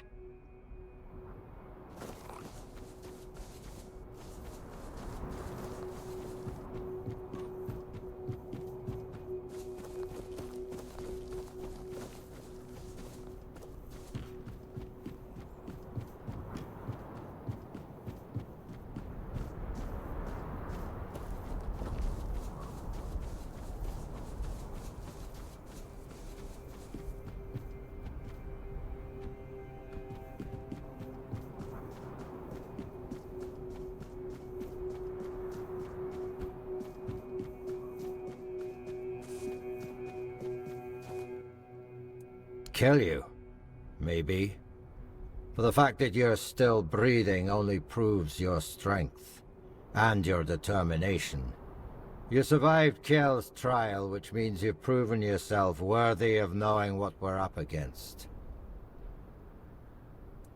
The Stagfather happened. A bunch of fanatics called him into this world. They claimed that when he arrived, he would devour everyone. Then choose his own and grant them their rightful place in the afterlife. You can see how well that turned out. And that's how the story of the Svine tribe ends. I doubt we'll ever recover from this. He is our most important god, the one we worshipped in the homelands. And we brought him here with us. He watched over us, blessed us with an abundance of game. In return, he had our unwavering devotion. But, as it often happens, some became blindly devoted, while others began to doubt. And the first group decided that the rest were unworthy of the Stagfather's grace. So they set him loose, to kill the entire tribe. The faithful joined him. The unbelievers were slaughtered.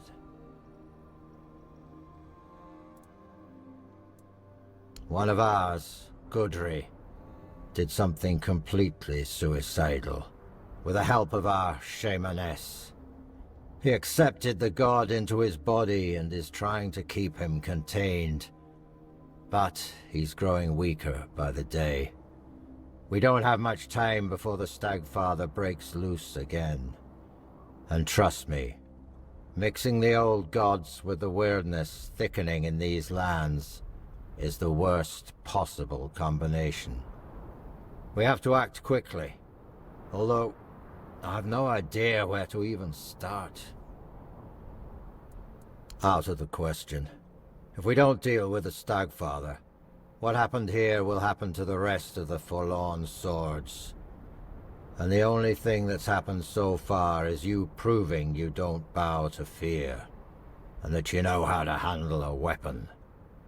Now, I need someone willing to help the Svine tribe. Well, that's a good question. Because I have no idea. All I know is that we need to find a way to get rid of the Stagfather once and for all. Gudri won't be able to hold on much longer. And when he gives up, we're all lost. Go find Glirna. She must know something. She's the shamaness serving the damn thing, and somehow she's keeping Gudri alive.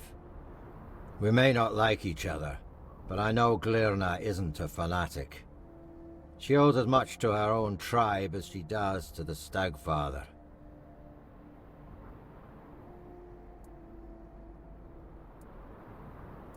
If you need to get ready, go see Hjarn.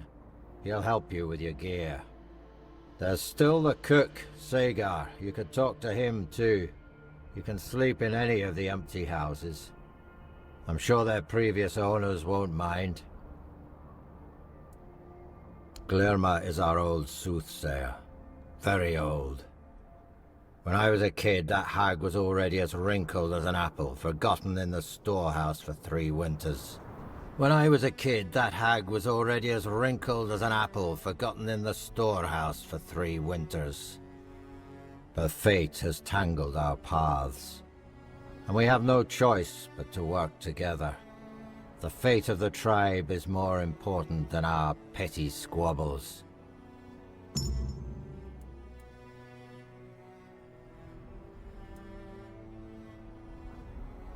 Glirna is our old soothsayer. Very old. When I was a kid, that hag was already as wrinkled as an apple, forgotten in the stores for 3 winters. But fate has tangled our paths, and we have no choice but to work together. The fate of the tribe is more important than our petty squabbles.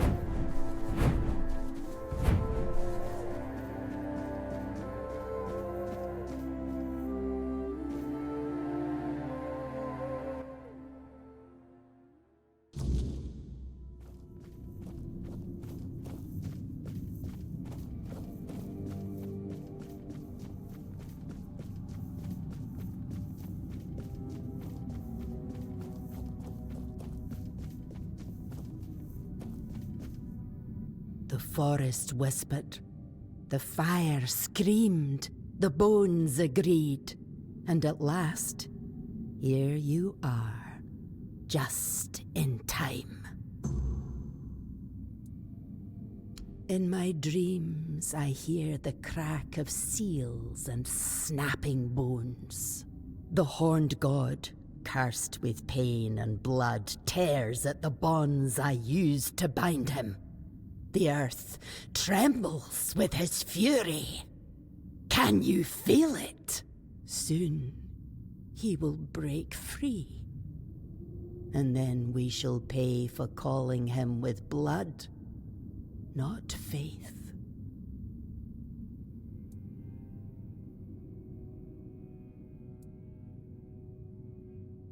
My disciples, my sons and daughters, they strayed. After the Gunvalda massacre, I and the others who served the Horned God could not bear the shame. We heard our kin cry out and turned our heads. We betrayed our blood. The most devout called upon the old powers, out of grief, out of rage, but without reverence or care. They begged the Horned God to come and punish us. And he did. Not as a guardian, not as a spirit of the woods. He came as fury, pain, and slaughter.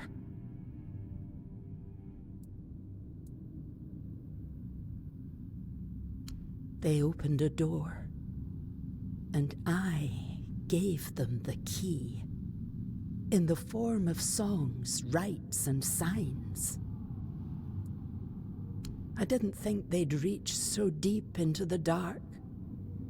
By the time I saw what they were doing, the earth was already soaked in blood. Yes, Gudri, who took the Horned God's fury into himself to save us all. He reached for blood and bone, and let me turn his body and soul into a vessel for the god's essence. I sealed it with wards, like a cage of thorns. But the god's wrath will tear through them, sooner or later. And when that happens, there'll be no saving us. If you want to bind a god, you don't choose the method. You use everything. Old songs stolen from the dead, runes slick with black blood, teeth and claws. The Horned God in his hate-twisted form was a nightmare that came to devour us all. The finest warriors of the Spine, the pride of our tribe, gave their lives on the altar of battle to weaken him. He cannot be healed. He will not forgive us. But I can try to keep him bound by will, by bone, and by blood. To do that, I need a fragment of his original self, the first trophy. The skull of the first stag ever hunted and offered in sacrifice to the Horned God. It will remind him of who he once was, bind his essence to the first offering, one made out of reverence, not fear. It may hold him in the unrealm of the hunt, long enough for me to complete the rite that will seal him there. It's hidden, tied to the places where we once worshipped the Horned God. 3 shrines, as old as the forest itself. But now, they must be destroyed. Each one is guarded by a servant of ancient memory. Kill them. Cast down what still remains upon their altars. Once all 3 fall, the 4th shrine, hidden and forgotten, will reveal itself. The first trophy waits there. Go, but be warned. The shrines are no longer sacred. They're fouled by hatred, and the guardians who watch over them do not rest.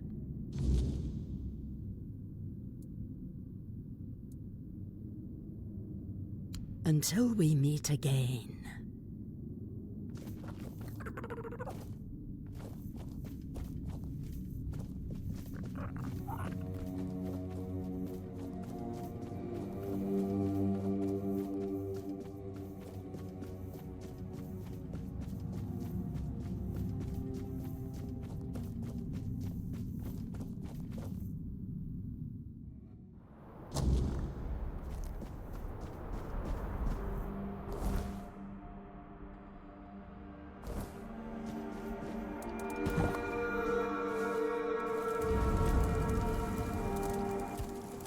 Yes, in the homelands.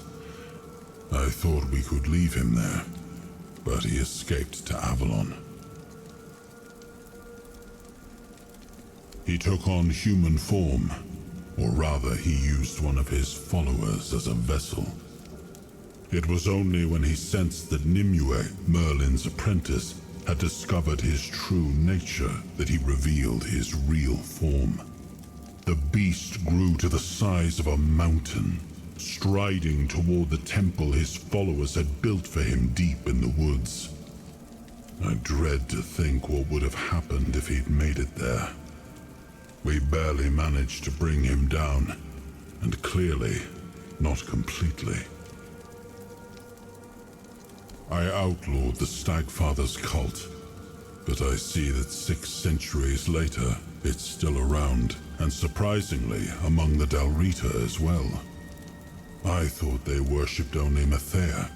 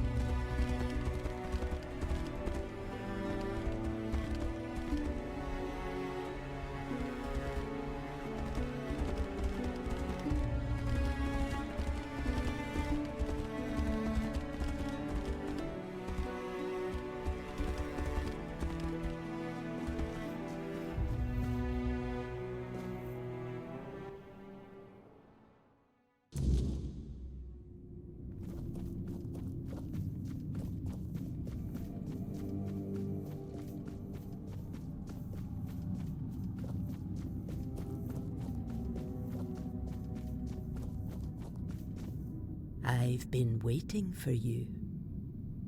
I knew you'd succeed. Fire and bone do not lie. There's no time left, child. The Horned God is tearing Gudri's body apart, and his fury fills the air. Soon, his essence will break loose and devour everything in its path. I must begin the ritual. But I fear he may be too blinded by rage and pain to see the first trophy as anything more than bone and memory. Your path leads to the unrealm of the hunt. There, you'll face the Horned God. If you can weaken him, if you can break through the frenzy even for a moment, then the first trophy might reach what's left of his old self.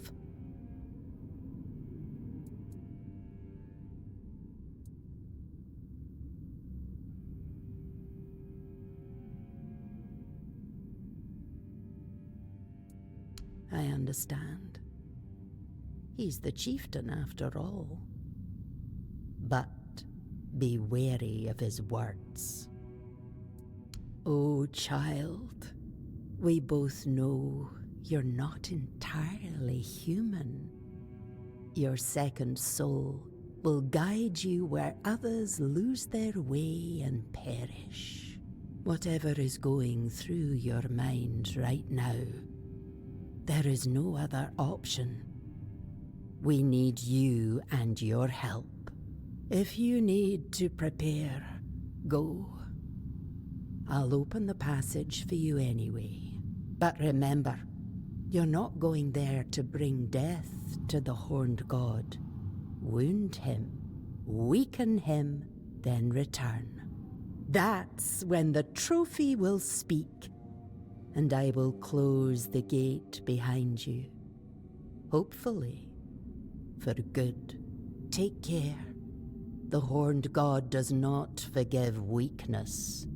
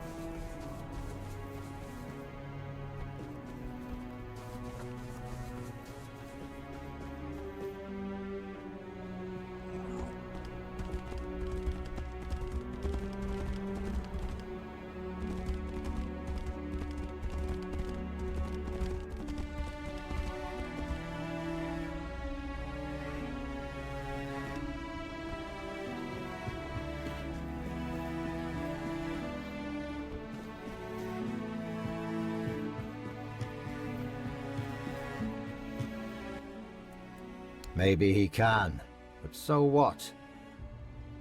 Gudri won't survive the process either way. Besides, if you ask me, it was foolish of my ancestors to bring that god here. They didn't know what they were doing or what the consequences would be. And now we, their descendants, are the ones left to deal with it. If they'd known what would happen, I'm sure they'd have left him back in the homelands. We need to get rid of that damn thing once and for all. Even if it means the woods stay empty and the hunt runs dry. I won't let my people live in fear anymore. For too long, my predecessors let that old witch manipulate them.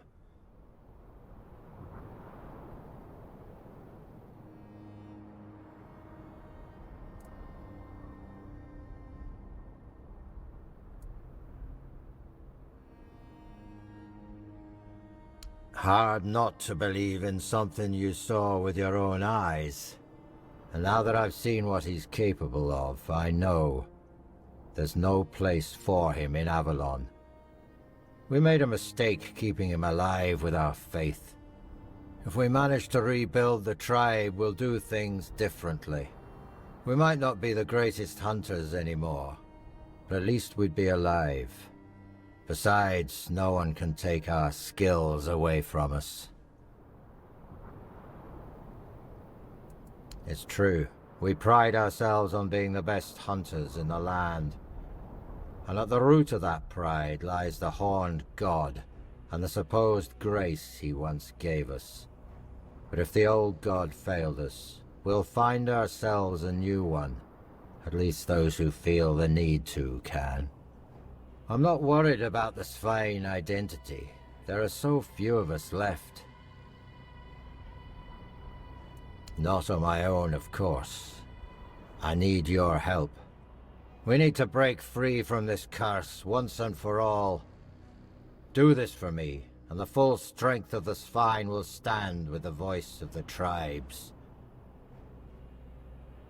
It won't. We know too much already, and that's thanks to you. I won't lie, your fight will be the toughest. But you've faced worse before, haven't you? Let me know when you're ready. It's time to end this madness once and for all.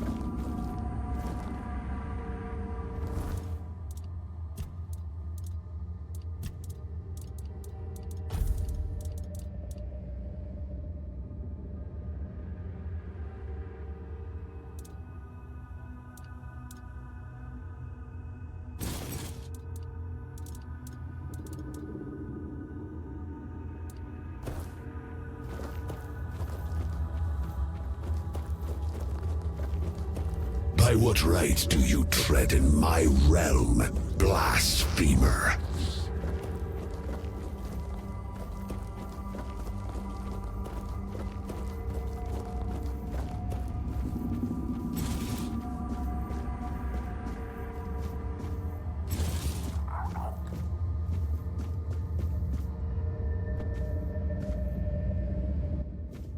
Who dare stand before me unbidden?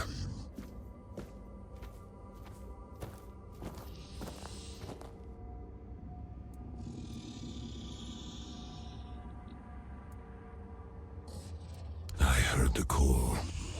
I answered it, as I have done for centuries. And the moment I stepped beyond my realm, the weirdness consumed me. The hunt that began then was unlike the hunts I behold through the eyes of my followers. I was the hunter, they the prey, and I felt in that moment as if it had always been so. Only those who summoned me were hidden from my sight.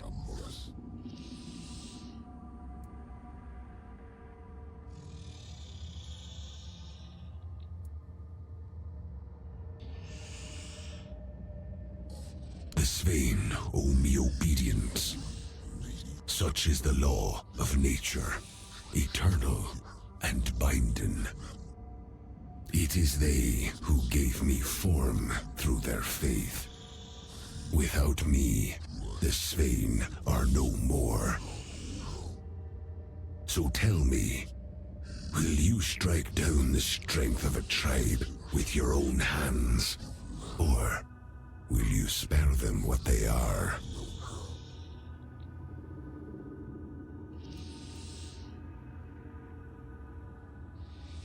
I cannot refuse the challenge. But know this. No god is fated to fall by a mortal's hand. Die with honor, my prey.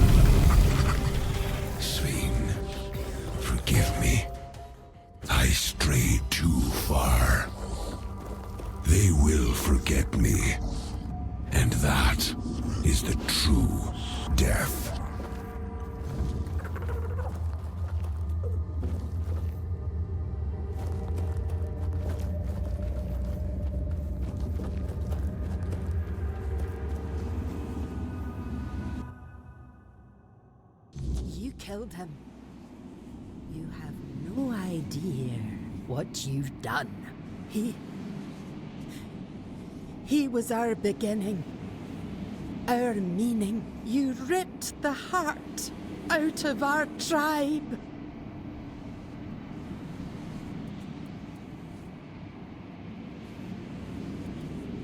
You speak with Barlam's foolish tongue, thinking a god is something you pick like a winter cloak. The horned god was with us from the beginning. We were him. You don't understand what you've taken from us. And you probably never will.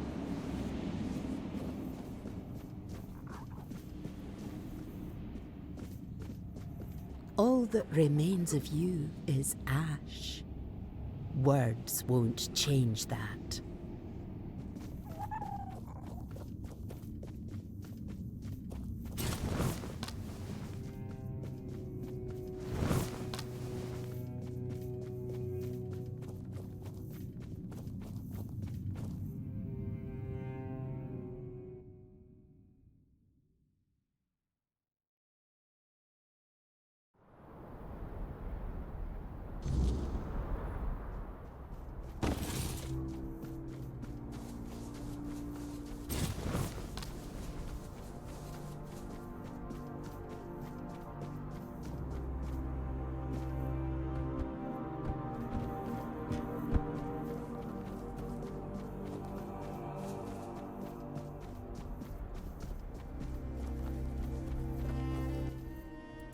You made the right choice. Thanks to you, we can now rebuild the tribe on our own terms.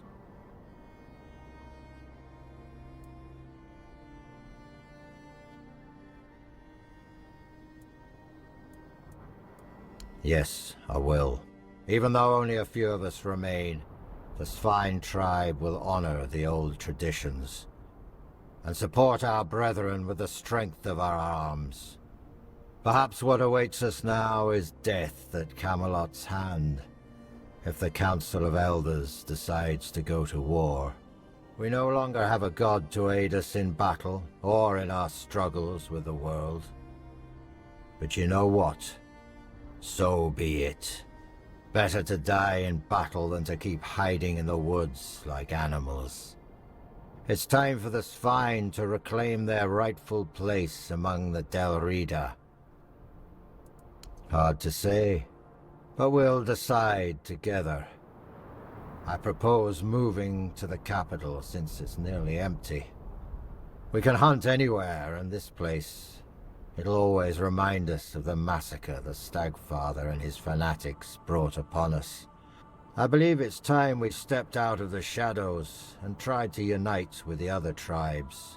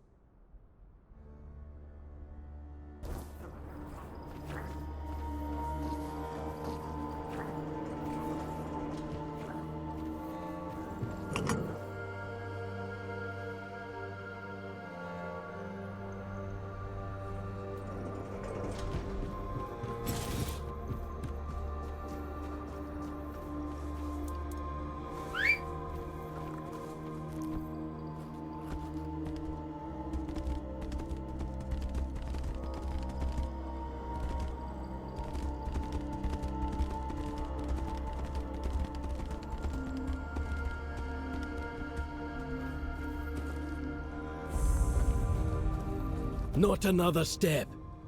You. Who are you? And why do you think you belong here?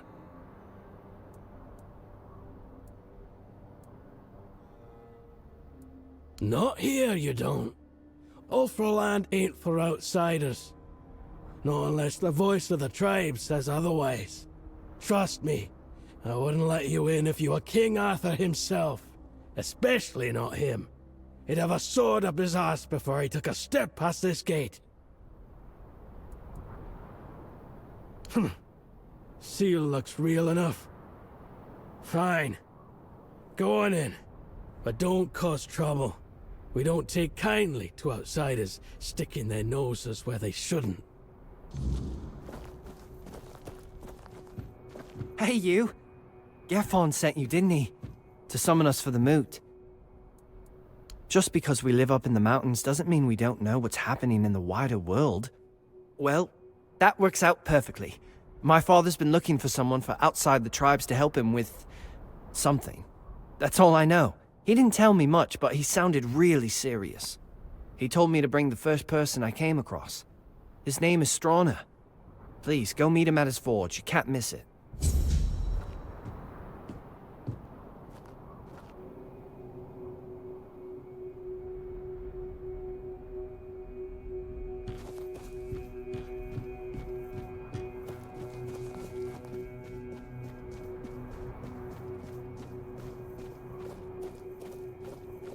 Oi, don't I know you from somewhere? Aye, that's it. I knew you looked familiar. It's good to see a fellow survivor from that cursed hole. Tell me, friend, how did you manage it? That hooded fellow helped you, didn't he? I need to know everything.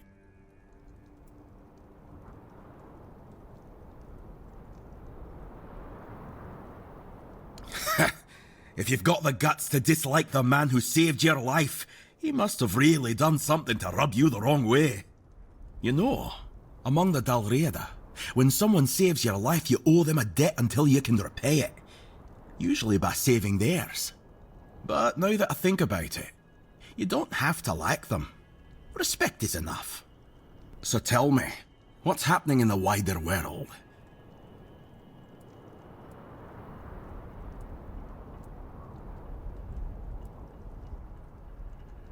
Sounds about right. That's why I wanted to get back to my own people. Why should I risk my neck for outsiders? They've always treated us Dalriada like we're some necessary evil. Sure, they're nice enough when you're useful, but once it's over, they look at you like you're a stray dog. Nay, thanks. Dalriada will always be Dalriada, even if they're not my own tribe. Who knows? I wasn't here when Camelot attacked my tribe. I was already rotting in the asylum. If I had been, they wouldn't have pushed us back to the keep, or maybe I'd have died an honourable death. I only know this. Thrigve forbade it, and the Ulfrats obey him like hounds chasing their master, even now in his current form.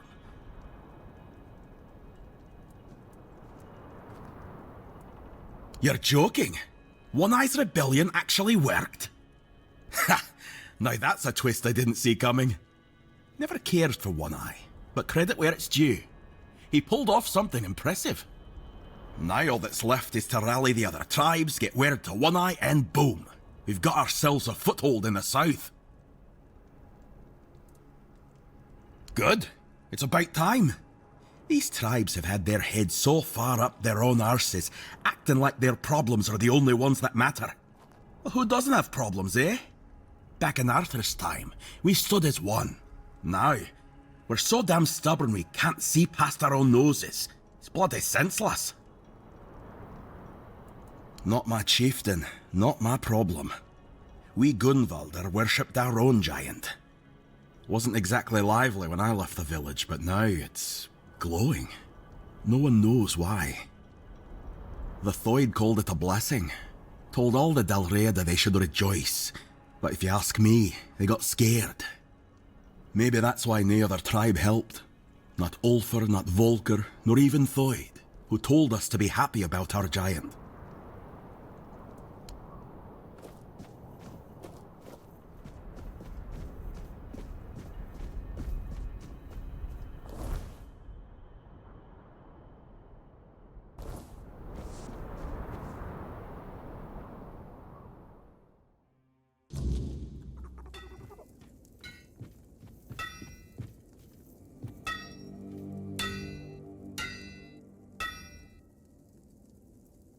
Egil sent you, did he? I'm Stroner, a blacksmith. What brings you to our village? That kind of order should go straight to Tryggvi, though I doubt he'd be eager to leave his throne. Until a new chieftain is chosen, Tryggvi won't attend the moot.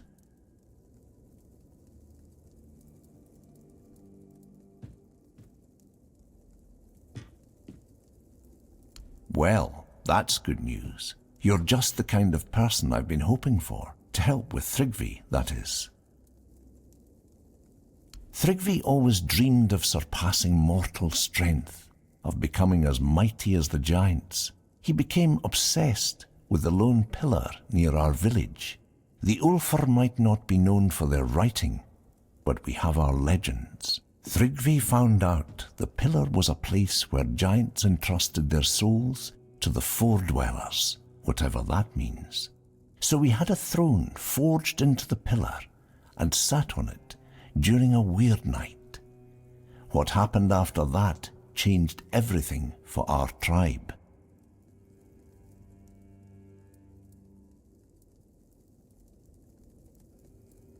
I wouldn't call it madness. Tryggvi stopped being human. He grew to a monstrous size and gained unimaginable strength. He became something other. After that, human concerns no longer mattered to him. Yet he's still Ulfr, bound by our customs and rules. It might not mean much to an outsider, but trust me, it's a very dangerous situation. We tried. The moment we declared a new chieftain, Tryggvi appeared out of nowhere and killed the contender with a single blow. Then, like nothing had happened, he returned to his slumber. After that, the Ulfr began worshipping him like a god. Hard to believe, considering our disdain for magic and religion, isn't it? Yet, here we are. Don't be surprised if you hear them singing his praises or fawn. They're terrified of his power, although none of them will admit it.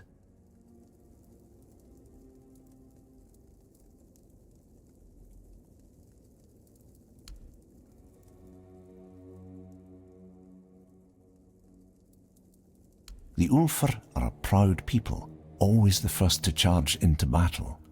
For us, an honourable fight is the greatest glory and duty. We are also renowned for our blacksmiths, the finest in the Forlorn Swords. Our weapons and armour are unmatched all across Avalon. But now we've lost our way. When Gunvaldr called for aid, and Tryggvi forbade us from going, most of us stayed behind. It's the greatest shame of our tribe, and I know many feel the same. I don't know for sure. Tryggvi doesn't speak much these days, not in his current state, but I have a theory it probably had something to do with the awakening giant of the Gunvaldr tribe. Many tribes envied them for it, and Tryggvi has a special connection to the giants. Maybe that played a role in his decision.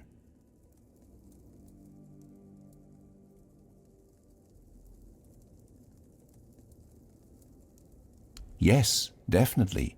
The Ulfr might be stubborn, but we've always valued unity among the Dalrita. Without Tryggvi's influence, there'd be no question, but his shadow looms large. It's hard to see a way forward while he's on that throne. Ah, so you've met some of my brothers already. You wouldn't ask that if you hadn't. Since you know about the Stone Wardens, I'll tell you the truth. Yes, I'm a member, and the Ulfr village is our unofficial capital.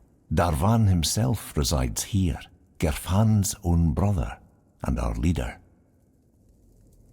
The only way to remove an Ulfr chieftain is through an honourable duel, but there's no honour in fighting something like him. Perhaps my mentor Darvan knows how to defeat him. He won't tell me.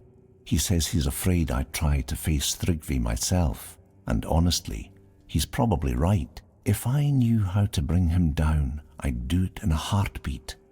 But Darvan thinks If our plans were discovered, I wouldn't live to see another day. He's probably right about that too.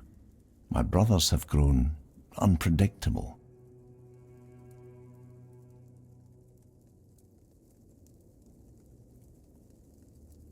Are you mad? Thrigvi is practically a demigod. No mortal can defeat him. Smart choice. He lives in the second largest house in the village. You'll find it easily enough. I'll be here if you need anything else.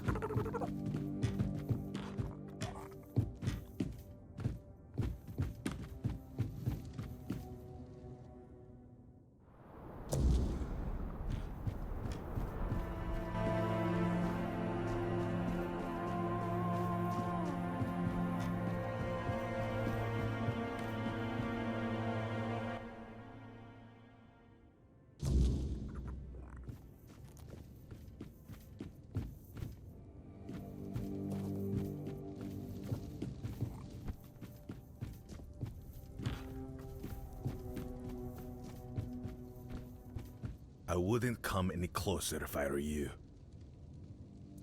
Because I said so. And here in the official hall of the Stone Wardens, my word is law. Leave in peace. I'm not granting an audience. Ah, your powers of observation are truly impressive. Thrigva, that cursed fool. Undead and merged with the Lone Pillar, thinking himself invincible.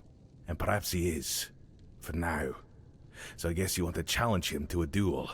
You cannot defeat him as you are. The Lone Pillar grants him strength beyond mortal flesh. No blade will bite. No armor will hold.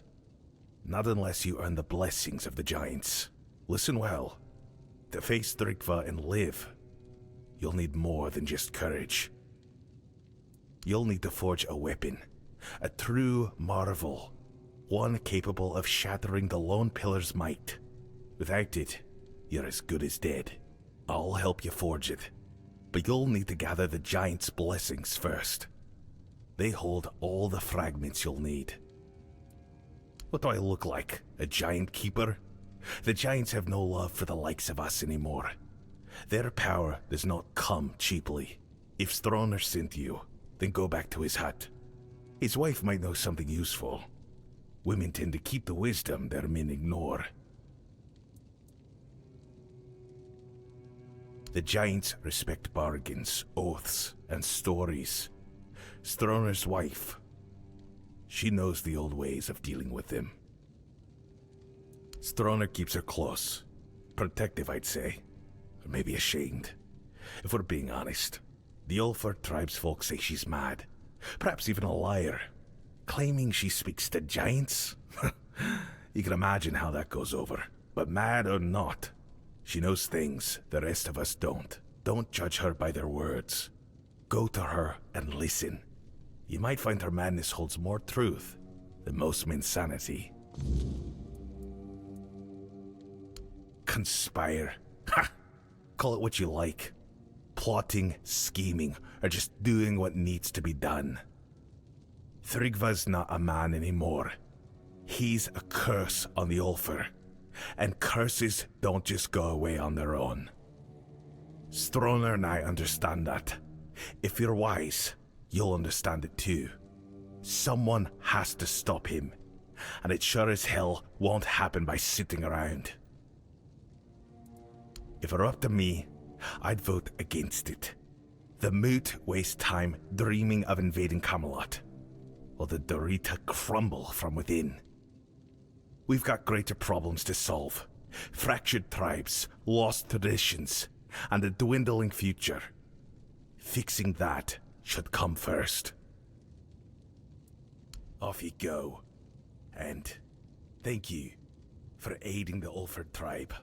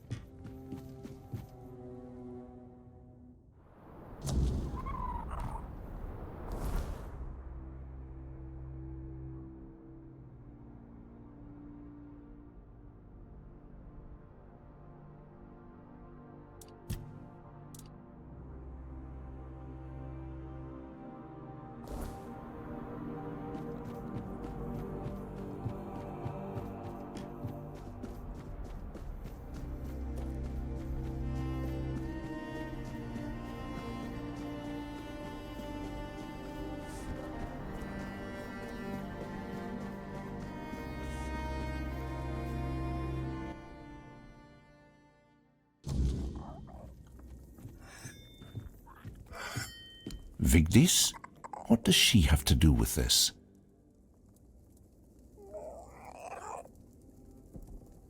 Does that old man really believe her ramblings are the will of the giants? Unbelievable. I won't say what I really think about this. If the Master of the Brotherhood believes it, who am I to argue? Because I'm protecting her from prying eyes and the superstitions of villagers, that's why. I don't know you. Why would I speak of my wife, accused of madness, to a stranger? For any Dalrita, losing one's mind is like a living death, a shame worse than most can bear. But I love her too much to grant her a good death. If Darvan believes she hasn't gone mad, but instead serves as a bridge between the Ulfr and the giants, then I'll gladly let you speak with her. You'll find her in the locked room. Here's the key.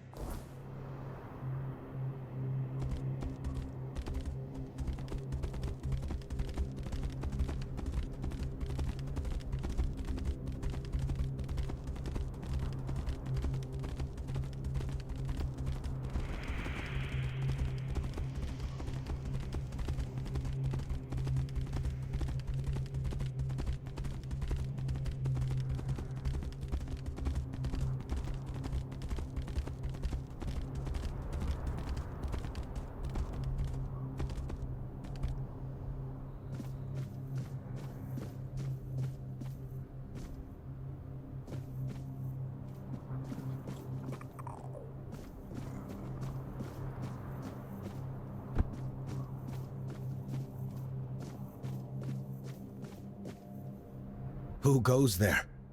Is it you, Fusca? I'm Olaf, senior journeyman of the Stone Warden's Brotherhood. It's rare I meet anyone from outside the tribes.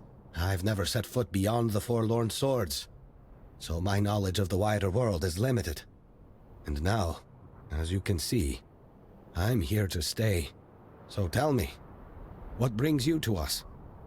Or perhaps you prefer I share some wisdom instead?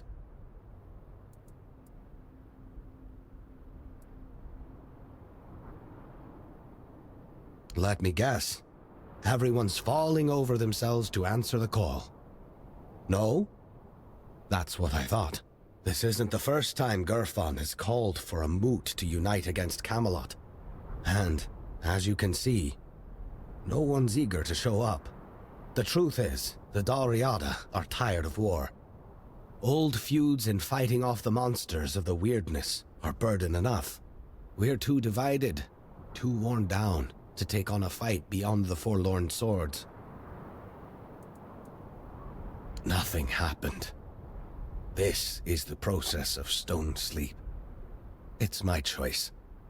I've chosen to leave this world on my own terms, surrounded by my brothers. The men you see here, frozen in time, are my kin. Each of them embraced the sleep, just as I do now. I know our customs may seem strange to outsiders, but trust me, there's no greater honor for a Stone Warden than to merge with the land we've served. I forget sometimes. Those outside the tribes don't know our ways. It's no secret, so I'll tell you. Stone Sleep is how we unite with the land we've worked and protected. It's the highest honor. A chance to become one with the soil that sustained us. We believe it grants a kind of immortality. We are the noblest of orders, forged from the strongest miners and smiths. Our history goes back to the earliest days of the Dalriada in the Forlorn Swords. We serve the land and its hidden treasures. Only the most skilled and devoted are welcomed among us. There's no room for aimless wanderers. We're born of the land, sustained by it, and in the end, we return to it. That's why we embrace the stone sleep.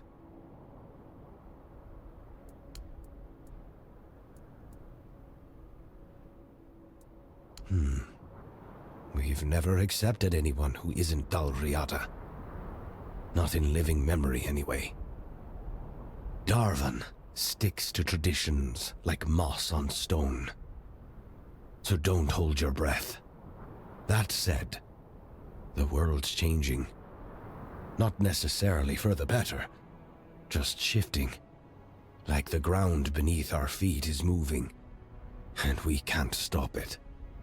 We used to say, the world will end before we let outsiders into our ranks.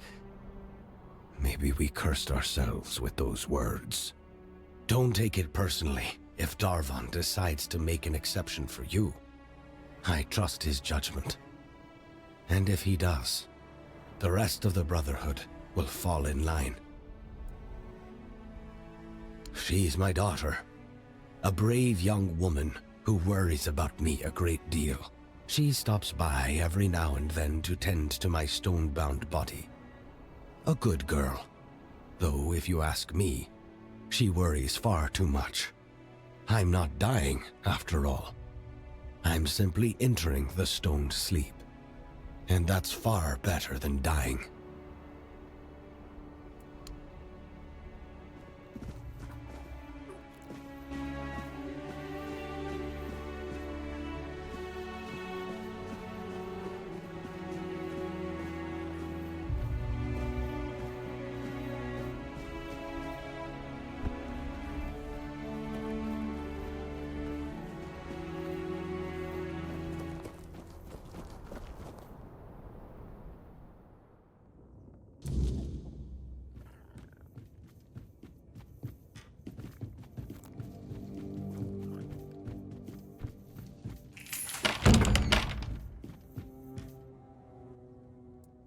He sent you, didn't he?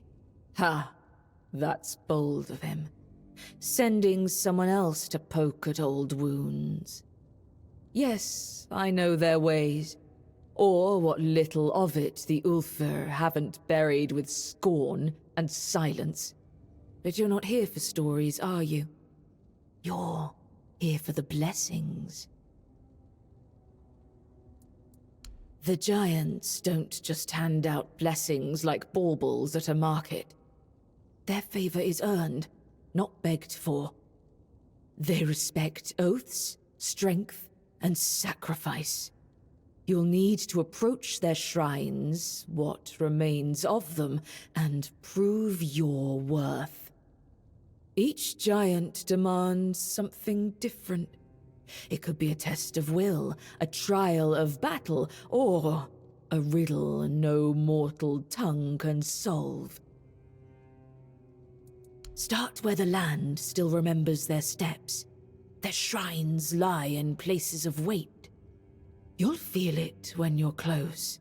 The air grows heavy, and the earth hums beneath your feet. We built shrines near the giants themselves, where they stand petrified, often part of the mountains now. If you falter, they will know, and if you lie, you'll wish you hadn't. For the Gonvaldor giant, the summoner, bring proof of the hunt. The summoner respects not just strength, but the bonds you forge. Alone, you are nothing. Together, you are worthy. For the Thoid Mother, the giant of bloom and ash, offer flowers. Simple, fragile things, yet they carry life even in ruin. She remembers beauty, where others see only loss. And for the giant below, the keeper of depths, well, you'll need to find that out for yourself. The giants demand truth, not tricks.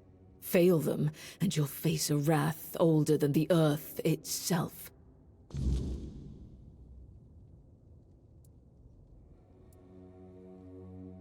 The giants see Thrugva for what he is.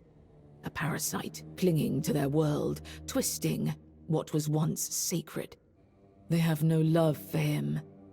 For years they've waited, longing for a champion, someone strong and worthy enough to carry their blessing and cleanse this land of his corruption.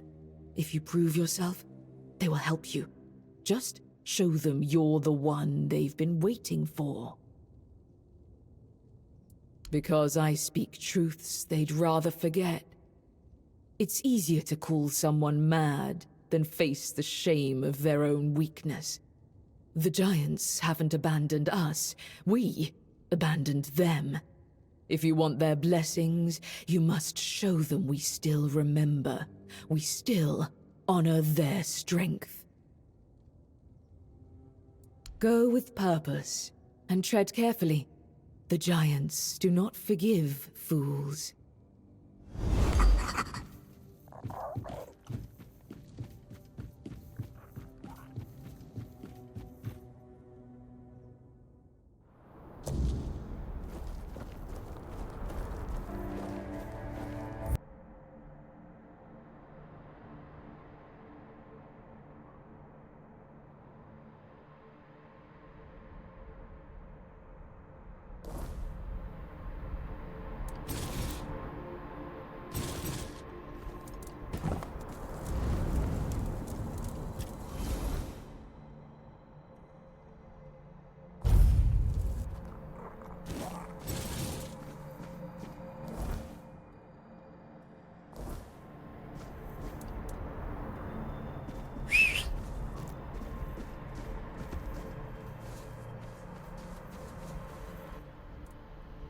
So, you're a real wanderer then. And here I thought this was your first time in the Forlorn Swords. You've seen a thing or two, and you've met Garth. That means you've crossed paths with a piece of our history. That man and the capital, they're both relics, if you know what I mean. How's the old wolf doing? No, don't tell me. I'll find out for myself, sooner or later. Don't keep Gerfan waiting. He's not as patient as he used to be.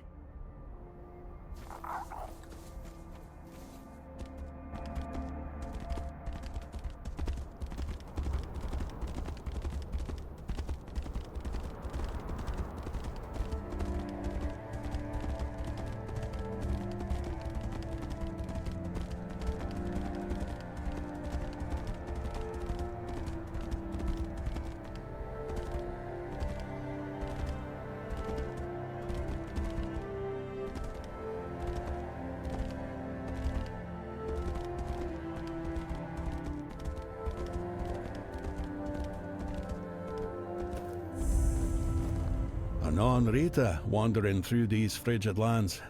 It takes courage, or perhaps folly, to traverse the Forlorn Swords alone. Sit, if it pleases you. A warm flame is rare here. The farther north you go, the less life you'll find. Nothing but snow, mountains, and the Dalrita, mourning days long gone. I am Vati. Little else of me is worth knowing. Yet you asked as though you seek some greater tale. Not in my case, stranger. I'm just an old man, exiled from a tribe long ago. You, however, seem sharp, strong, and you're not from here. That much is clear. Now, it's you I'm curious about. So tell me, what brings you to the Forlorn Swords? Well, I'll be. I haven't heard a tale like that in years. And what do you need those cursed trinkets for?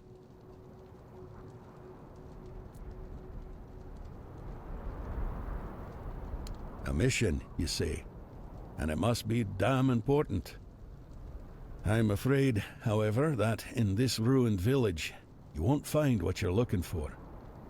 But I know someone who might be able to help. Gerfan. That old codger might finally prove useful to someone for a change. Camelot. They butchered almost everyone from the Gunvaldir tribe. Old Frode, Gunvaldir chief, knew the Camelosians were coming. He called for aid, but no one answered his plea. What a disgrace. And so, divided we fall. Now, his firstborn wages his own war in the south. The Dalrita dared not speak his name aloud. They call him One-Eye now. The last I heard, his people had taken the temple of the All-Mother.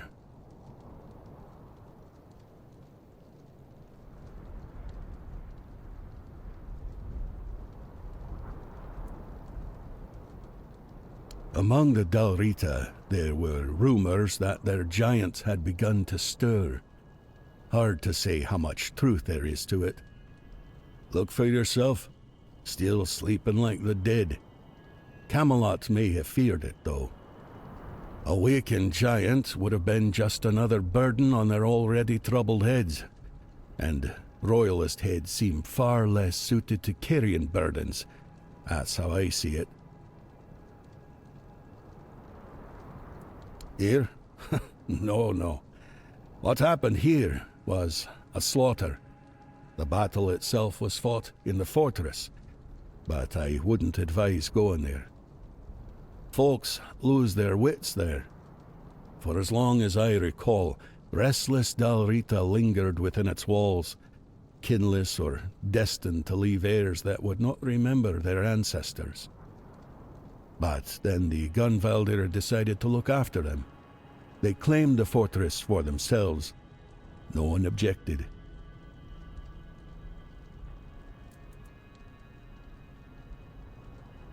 Gunvaldirs had close ties to the spirits of their ancestors. They took in those forgotten as their own, forging a bond with them. In return, the spirits granted them strength, sometimes even coming to their aid. Frode and his people thought moving the battle within the fortress walls would give them advantage.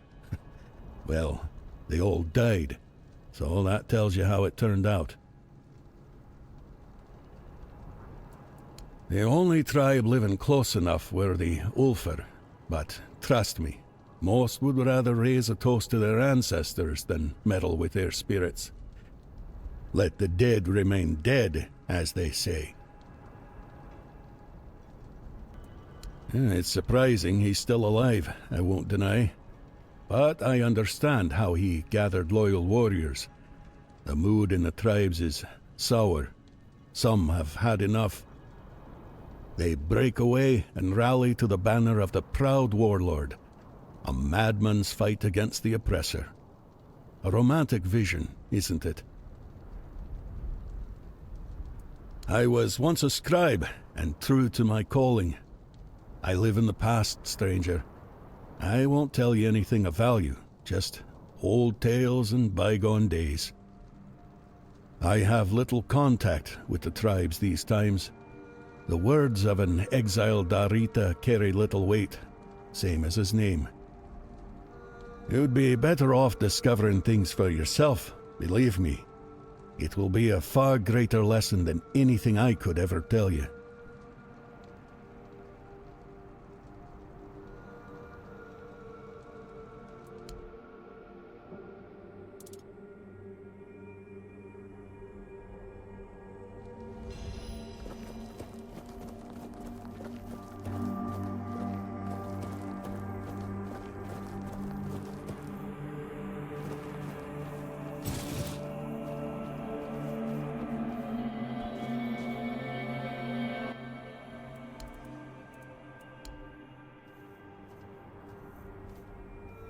Who dares disturb the silence of the stone?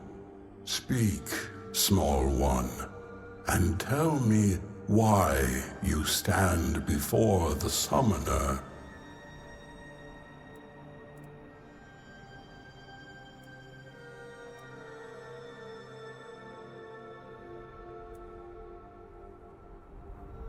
Alive?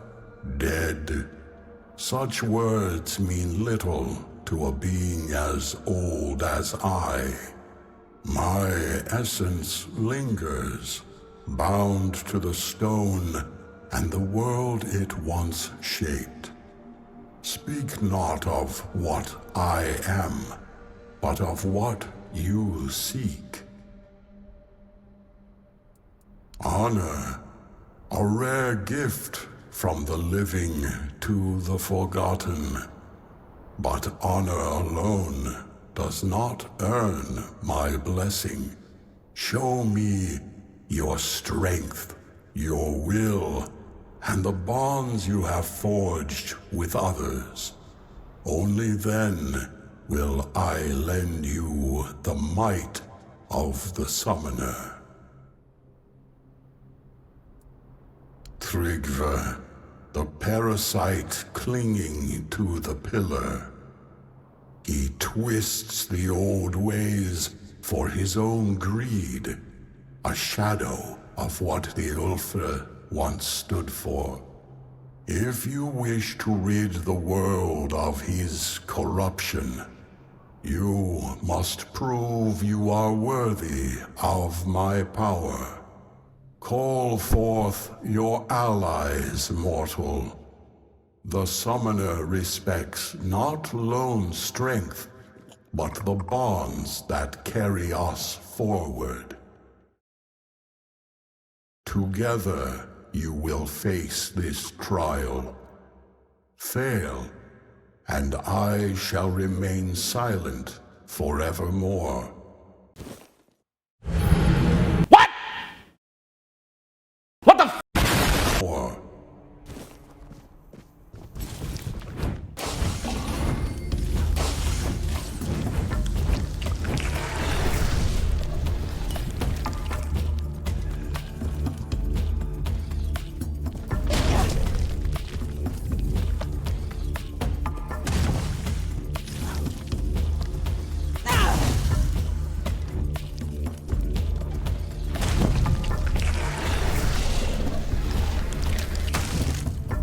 You have faced my summons and stood victorious.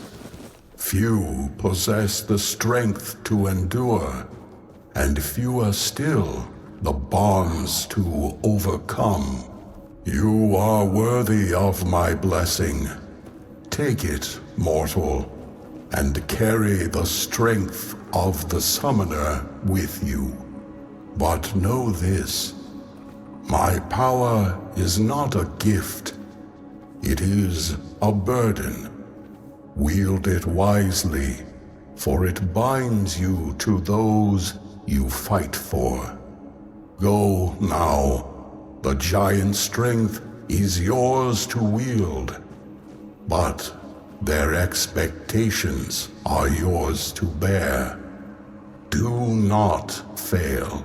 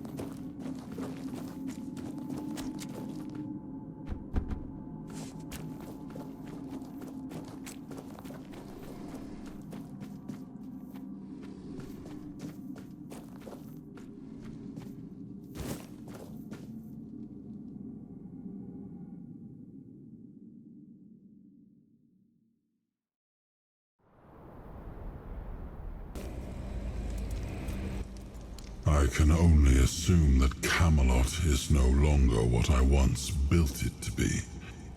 If it were up to me, the old agreements would still be honored. But if they went through with such an attack, then they must have had a reason. I suspect it was the need to secure resources in case the weirdness thickens. All signs point to that. The men here in Qrko, the assault on the Gunvalda, and we don't yet know what else they've done. Don't ask if I would have done the same. We cannot truly know what the situation in Camelot is like now.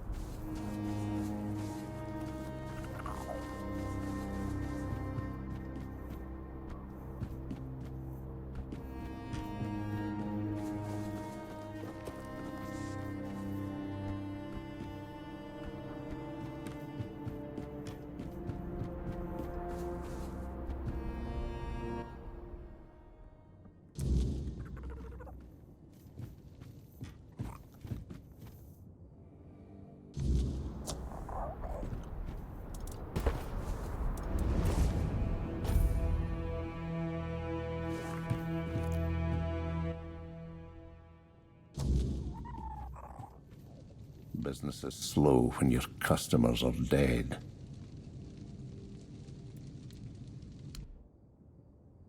As you can see, I've got a wide selection here, so take your time and look around. Don't mind the sign. Yes? Did you find the mask of the Huntmaster? Impossible! That's Falric's ring. He made it from a bone of the first bear he ever killed. I remember it well. I used to tease him about wasting half the bear's skeleton before he finally managed to make something that looked like a ring. How did you do it? How did you track my brother without the mask?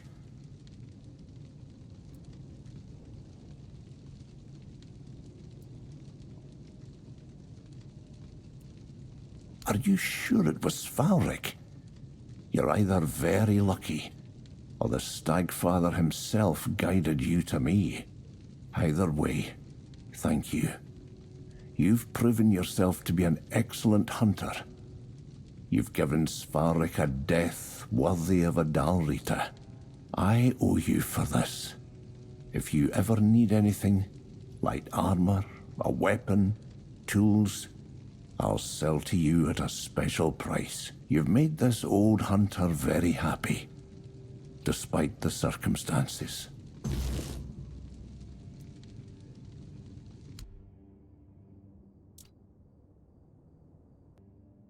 As you can see, I've got a wide selection here, so take your time and look around.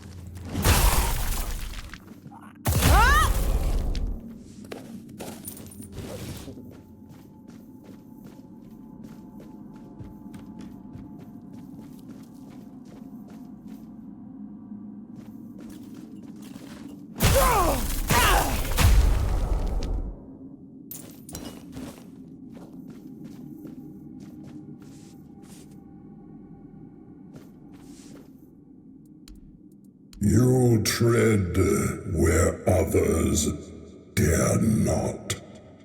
Speak, mortal. Why have you come to the dark beneath the world?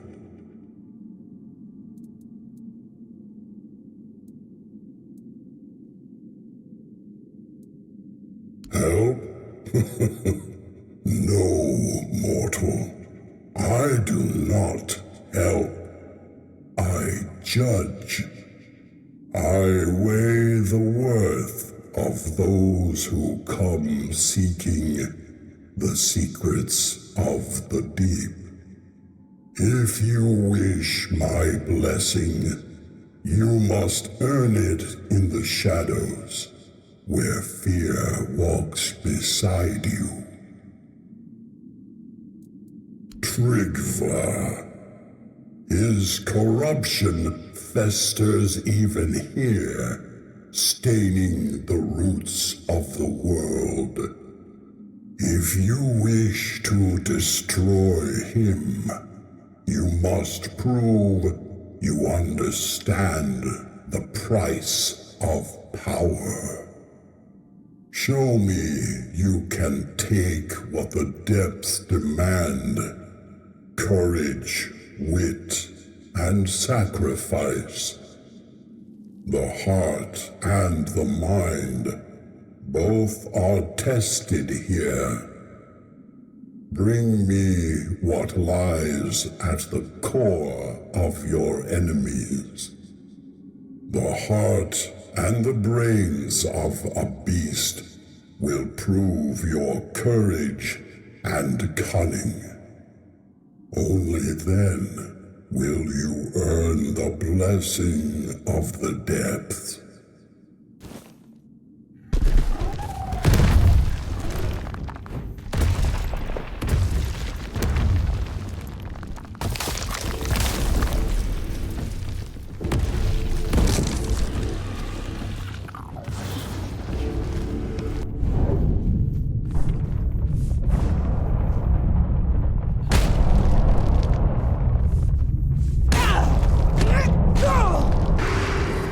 The beast lies slain, its heart and mind laid bare.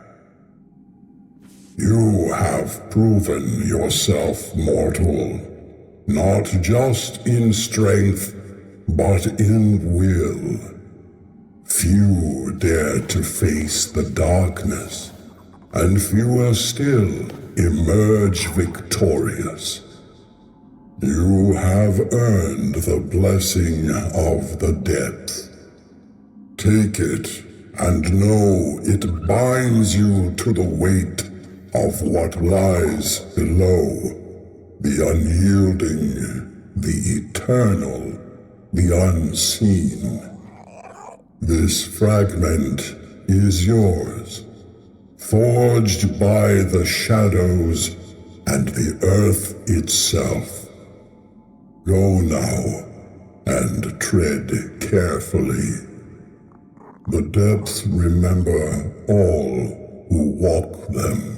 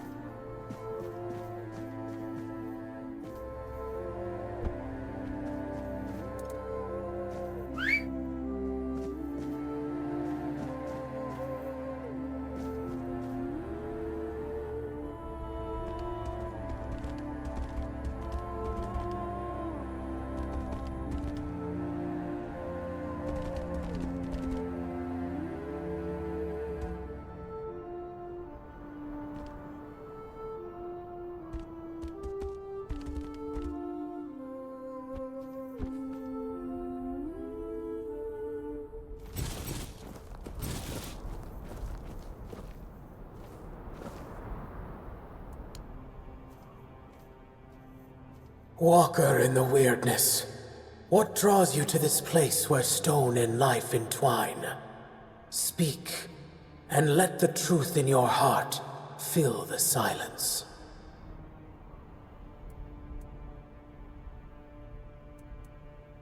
Guide you? No, child. I do not guide. I nurture. I protect what is precious, what endures even in the face of ruin. If you wish my blessing, prove you understand the value of what grows, what blooms, even amidst the ash.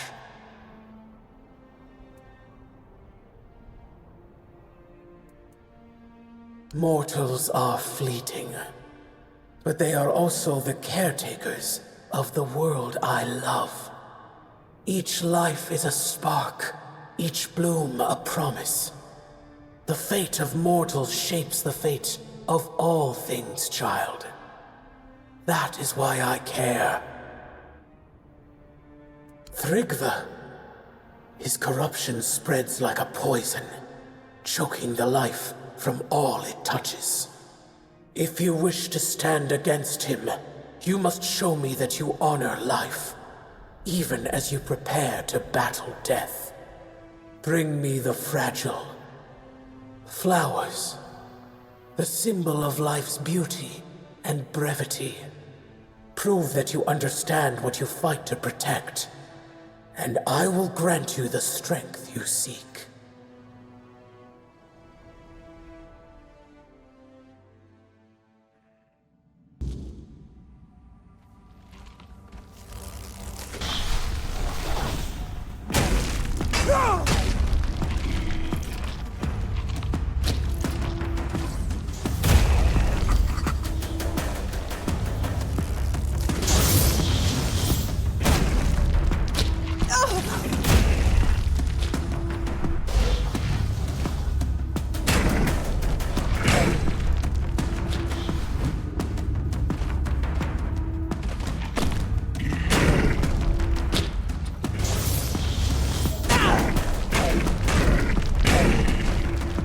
Shown me your heart, mortal, and it is steady and true.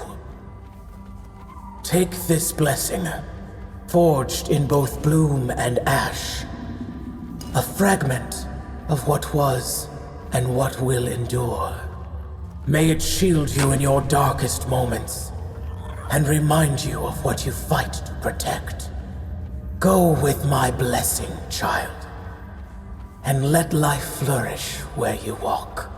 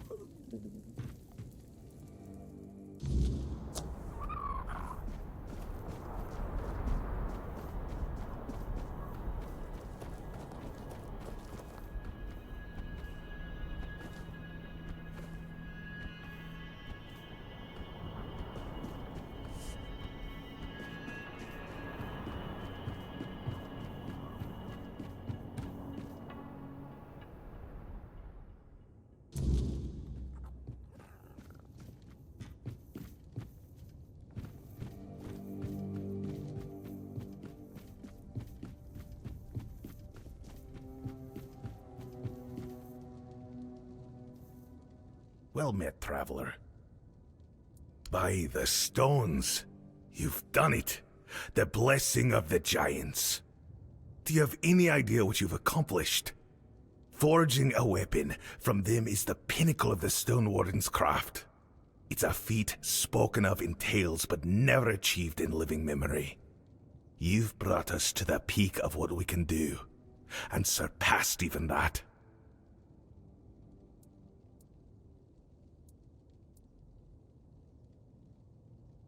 It would be an honor to forge this.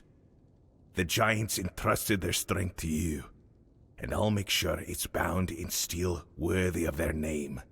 Watch closely, for this is the craft of the ages.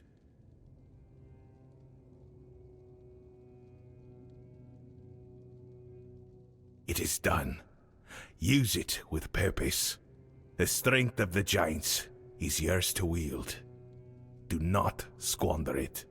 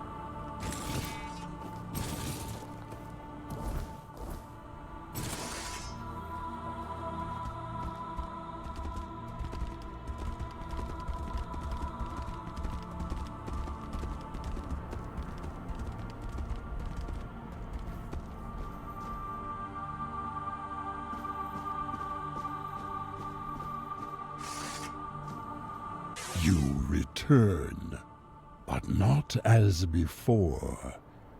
I see the giant's blessing upon you, their mark burned into your soul. Why would they favor such a feeble creature? The giants, they abandoned us long ago. Left us to rot while they slumbered in stone. Their blessings mean nothing to me. You think their favor makes you worthy to face me? You are nothing. I am the lone pillar, the chosen of the gods. No mortal or giant can unseat me. Enough! You dare mock the name of Tryggva the Unbeaten? Then come, walker in the weirdness. Let us see if the giant's blessings can save you from the wrath of the Lone Pillar.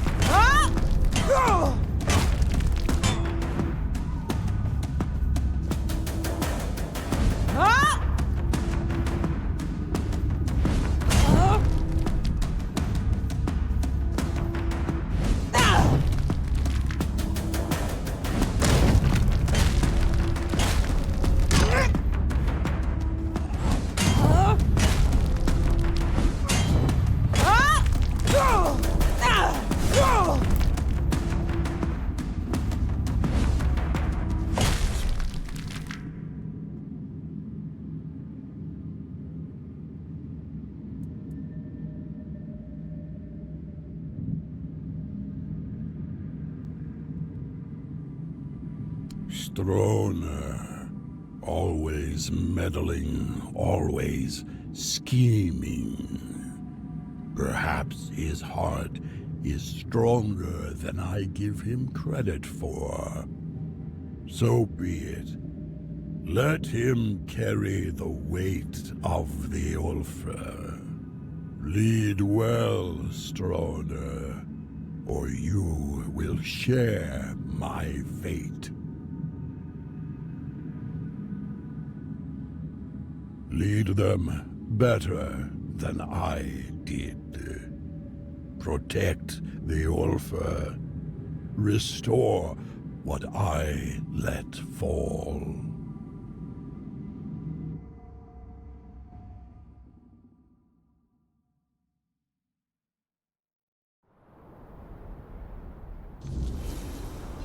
You fought bravely, and I have heard your will.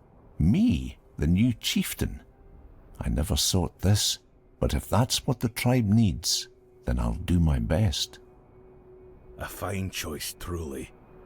You got the heart for this, and the tribe needs someone like you to lead. You fought for the Ulfr in ways few others have. Let's hope the weight of leadership only strengthens you further. And you've done well, choosing wisely when the tribe needed it most. I'm humbled, really. I'll make sure our tribe is strong and united, and yes, I'll go to the moot. The Ulfr will have their voice. Thank you for everything you did. We surely couldn't have made it without you.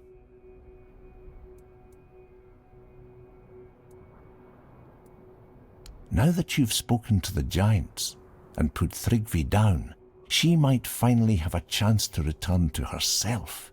I hope the voices are silent now, or will be soon. I couldn't have done this without you. You have my deepest gratitude, and that of every Ulfr.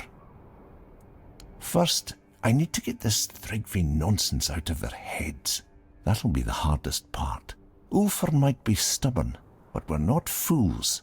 Once they see Thrigvi dead, they'll come to their senses. Before long, he'll be nothing more than a cautionary tale we tell our children. After that, we honour what the moot decides. If it means war, then we march. And there's nothing the Ulfr love more than battle. You have my thanks and my respect. It's been a long time since the Ulfr had a reason to stand tall. Thanks to you, we have a reason once more.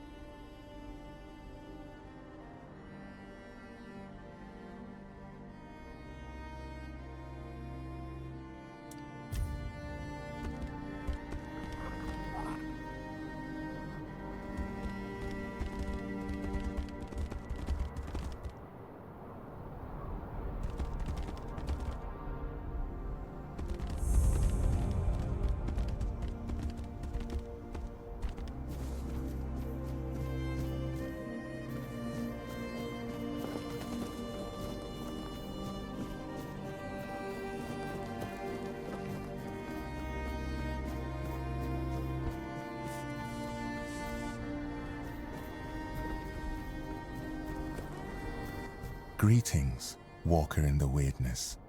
Your presence heralds the end of our vigil. Skuld sees the weirdness flowing through you. He is impressed. He offers his help and counsel.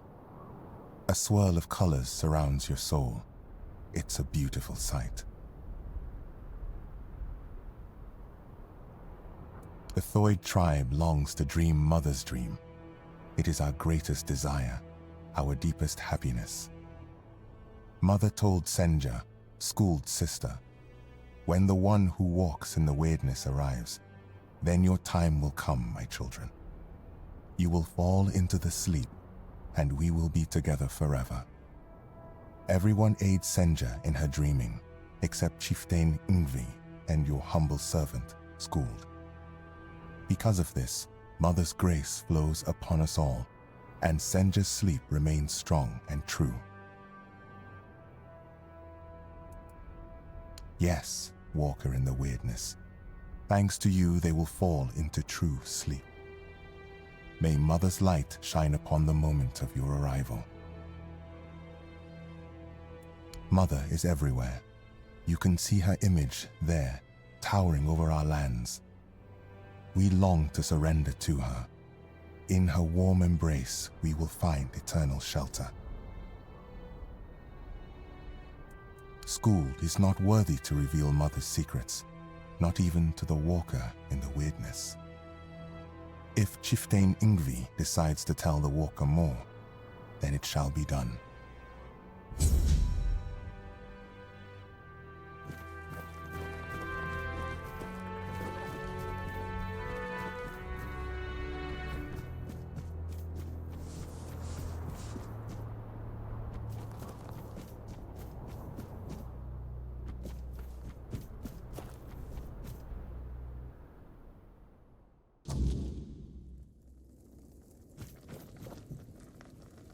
You are here, Walker in the Weirdness. Your arrival heralds change. I am Ingvi. May my stature not surprise you. For the Thoid, it is what you bring to the tribe that matters. I bring myself, my skills, and my devotion. I am my tribe's servant. I've heard the voice, but I cannot answer its call. The members of the Thoid tribe are preparing to fall into sleep, and it is my duty to ensure their safety while they do. We sleep to dream the Mother's dream. It is sacred to the Thoid. Until now, only Senya has dreamed, and before her, a long line of devoted and sensitive Thoid warriors. Through the dream, we commune with our guardian giant, the one we call Mother. Now Mother wishes for all of us to join her. She promises to protect us from the weirdness.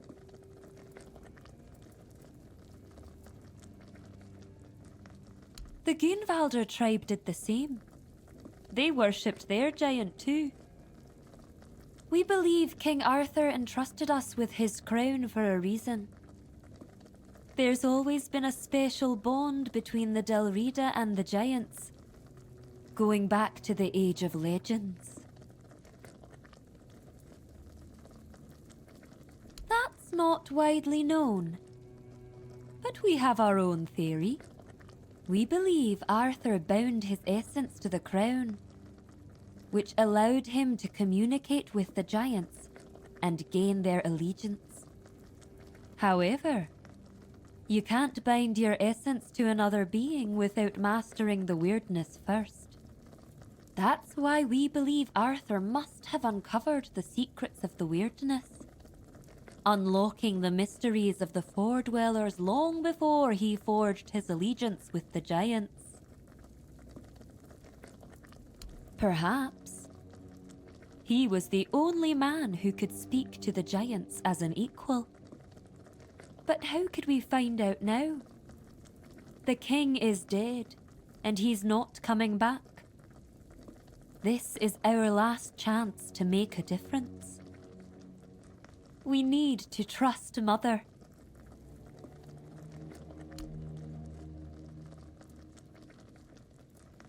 Mother promises that the strength of the Thoids' united dreaming will repel the weirdness and encompass the entire Forlorn Swords.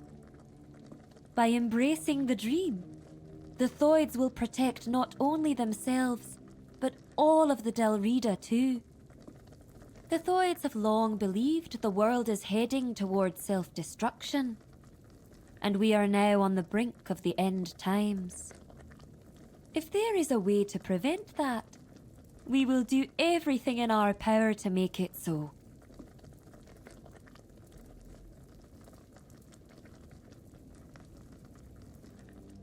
We are not sure, but we have faith. It has to be enough. We became certain the moment you set foot in our lands. Your arrival was foretold by Mother. She said that when the Walker in the Weirdness arrives, it will be time to fall into the sleep. Through our dream, we will save ourselves from the end of days. You are the Walker in the Weirdness. You can do far more than we ever could. We have tried everything. Magic, diplomacy. Some of us even joined One Eye's rebellion. But it wasn't enough. We needed Mother to show us the way. She said that only by joining her dream in another realm can we truly affect the reality we know. I will keep watch until everyone enters the land of the dreaming. Once they fall into sleep, I'll decide whether or not to join them. I may simply become a nameless, tribeless Delrida.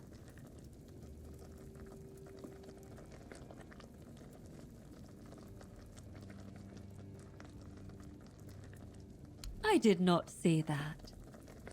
I'm only saying I haven't made my final decision yet. How do you think you can help us? Can you do more than walk the weirdness? Can you walk through dreams too? If that's the case, I won't stop you from entering. Mother will decide if you're of use to her. But don't you dare harm her, even if you can. If you do, you'll have the entire Thoid tribe against you. That much I'm sure of. As you wish, Walker in the Weirdness. I won't make any decisions about the dreaming until you return with answers. Or the will of the Mother.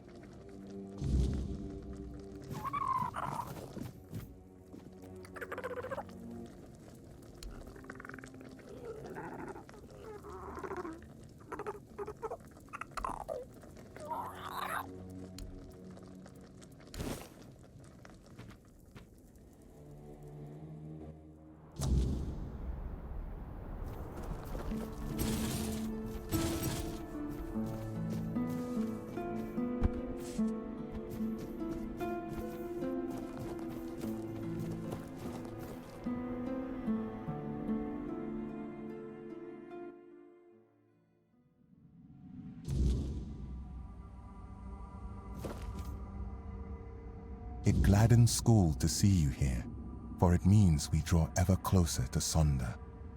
Behold the dreaming, our true home. Walker in the Weirdness. As I greeted you in the waking world, so do I welcome you once more.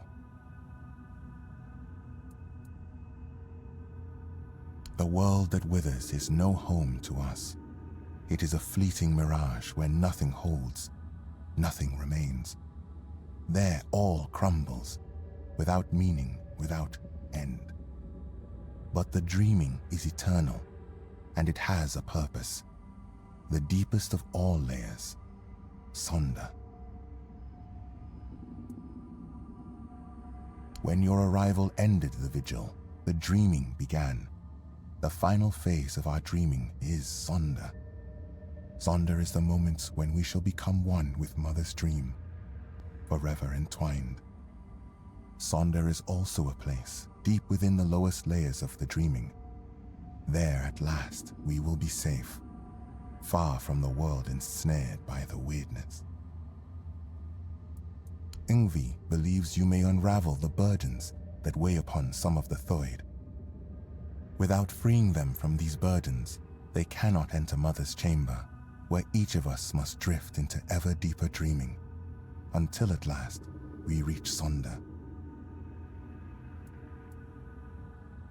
Life, unfulfilled duties, feelings that tether the soul, keeping it from sinking into the dreaming's embrace. Each of us carries burdens. Once, we of Thoid would end our vigil and return to wakefulness, striving to cast off these burdens through life itself. But your arrival ended the vigil. It began the dreaming, and Thoid may no longer wake, not unless such is Mother's will. Yngvi's burden is to guard the village of Thoid, to safeguard Mother, and to ensure that all members of the Thoid tribe journey towards Sonder. She awaits the right sign. When it comes, only then will she choose her fate.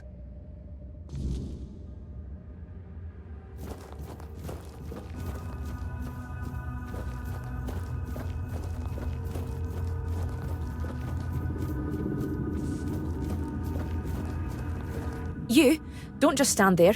Help me find Veilkin. I know that filthy swine is hiding somewhere around here. We have to find him. A filthy beast. A mongrel who tried to put his hands where they didn't belong. Oh, how I wish I had cut them off when I had the chance. But he fled. And now he's entered the vigil and I will not let him go any further. If he dares try to harm her again, I swear... Senya! I swore to protect her, but I failed. I chased Veilkin from her bedside, then from the tribe, but he still managed to worm his way into the vigil. I need to find him. As long as he's out there, Senya will never be safe, and I will never be able to join her in Sonder. Because I saw him.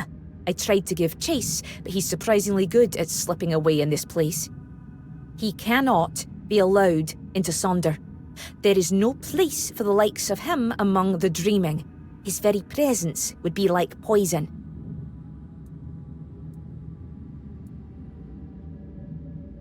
Good.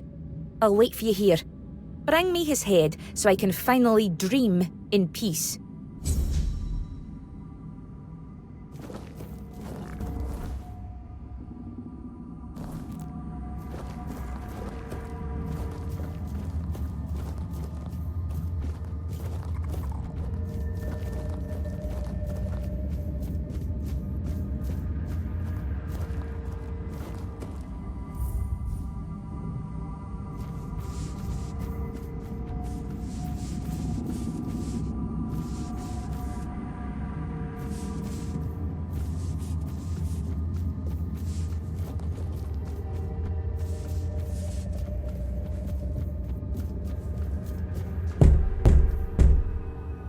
Walker, in the weirdness. You're here. Finally. You have to listen to me. I need to speak with Yngvi. But ever since the dream began, I can't leave this place. She must hear this before it's too late. That's exactly the problem. Sonder is a trap. No one can go there. Especially not Yngvi. Please, I'm begging you. You have to help us. The Giant Mother, the one we believe to be Mather, wants us to become her children, to surrender ourselves to her care. But why did we ever assume she was Mather? Our Mother Goddess was a warrior. She gave us the strength to stand against adversity, to unite against those who seek to destroy the Dalriada. And what is this dream, if not turning our backs on our kin? On the other tribes who still fight? Are we to crawl under Mother's skirts while the world burns? Sunder is an escape, and now I see it clearer than ever. If we flee into Sunder instead of standing and fighting, we are no longer Dalriada. There is no honor in this. We are on the verge of losing everything. Our identity as Tuid, our very souls. I don't know if it'll be enough, but you have to try. Tell Ingvi that Rune reminds her of the duty of every Dalriada. We stand and fight. We dunny run. The Giant Mother is not Mither. She's nothing but a weak, selfish wretch who would see the Tuid destroyed. I know my plea must sound desperate. If you grant my request, I'll enter Sunder. I'll be thrown into it whether I want it or no. But if that is the only way to save the tribe, then I will do it. I will sacrifice myself for them.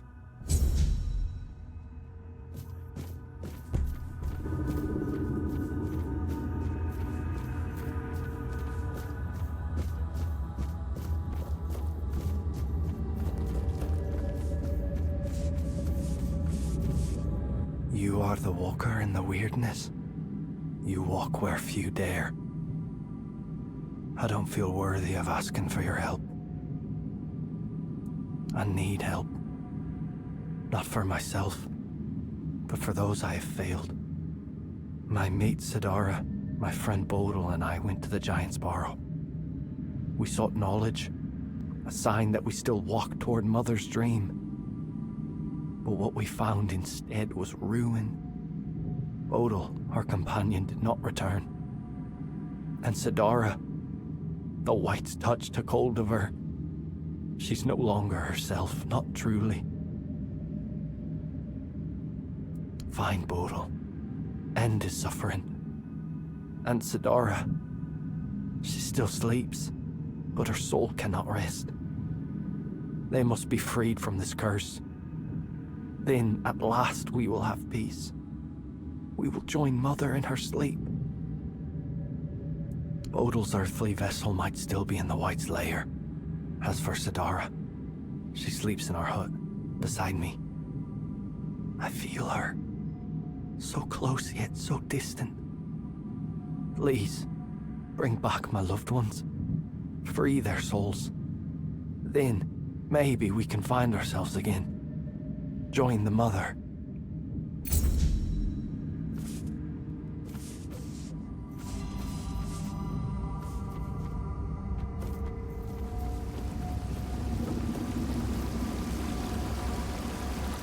Ho ho ho, you're here. Munvarth knew you'd come, even before we headed to the Mother's chamber. They call me Jarnsfer, because that's my name, Jarnsfer. So that's why they call me that. Makes sense, doesn't it? To the Mother's chamber, where we'll dream forever. Munvar says great black ships that devour the sky will take us there. But I don't know if that's true. He makes things up sometimes. Like that time he told me he brought me a giant's tooth. Turned out to just be a regular old walnut shell. He's my friend. My raven friend. I mean, he's a raven. Feathers, wings, a beak, all the raven things. And he's the reason I'm worried. Well, not really him, actually. It's my stupid head. Always forgetting things. Before I entered the Mother's dream, I told myself, Jarnsver, remember to let Munvarth out. And, of course, I forgot. Damned useless head. I'd rip it off my shoulders and toss it into the abyss if I could. Yeah, he talks to me a lot, and sometimes he says things that make me really wonder how he even knows them.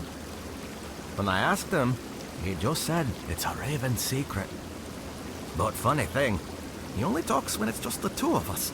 If anyone else is around, he clams up like a corpse.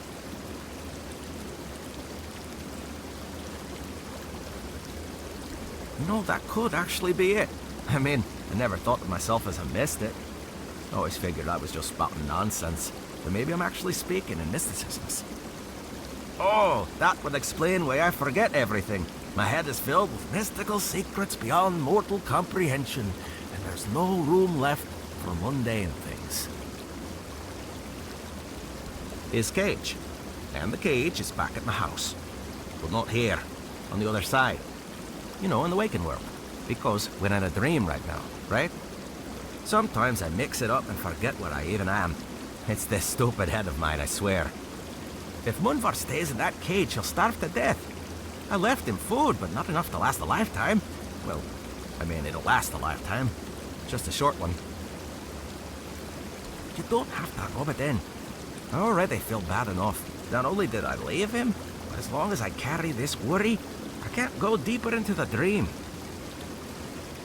You will. I do it myself, but I can't go back anymore. For Toids, dreams are a one-way journey. Both Munvarth and I would be forever grateful. Here, this is the key to his cage. It works like any key. Just stick it in the lock and turn it. I hope I can travel back to the waking world. And please, make sure to apologize to Munvarth for me. Did you manage to free him from the cage? Of course, I'm not rushing you. But it's probably best to do it before my friend starves to death.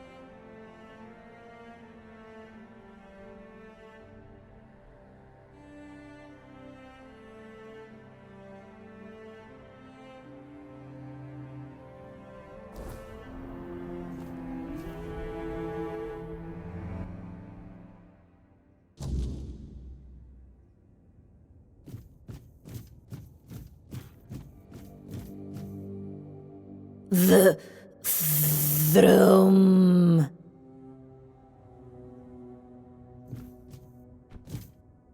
The throne.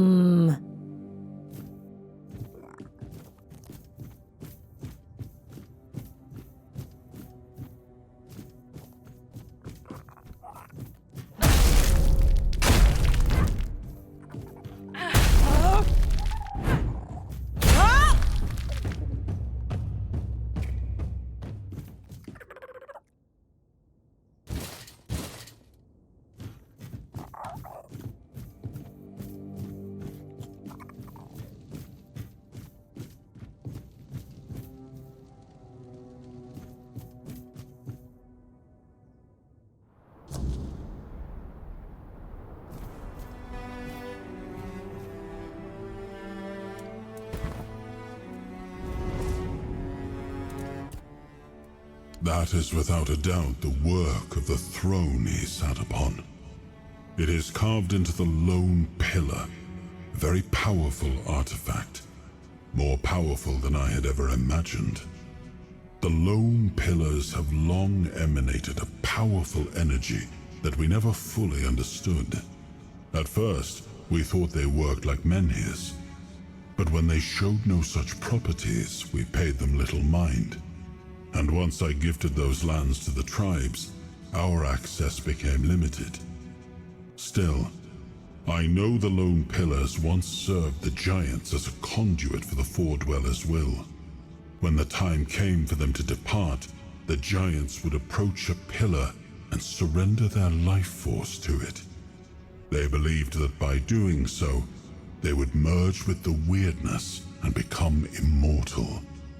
And after what happened to Thrigva, I'm beginning to believe they might have been right.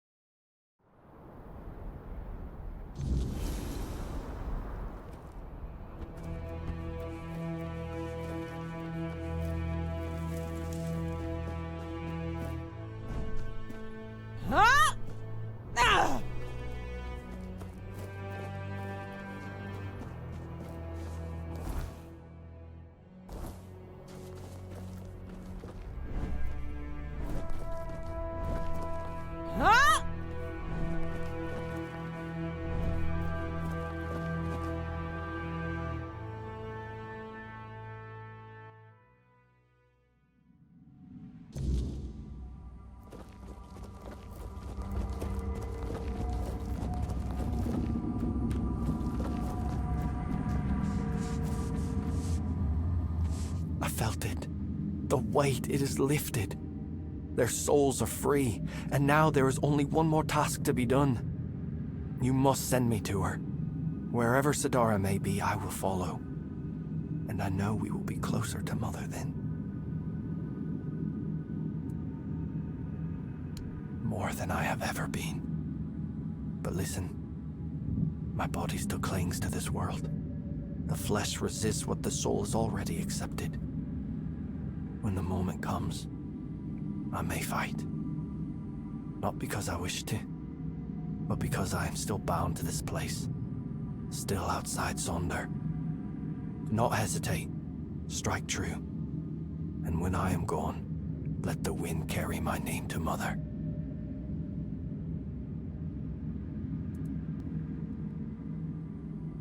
Thank you for understanding. For not making this harder than it must be. Let this be the last battle I ever fight.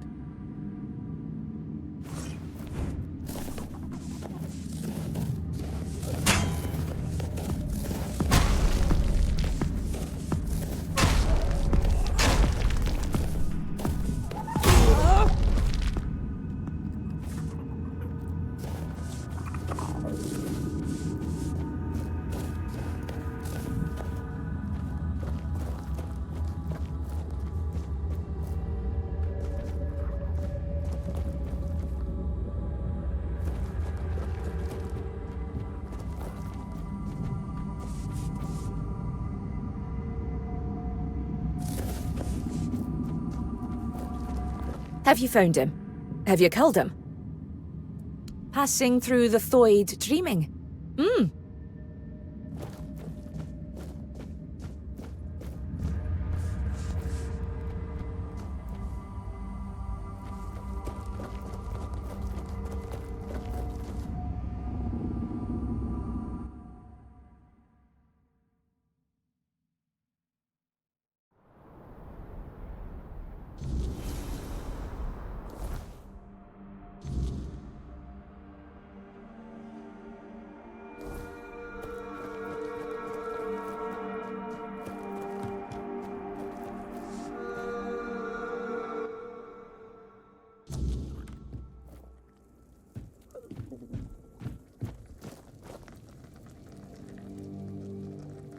Walker in the Weirdness, you return. Welcome.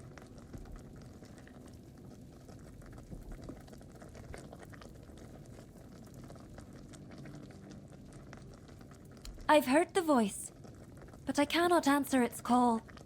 The members of the Thoid tribe are preparing to fall into sleep, and it is my duty to ensure their safety while they do. Ah, Runa. I suppose that means you simply must tell me whatever it is, just because it is his wish. He has told you, I hope, how much he longed to become chieftain. He tried everything to be chosen. One of those attempts nearly cost me my life. But among the Thoid, ambition is one of the gravest sins. That is why I was chosen as chieftain. I was the only one who did not seek it.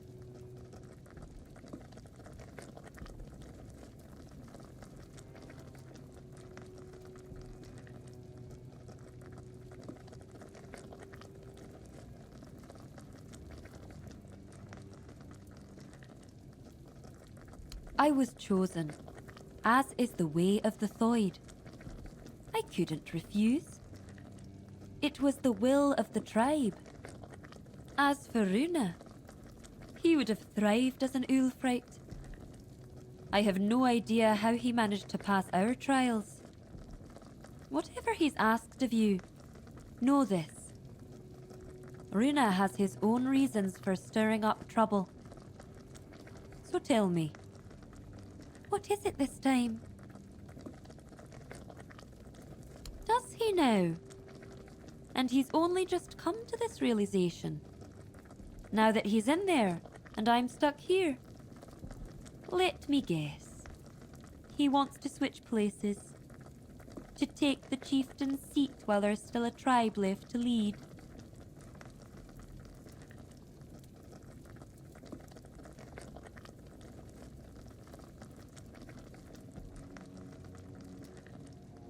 Sacrificing himself for the tribe.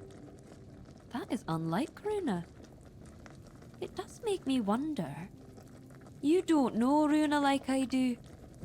He would never do anything that doesn't serve his ambitions. But entering Sonder goes against his desires.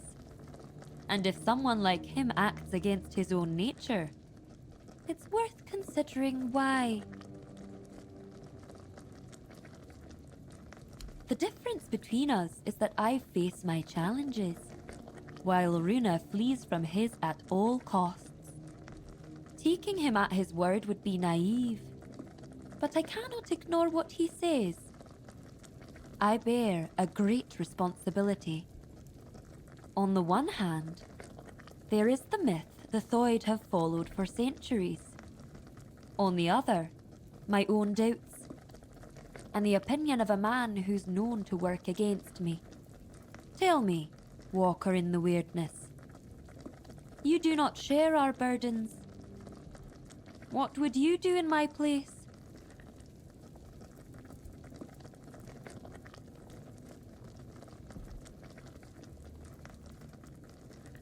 I will. You have my word. You, Walker in the Weirdness, see things in a way the Thoid cannot. We've always placed our trust in intuition. And if mine tells me there may be truth in Runa's words, perhaps I should heed by it. Thank you for your involvement. My duty as chieftain is to hear the voices of my entire tribe, even those who are not respected, like Runa. You may leave me to my thoughts now.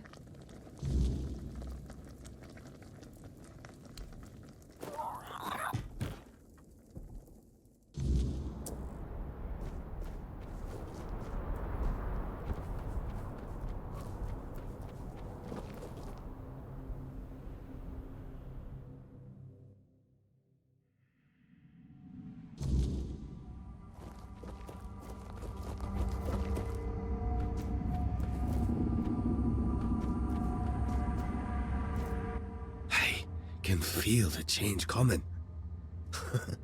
Thank you for your help.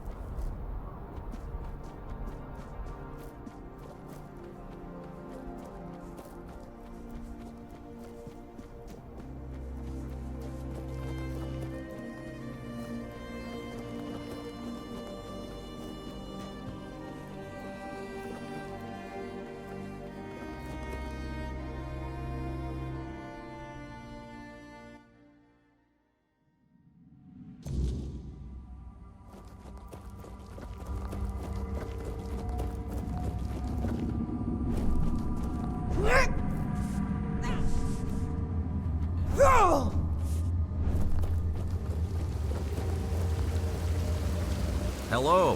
It is you. Did you manage to free him from the cage? Thank you.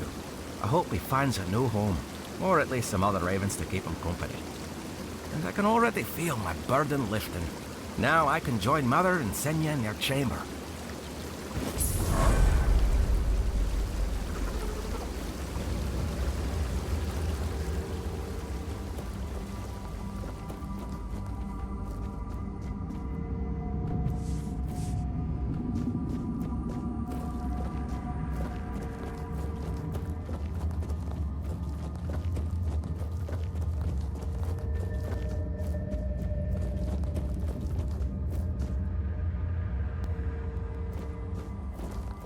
Behold, Walker, this is one of Mother's earthly faces. She watches over us now in the dreaming, as she once did in the waking world.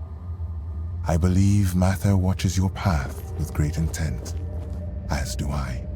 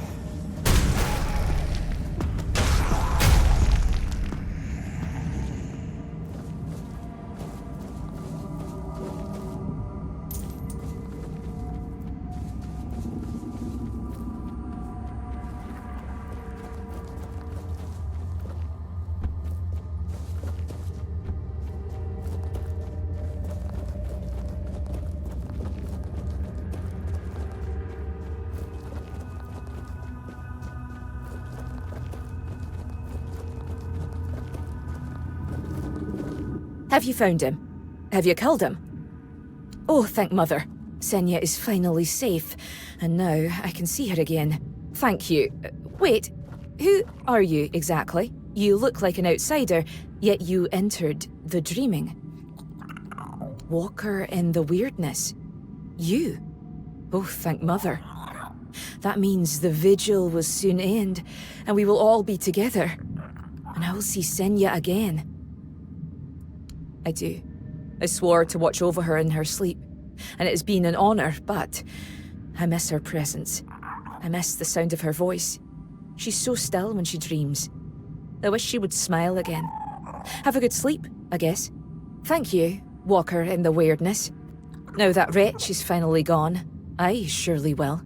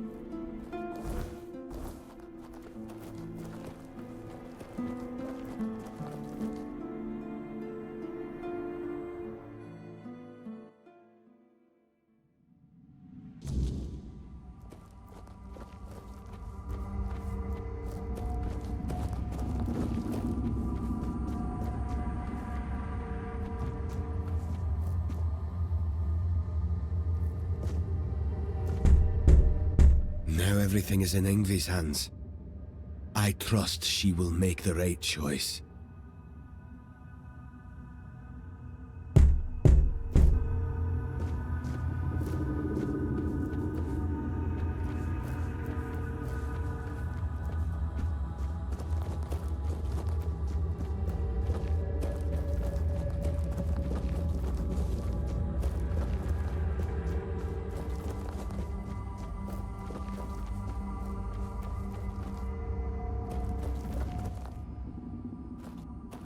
You have come, walker in the weirdness. Jarnsfor, Rune, Alfild, Thrym. You do not yet grasp the weight you have lifted from their shoulders. No matter how great or small their burden, it still bound them, kept them from journeying towards the deepest layer of the dreaming. But now they may step into Mother's chamber, and you shall be granted this privilege as well. After all, this is why you are here, is it not?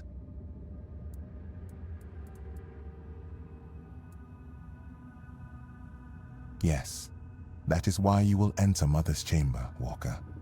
The choices that must be made shall be made within. No matter the outcome, you have the gratitude of all Thoid.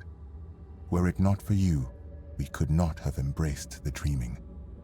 We could not have stood before Mother's chamber. You shall see my sister, Senja, and Mother, whose dreams we have shared, and in whose dreams we long to become one. Do not fear. No harm will come to you in the dreaming. I know that you are expected, Walker. Indeed, the time has come.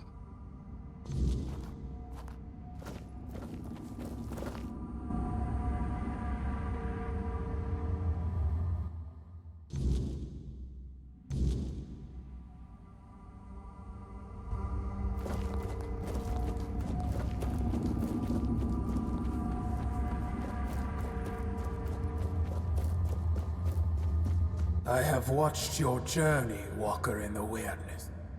I saw how you helped the lost Thoid children face their burdens, the weight that kept them from entering this chamber.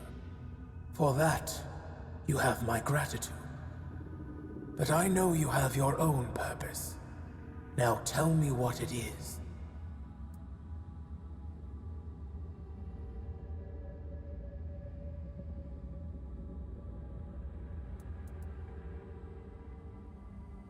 So you have chosen to follow the voice of the tribes and his fading hope.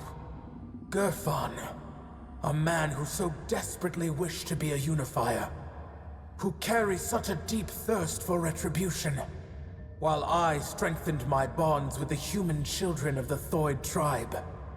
I learned much of his mission.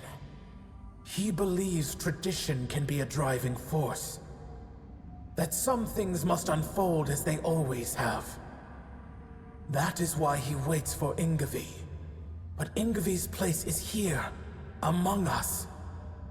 And when her kin entered my chamber, the Thoid Elder's burden was lifted. She has no reason to remain in a world crumbling into ruin, all for the ambitions of one old man.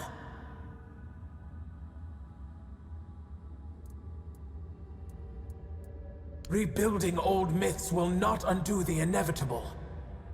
The past is a graveyard, Walker. If you keep chasing it, if you keep digging up what was buried long ago, you will find yourself in a grave before long. Enough. There is no reasoning with the giant's stubborn nature. No matter what you say, she'll keep dragging you deeper into the labyrinth of her mind. That is why I ordered the giants to sleep. Their nature was unpredictable. They reveled in strange manipulations, willing to wager their own lives in primitive bets and frivolous games. And so, I speak. Whatever this one demands, grant it.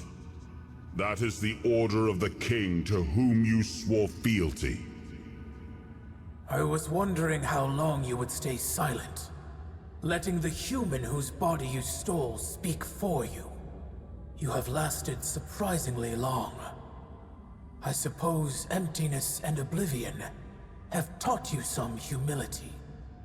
Nevertheless, greetings, Arthur. I am glad I have finally dreamt of this moment. The moment I can tell you, face to face, that everything is your fault. Avalon is falling because you existed. Because you continue to exist. This is also the moment I accuse you of murdering my children. And the children of the other giants.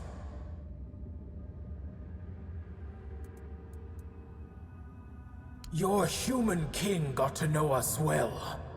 When he ordered the giants to sleep, he knew that our children could not dream. Dreaming is something giants grow into with age. Having no choice but to obey, we left our children behind in the waking world. Alone, defenseless, condemned to the coldness of death. Qrko, the child I once held in my arms. But I had time. Enough time to dream of Sonder. A place and a state where death holds no power. There, I will dream, Qrko. I will give shelter to the entire Thoid tribe, including Ingavi. I will not abandon any more children to the waking world. I have made many terrible mistakes during my reign, but I always considered what was best for my people. At least, that was my intention.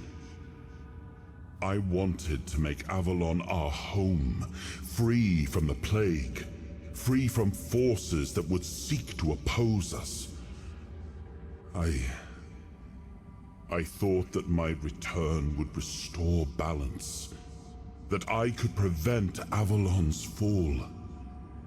Your idea of what is good is twisted, human king. As for you, mortal, yes, you need the blessing of the tribes to claim the crown. Those were the terms of the sacred pact, but you will have to manage without the Thoid. They will all come with me into Sonder. I will care for them as if they were my own children.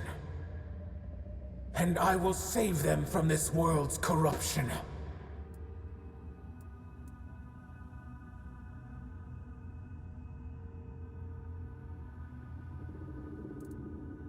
Indeed, you have the right to make such a demand.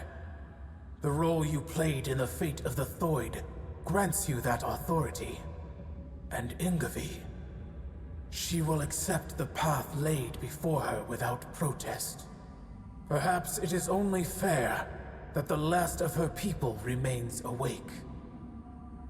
That some trace of the beautiful children of Thoid may endure until the end of time. Very well. So be it. The way to Sonder is closed to Elder Ingavi. Her duty now is to carry the legacy, tribe. Walker, although you carry fragments of the King's soul within you, the choices are yours to make. I entrust you with the blessing of my rune, hoping you will choose wisely. And you, Arthur, do not think you still command everything. You are a prisoner of your own legacy. It is done. Our long-dreamt-of meeting has come to an end, and I am pleased with the outcome. Leave now, and let us dream.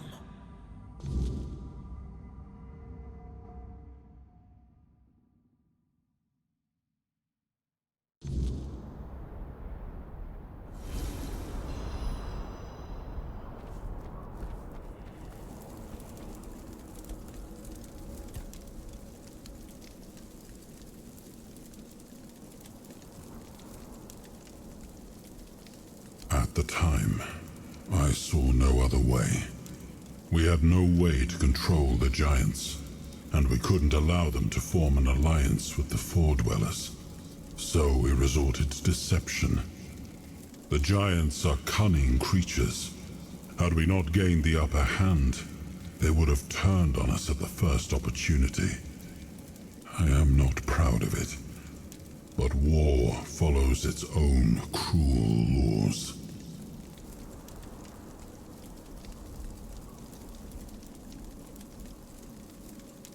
It is. And you should stop asking questions when you already know the answer.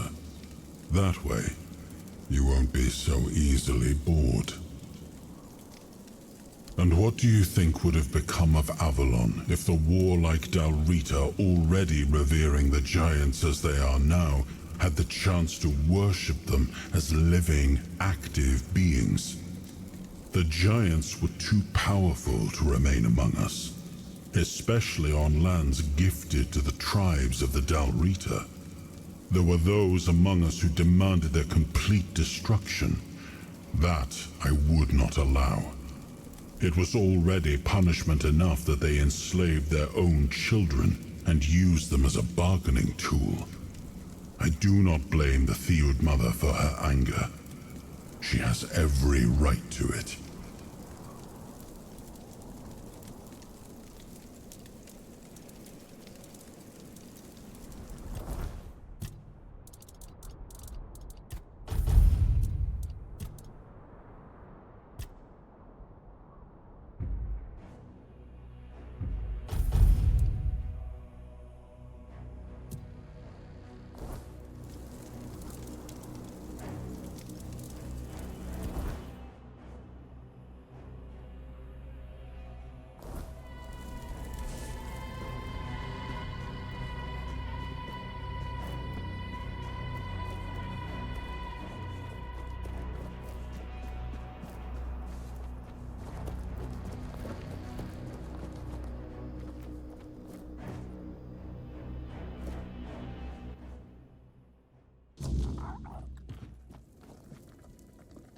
Walker in the Weirdness, you return.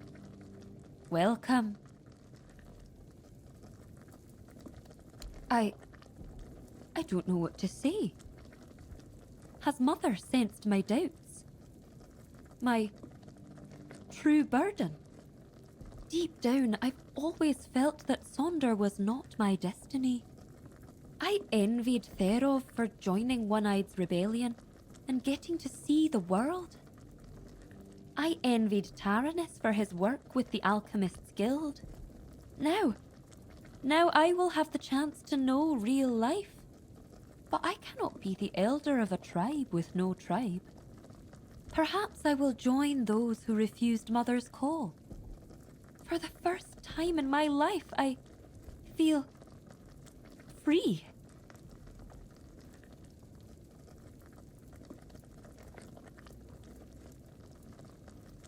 I don't know how Gerfan will react to an elder without a tribe. But, well, he summoned me, so I will come. There is a reason why the Thoid made me their elder. My power, despised by the other Delrida, is truly unrivaled. And on the battlefield, a skilled Thoid is worth 10 Volker warriors steeped in Mather's fury. The Thoid. We have long been divided between those who follow Mother and those who were deaf to her call. Or at least, that's what we believed. That they were cowards, unfaithful, ungrateful wretches. But I was never convinced by those words. To me, they were simply brothers who dared to walk their own path, even at the cost of eternity. Deep down, I admired them. I am still Thoid, and I am young. When I come of age, I can bring more Thoid into this world, perhaps even with the help of those who return home one day.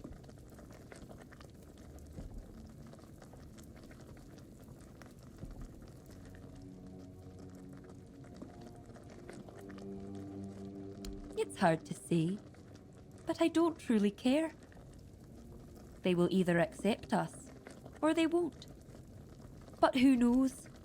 Perhaps this time we will grow closer to them. I've always thought they envied our direct connection to Mother. with Mother gone, perhaps we will finally build a true rapport.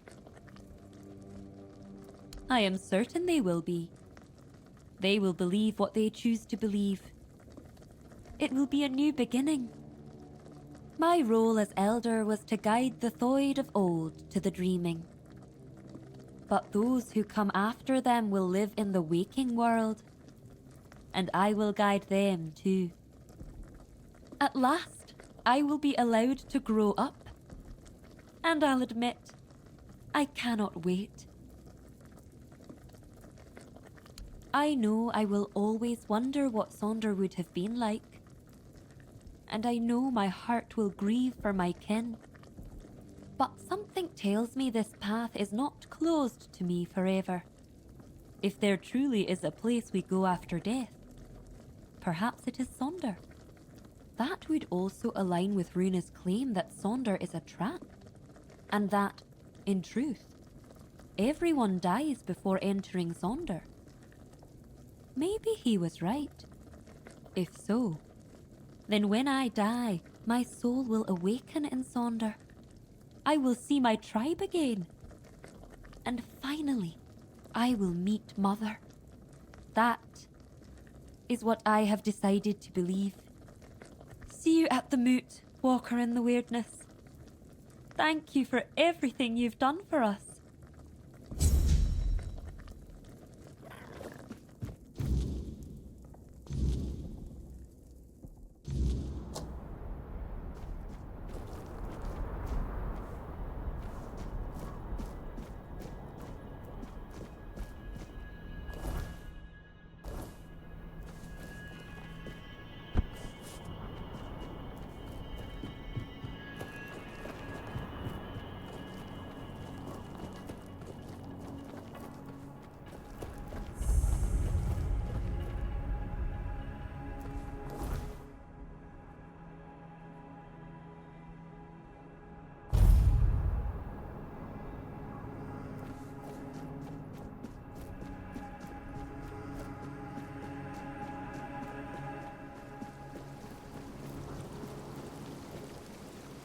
Yes? Who have you managed to convince? This pleases me greatly. The Svein are the finest scouts this land has ever known. Their skills will be invaluable in the war, and in shaping Avalon afterward. Allow me, in return for your effort and intervention, to return this piece of armor to you. It will improve your chances in the trials of the King's threat. How did you manage to convince the Thoid tribe? They've always kept to themselves, no matter the hardships we faced. You've done the impossible, and I want to give you an artifact the Thoid tribe once guarded. Here, a part to the King's armor they were tasked with guarding. It will aid you as you face the challenges of the King's threat. Could it be that the Volker have uncovered the truth about Mother? Unbelievable. Of all the tribes, I thought the Volker would be the least likely to show. Take these pieces of the King's armor, once guarded by the Volker. A gift in return for the help you gave him. May they serve you well in the King's threat.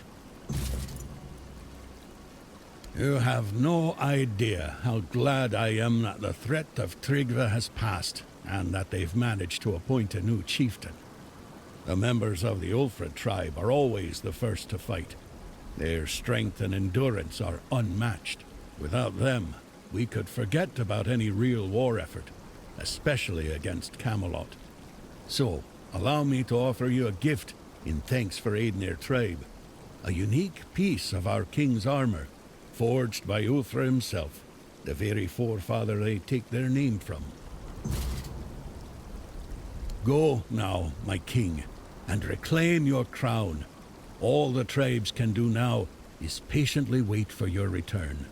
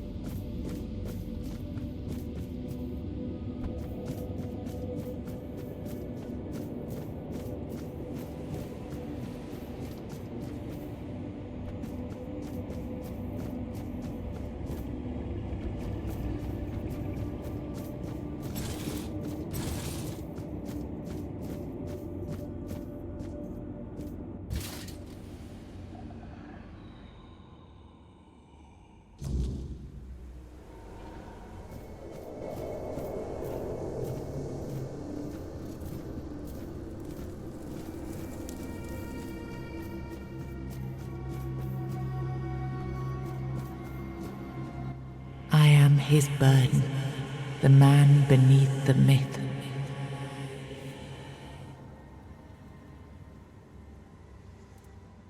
I am the face that time forgot, the name that was never enough.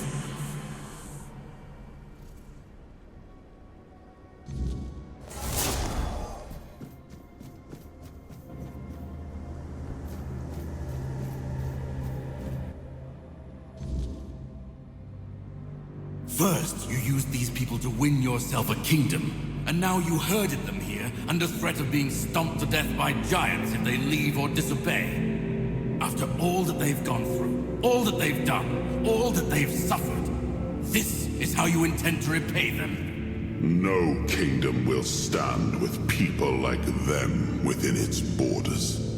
They would have to change their ways. The Del Rita are not ready for this. You know this. You did worse than all of them combined, and you are the one responsible for all they've done so far. They fought for your name and under your banners. Does this mean you're not fit to be a king? Not ready to have a kingdom? I left the heritage of Pendragon behind me.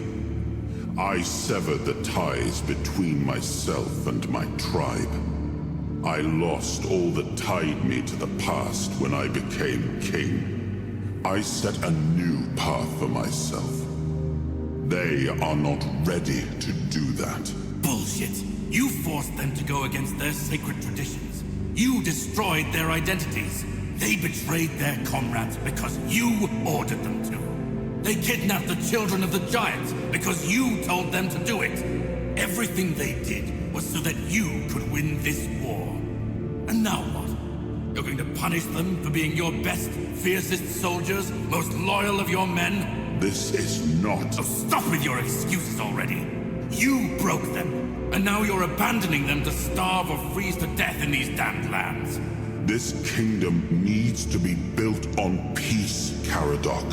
Letting them live among merchants, lords, and ladies in Camelot or Timberwall. How would that go? Exactly as anyone would expect it to go. So we would end up with a civil war. Right after we won the war that almost annihilated us all. Oh, damn you. I've had enough. I stood by you through everything. Even what you did to me. To Seawall. I let it all slide. I told myself it was for something. For a noble cause. But this is where I draw the line. I renounce my oaths, and I'm walking away. Put a blade in my back if that helps you sleep. I don't care. Not anymore.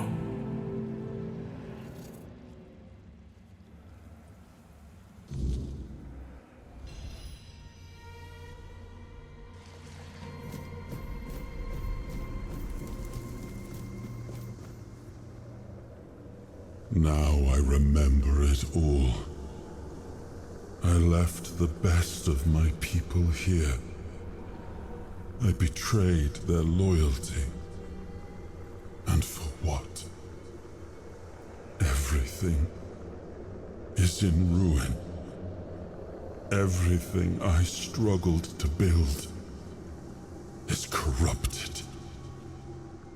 This land, it had a glorious past, but it has no future. There is no way to save it.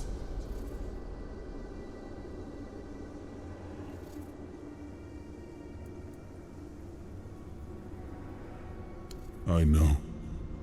I see it now. And it was my decision that cost them the ability to grow and change. I may have been right about the diagnosis. Now I see I could have been wrong about the cure. The tribes helped us win the war. They were fearless and followed every order.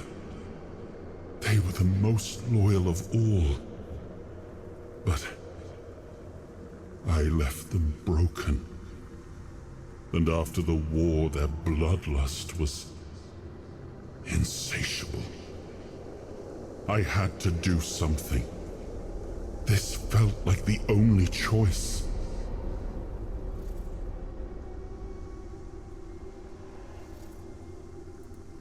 Caradoc had the clearest eyes of any of us.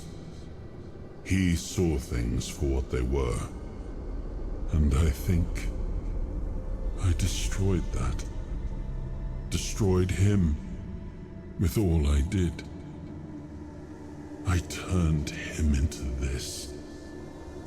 And now he's only a shadow of the man I once knew. He used to carry hope. Now all he carries is vengeance.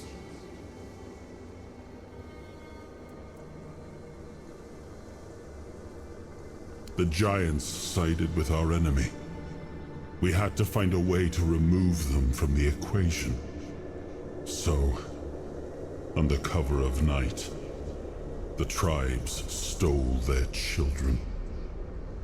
I told the giants their offspring were our hostages, and that we would slaughter them if they refused to bend the knee. One of the most humiliating moments of that whole war, both for me and for the Del Rita.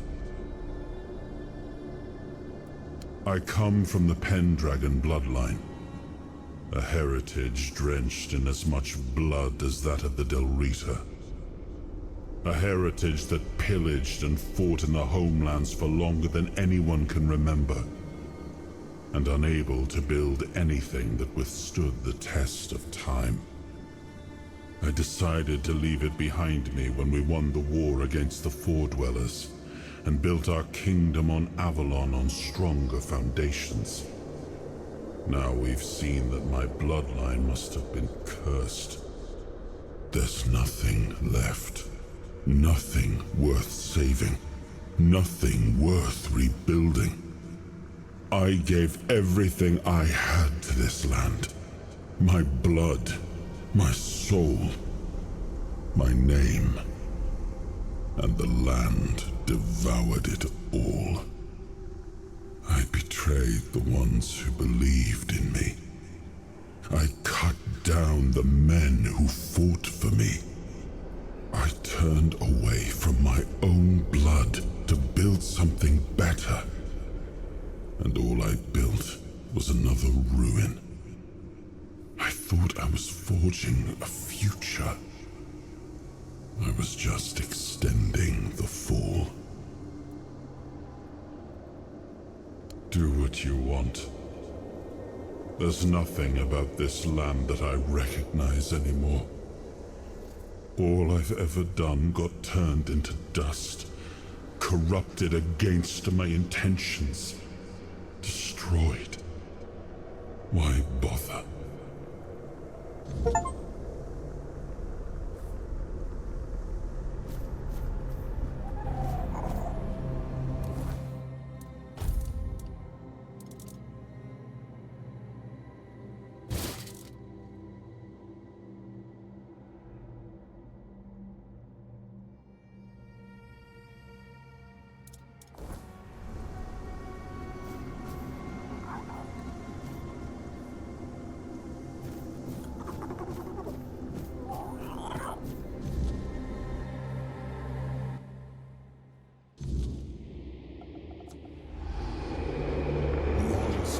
Future King, you return. Speak your will through the mortal you now inhabit. Is it time for us to awaken?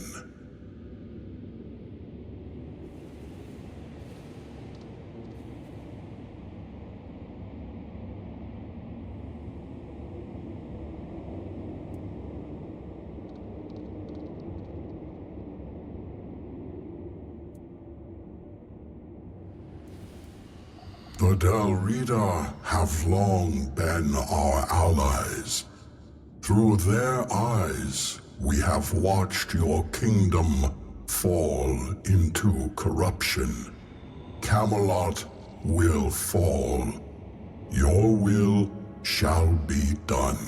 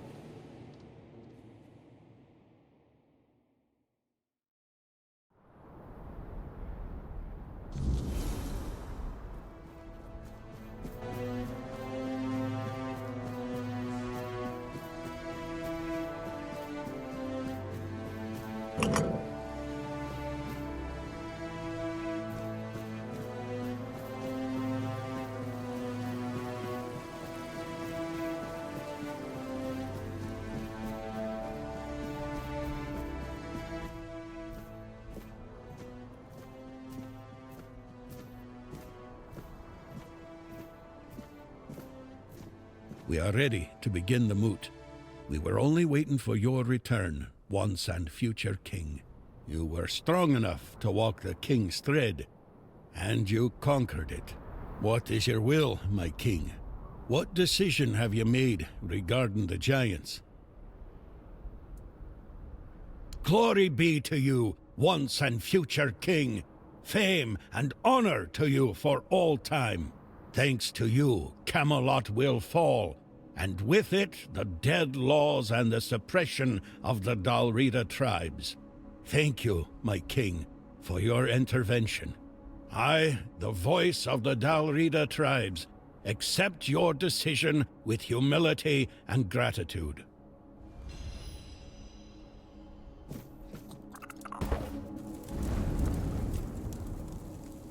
Now you ask me, when it was your choices and actions that led to those consequences. You managed to unite all of the Dalrita. That is no small feat, especially considering they tend to fight each other when they have no one else to battle. Gerfana should be pleased.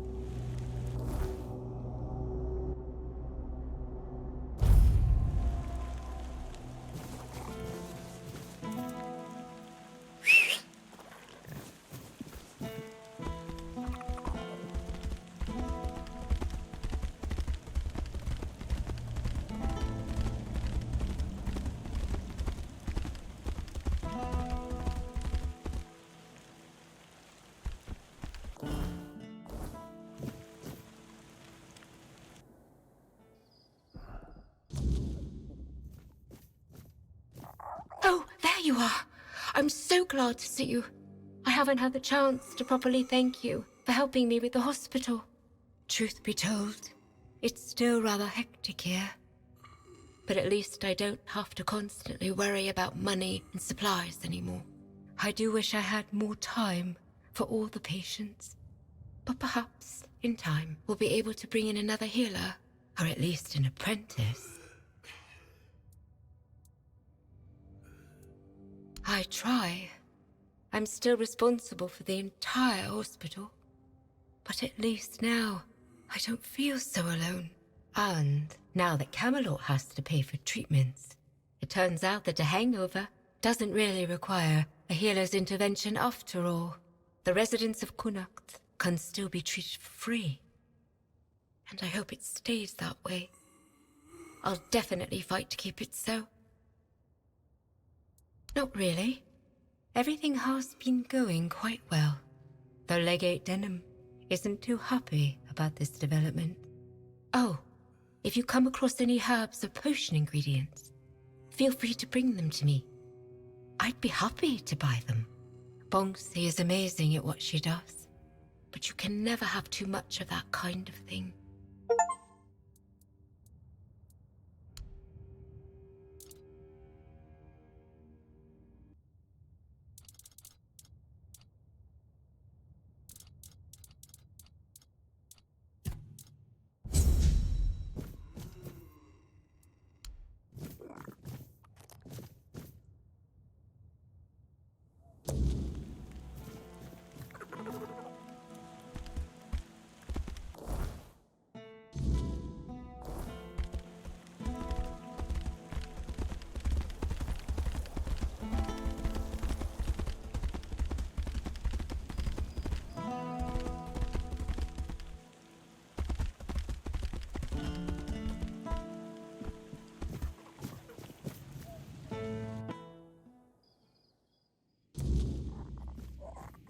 If I just stay... Ah, there you are. What news do you bring to the court today? Truly? Well, I suppose there's no accounting for taste. Still, better you than Dalriata. She put us in a terrible position, you know. She came here and demanded we hand over part of our treasury, just because it was once theirs, as if we could afford to show any more weakness. Take the tablet, do whatever you wish with it. I never want to hear about it again.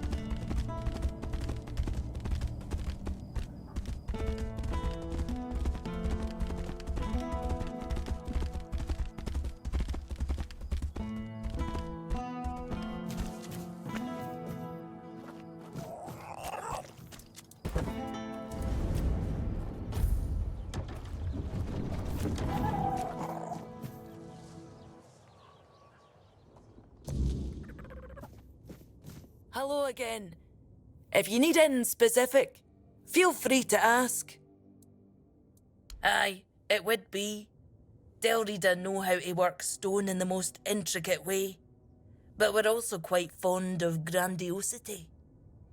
I'm afraid I'll have to ask you not to part with it just yet. The Stone Wardens are waiting for it, and I can't really be seen lugging it around. And you're very strong. You can handle it with no problem. Here's the reward I promised. And I'm sure Kvor will have a little extra something for you too.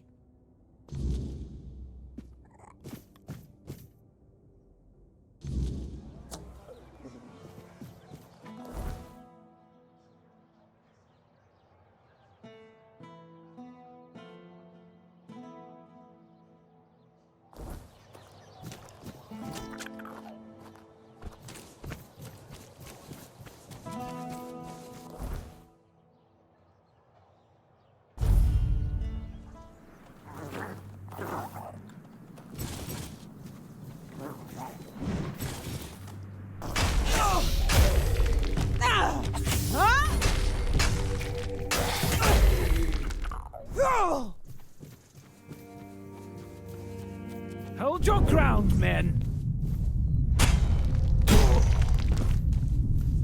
Huh? Did you hear something?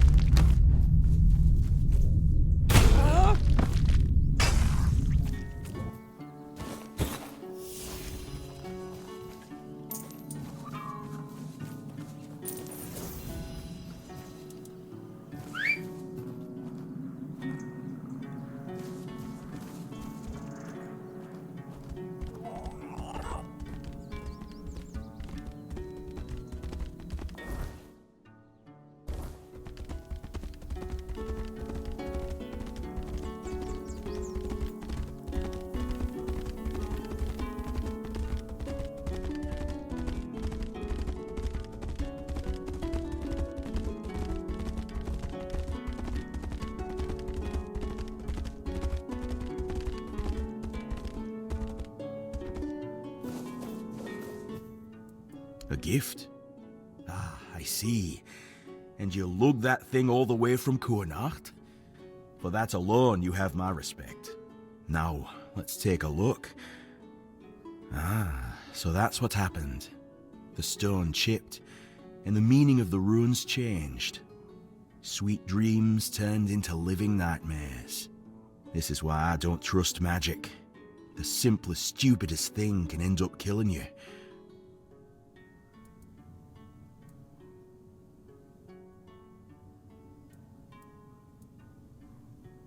Well, there is now, but no, I don't think it started as one.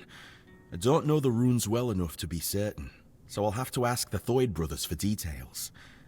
But it looks more like a blessing than a curse. At least now they can rest easy, knowing their tribe hasn't done something so dishonorable. Aye, and I'd say because of cracks between people too. If we hadn't strayed so far from one another, maybe all of this could have been avoided. Then again, maybe not. Maybe fate makes no mistakes. I suppose we'll never know. But you're not here to listen to a blacksmith getting maudlin. Here, this is for your trouble. May your burdens be lighter to carry from now on.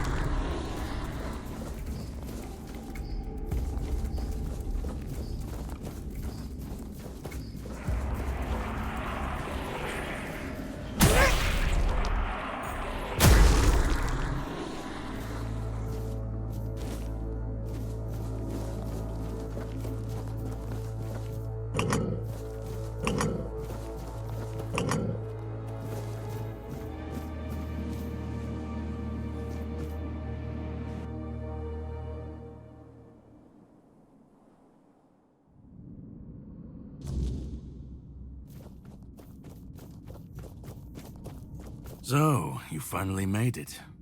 Took you long enough. I hope you're ready, because this is it. The beginning of the end. This is the Charred Conclave, a graveyard for druids, burned alive as scapegoats for the Red Death. It's a reminder of what happens when people fear what they don't understand. Well, first, you're going to meet my former employer. We don't see eye to eye anymore, but we both realize that our collaboration yields results, as shown by you being here. He'll try to sugarcoat the hard truths I've been telling you from the beginning, spin them differently. Never mind. Why waste time here talking about it when you're just a step from the end? It's best if you just go forth and see for yourself.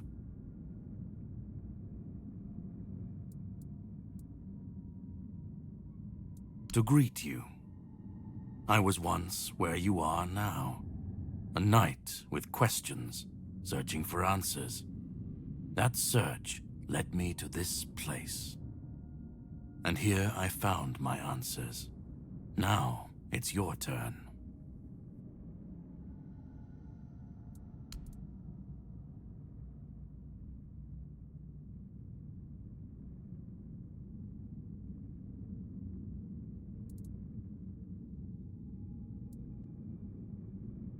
Cruel rituals, sacrifices, hard choices in search of real results. They called it wisdom, knowledge gleaned from the weirdness itself. But to the people, everything they did was unnatural, costly, and frightening. The druids believed their results would justify the costs. They thought Avalon would see them as saviors. But the people didn't understand, and fear turned to fire. They spoke out. They should have stayed silent, kept to their herbs and potions, but they didn't. They believed their ancient knowledge, ugly and painful truths from times long past, could save Avalon from the plague. And maybe they were right. But people don't want the truth when it's covered in blood. Well, the Red Church and their politicians made sure of that. The druids became a convenient enemy, a way to shift the blame and tighten their grip on power. It's always so simple, so banal, isn't it? Well, death doesn't always mean an ending. It was a sacrifice so costly, so cruel, so pointless, that it tore a rift in the fabric of this world. An ultimate wound. And so you're the closest you'll ever come to seeing the true shape of this world.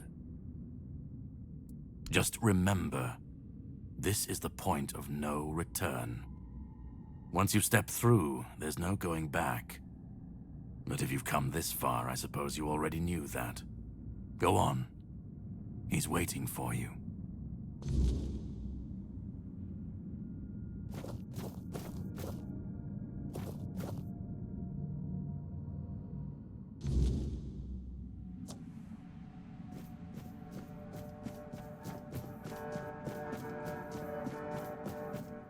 At last we meet.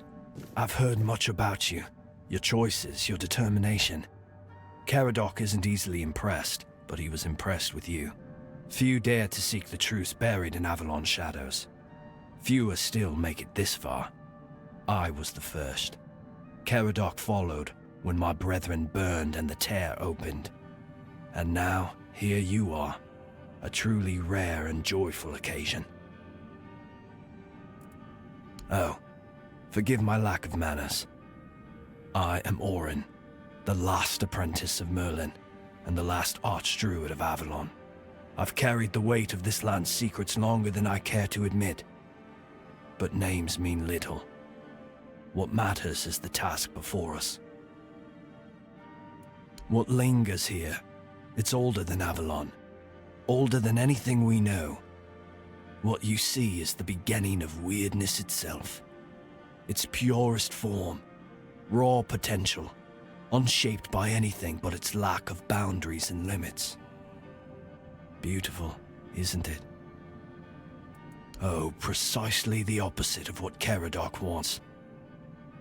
I want you to help me resurrect King Arthur. Properly this time.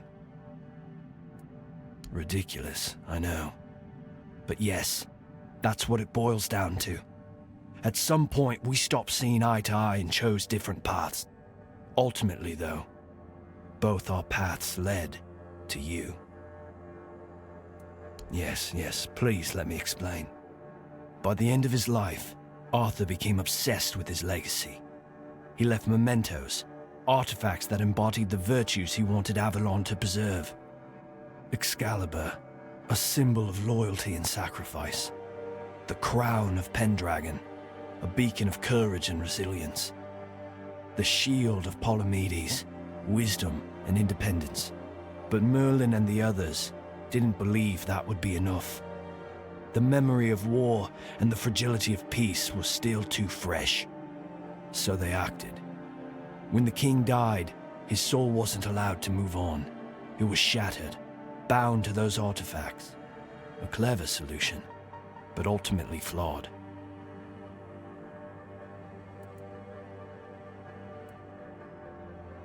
They feared losing what Arthur represented more than losing Arthur himself. They thought the king's essence would endure if bound to his relics. You can't pick and choose with a soul, but that's exactly what Merlin did. He focused on 3 parts of Arthur: his strength, wisdom, and courage. He left out 2 pieces. One, tainted by the Four Dwellers' magic, was deemed too dangerous. The other was his humanity, the most fragile part. Merlin thought compassion and doubt were weaknesses, unfit for a king. Without them, Arthur became hollow. A king with power, but no heart. That way, Avalon's greatest failure was born. I tried, and I found his humanity. It's here, bound, kept safe. But the Four Dwellers' aspects was left to drift, untethered between worlds. Finding it needed more than magic. It needed someone like you. The horrors you endured on that island gave you something no one else has. You can move through the weirdness, touch it, and return whole. That's why you found the king's soul, bound it to yourself, and came back.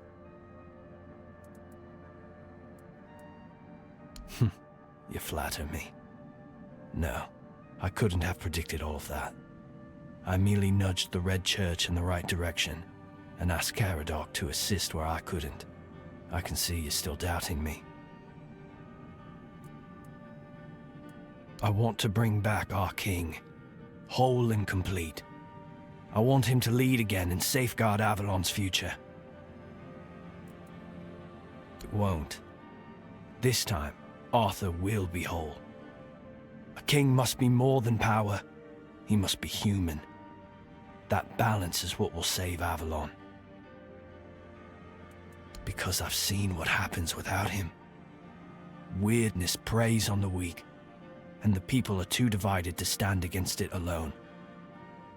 Arthur is their only hope. Ever they're left without him, without guidance, chaos takes hold. Division festers.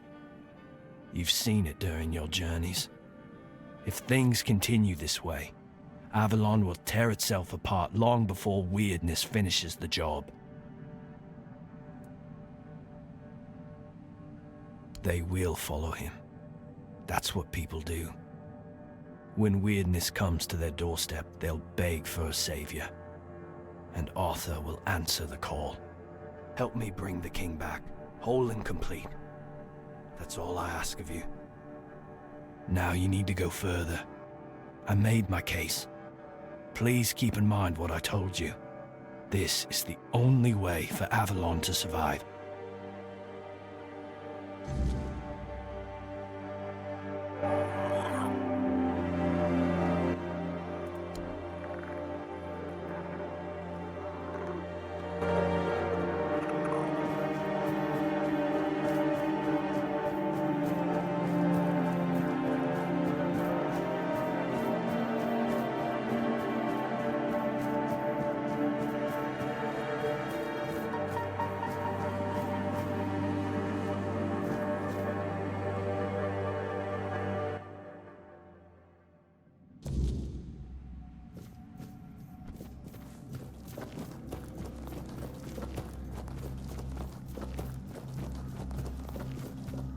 I was there when it all began, when Arthur first set foot on Avalon. I was a knight in his army. We believed in him, in his dream, in his kingdom.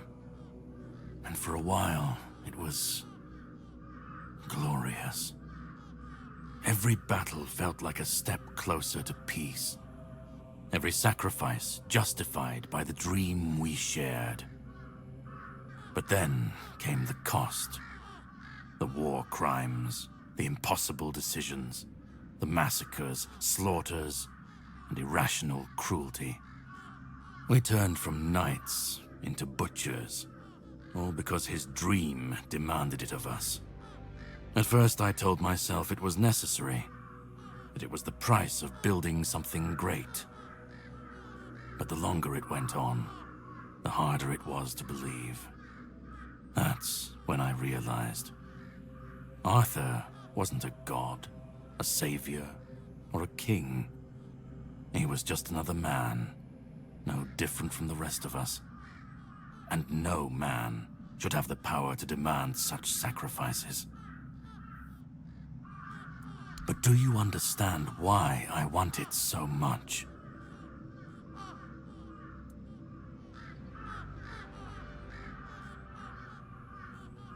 I'd like to believe that after 600 years I've moved past pettiness. You need to understand that people thought, and still think, that he was more than human. But he wasn't. He made mistakes, just like any man. And the cost of those mistakes was always paid for by others. I've seen what happens when people cling to kings and myths. They wait, they follow, they waste their lives on promises that never meant anything. But that's not my problem. I'm not here to fix Avalon or to free anyone. What comes after doesn't matter. Let it all burn, let it rot, let it rebuild. I won't be here to see it.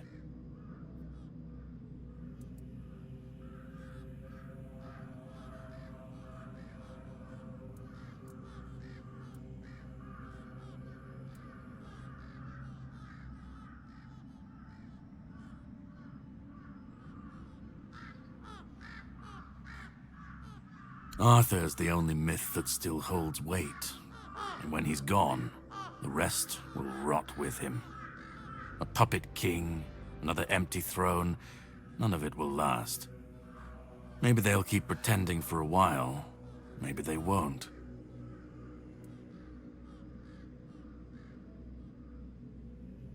Let them stand, let them fall. It's not my concern. If the weirdness takes them, so be it. At least it won't be another king's failure. Another lie propping up a dying world. It'll just be what it is. And call it chaos, call it freedom, I don't care. Let them rise, let them fall. Let them tear each other apart. I just want to watch it all come down. To see the last lie collapse under its own weight. What comes after? That's for the ones still standing to figure out. Then let it. If this world can't stand without a dead king propping it up, maybe it deserves to fall. I've lived longer than any man should, seen more than anyone should ever bear. And I've waited centuries for this moment, this chance, to end it all, to end him.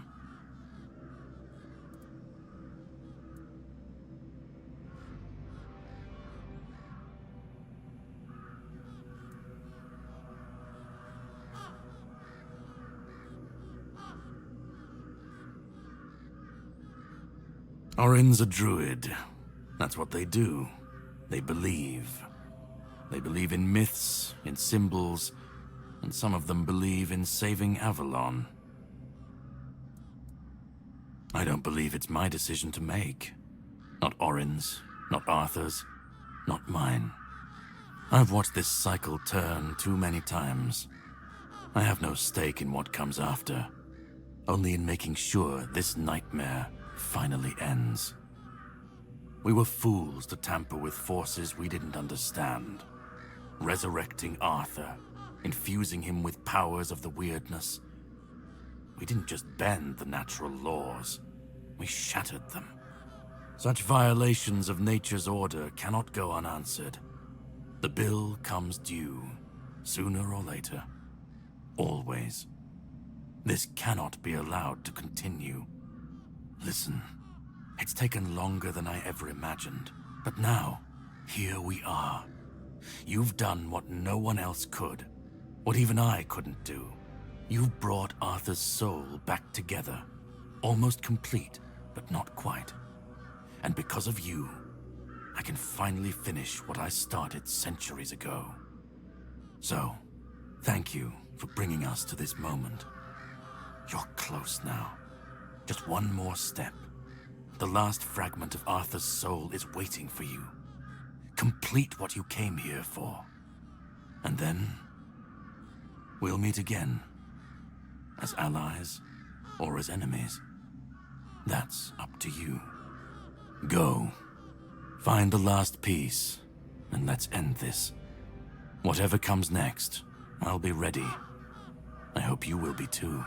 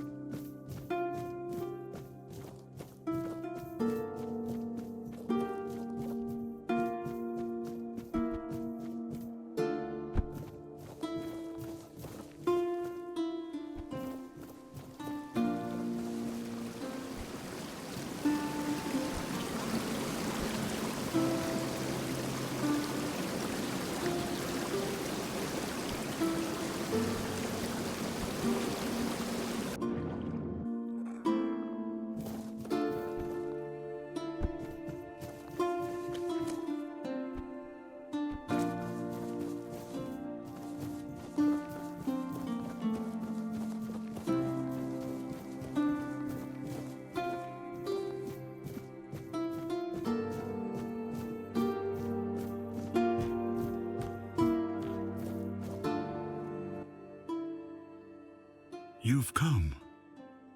The one who carries what's left of me. Please, don't come any closer. Don't force me to think about coming back again. Just let me finally die.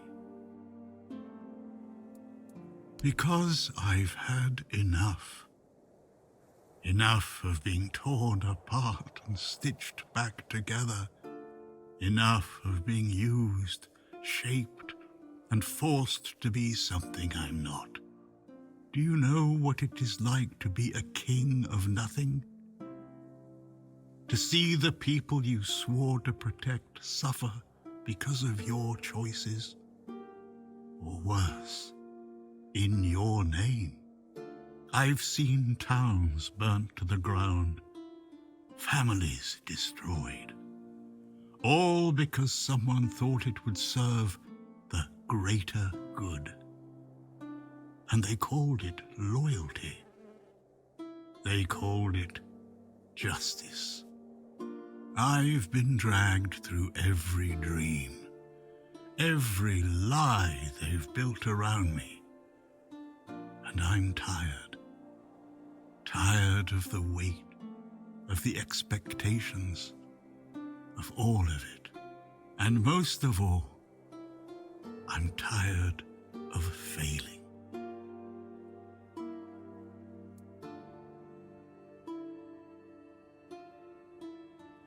Orin wants a king, not me. He doesn't see the broken man behind the myth. He sees a symbol, a weapon to wield against the weirdness. But symbols aren't people. They're empty. And the more they're used, the more they hollow out the one who carries them. That's all I've ever been to Orin and the Druids. Do you know what it's like to be a weapon? To be forged, sharpened, and thrown at every problem? He thinks ending me will free Avalon. But what then? Without an idea, a light to guide them, they'll stumble, lose their way, and turn on each other. People always seek something to follow, something to believe in. Take that away, and they'll tear each other apart trying to find it. Or worse, build something even crueler in its place. I want release. I want to stop being a tool in their endless struggle. Kill me. Destroy the last piece of me and use the energy however you wish. Take it yourself and become the new king. Give it to someone else. I don't care. Just don't let me come back again. Let me die. Not as Arthur, not as the king, just as a simple, normal human being.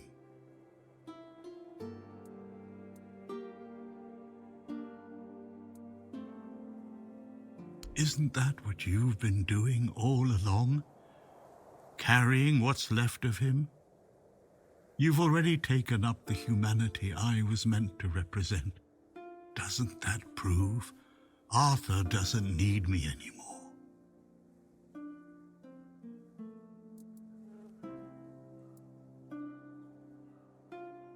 I don't care. Do you know how freeing that is, to finally not care what happens next? Whether Orin gets his king or Qrko gets his ruin? To not feel the burden of all my failures? To not see my memory tarnished, my plans, goals, and ambitions dragged through the mud? To not see the suffering my name causes? No more deaths in my shadow. No more kingdoms built on my bones. Another way? There's always another way, isn't there? Another cycle, another resurrection, another lie to keep the world spinning. But please, not for me. Not anymore. I've had enough. I don't want another chance. I want this to be over. Do what you think is right. That's all I can tell you, because whatever you decide, it will finally be your choice, not mine, not theirs. And that's the only thing I've ever wanted. You hold the choice. I don't care who you side with, Orin, Qrko, or no one at all. You have all of my soul. Use it. Take it for yourself, or give it to someone else. I don't even want to know. Do what you will with it. Just let me go. Let me finally rest. Let me die. Please.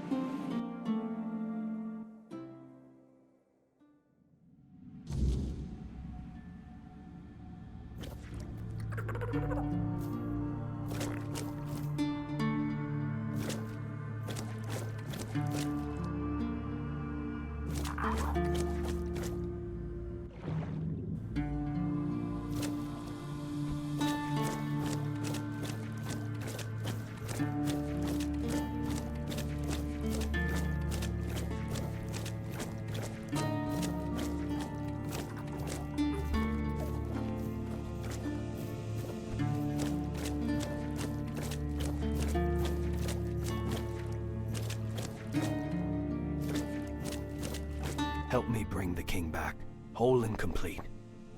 That's all I ask of you. Now you need to go further. I made my case. Please keep in mind what I told you. This is the only way for Avalon to survive.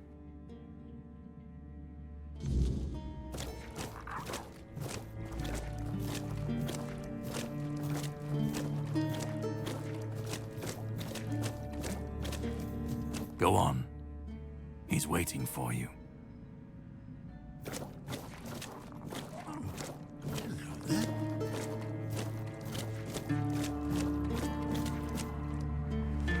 Let me go. Let me finally rest.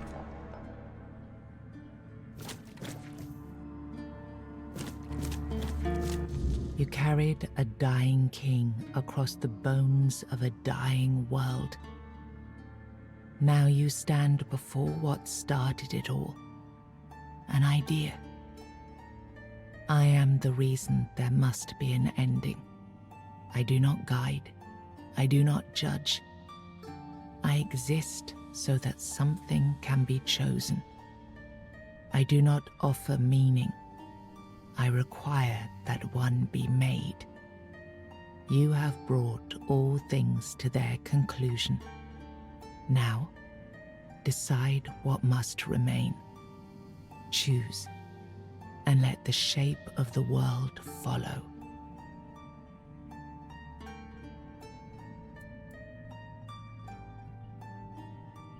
You will vanish into the story you chose to restore.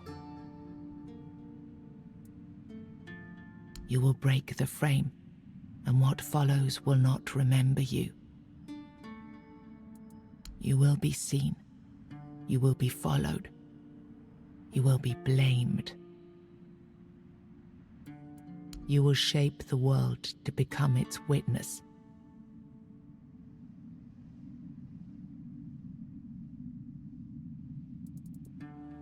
Then the idea shall endure, unquestioned, repeated, secured by return.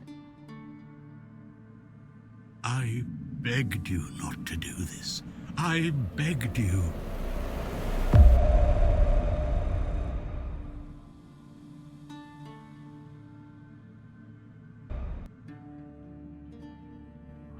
No, I won't let this happen. Not again.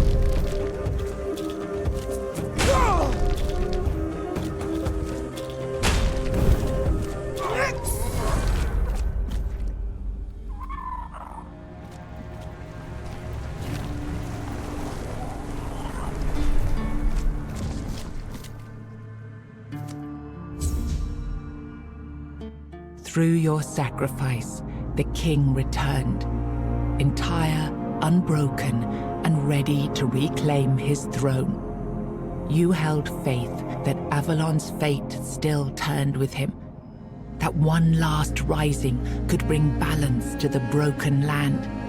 Now he rules again, and the world bends to the weight of your choice, for salvation or for ruin. You gave everything to restore the king, and your journey ended with his return. Closing your eyes upon the sight of Arthur's triumph, you felt no regret, only the certainty that your final choice had been the right one. With One Eye and Captain Brandon working side by side, the South found a peace it hadn't known in years. The roads stayed open, the fields were guarded, and the people finally felt safe. No longer bound to Camelot or the Knights of the Round Table, it became a land ruled by its own people on its own terms. Soon after you made your decision in the Resurrection Chamber, Denham took the men here to Camelot, along with most of Qrnak's people. Yvain departed in silence to pursue the Grail and never returned, his absence barely noted as Qrnak faded into history. You awakened the giants, and with them at their side, the Dal Rita conquered Camelot. As the capital fell, the customs of the tribes spread across Avalon. Not everyone welcomed them, but the change had already taken root. Fergus was named the new Galahad the Loyal. With One Eye and Brendan backed by the Dal Rita, the Forlorn Swords, he saw that the South's alliance was strong enough to stand on its own. He urged Camelot to leave the South in peace and turned his attention to securing the rest of Avalon. The captain led the South to independence, breaking all ties with Camelot. Under his rule, the Horns of the South flourished. Merchants, pilgrims, and adventurers returned to the roads, and prosperity once again reached the far corners of the land. One Eye ruled the South, with the Horns of the South at his side. Over time, the Dal Rita of the Fallen Swords rallied to his banner, forging a unified force. With the South secured, he stood in a strong position to launch future conquests across Avalon. Nianta left Qrnak with Yvain, and her fate remained unknown. Yet among the people she once served, tales of her devotion and courage endured, and her name was remembered with respect. Maggot remained among the people of Qrnak, and eventually moved with them to Camelot. There, where druids were forbidden, the community hid him in plain sight. He spent the rest of his life in secrecy, protected by those he had once helped. Qrko left Qrnak alongside Yvain, despite concerns about his age.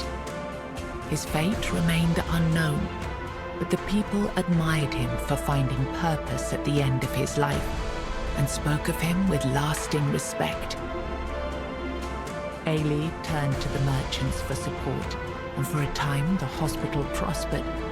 But when they began charging patients for care, she walked away and opened her own small practice, refusing to serve profit over healing.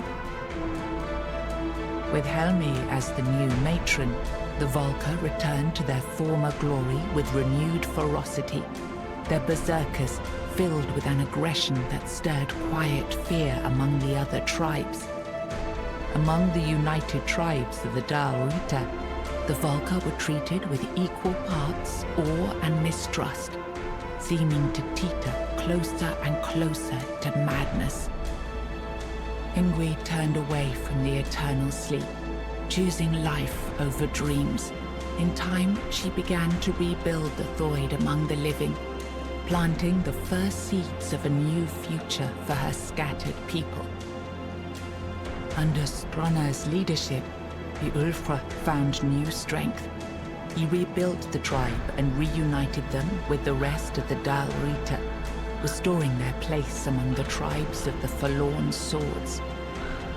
With the Stagfather slain and the old bonds broken, Balaam led the Svine towards a new path. He opened the tribe to the other clans of the Dal Rita and guided them to settle in the Mather mines. You accepted the mycelium's offer and let the spores consume Sagramor's body. Now the kingdom lies under fungal control, its people connected, obedient, and slowly fading into the roots that feed the spores. After returning to Camelot, Killian lived quietly for a time. When he vanished, few asked questions. Unsettling rumors had always followed him, and most preferred not to remember.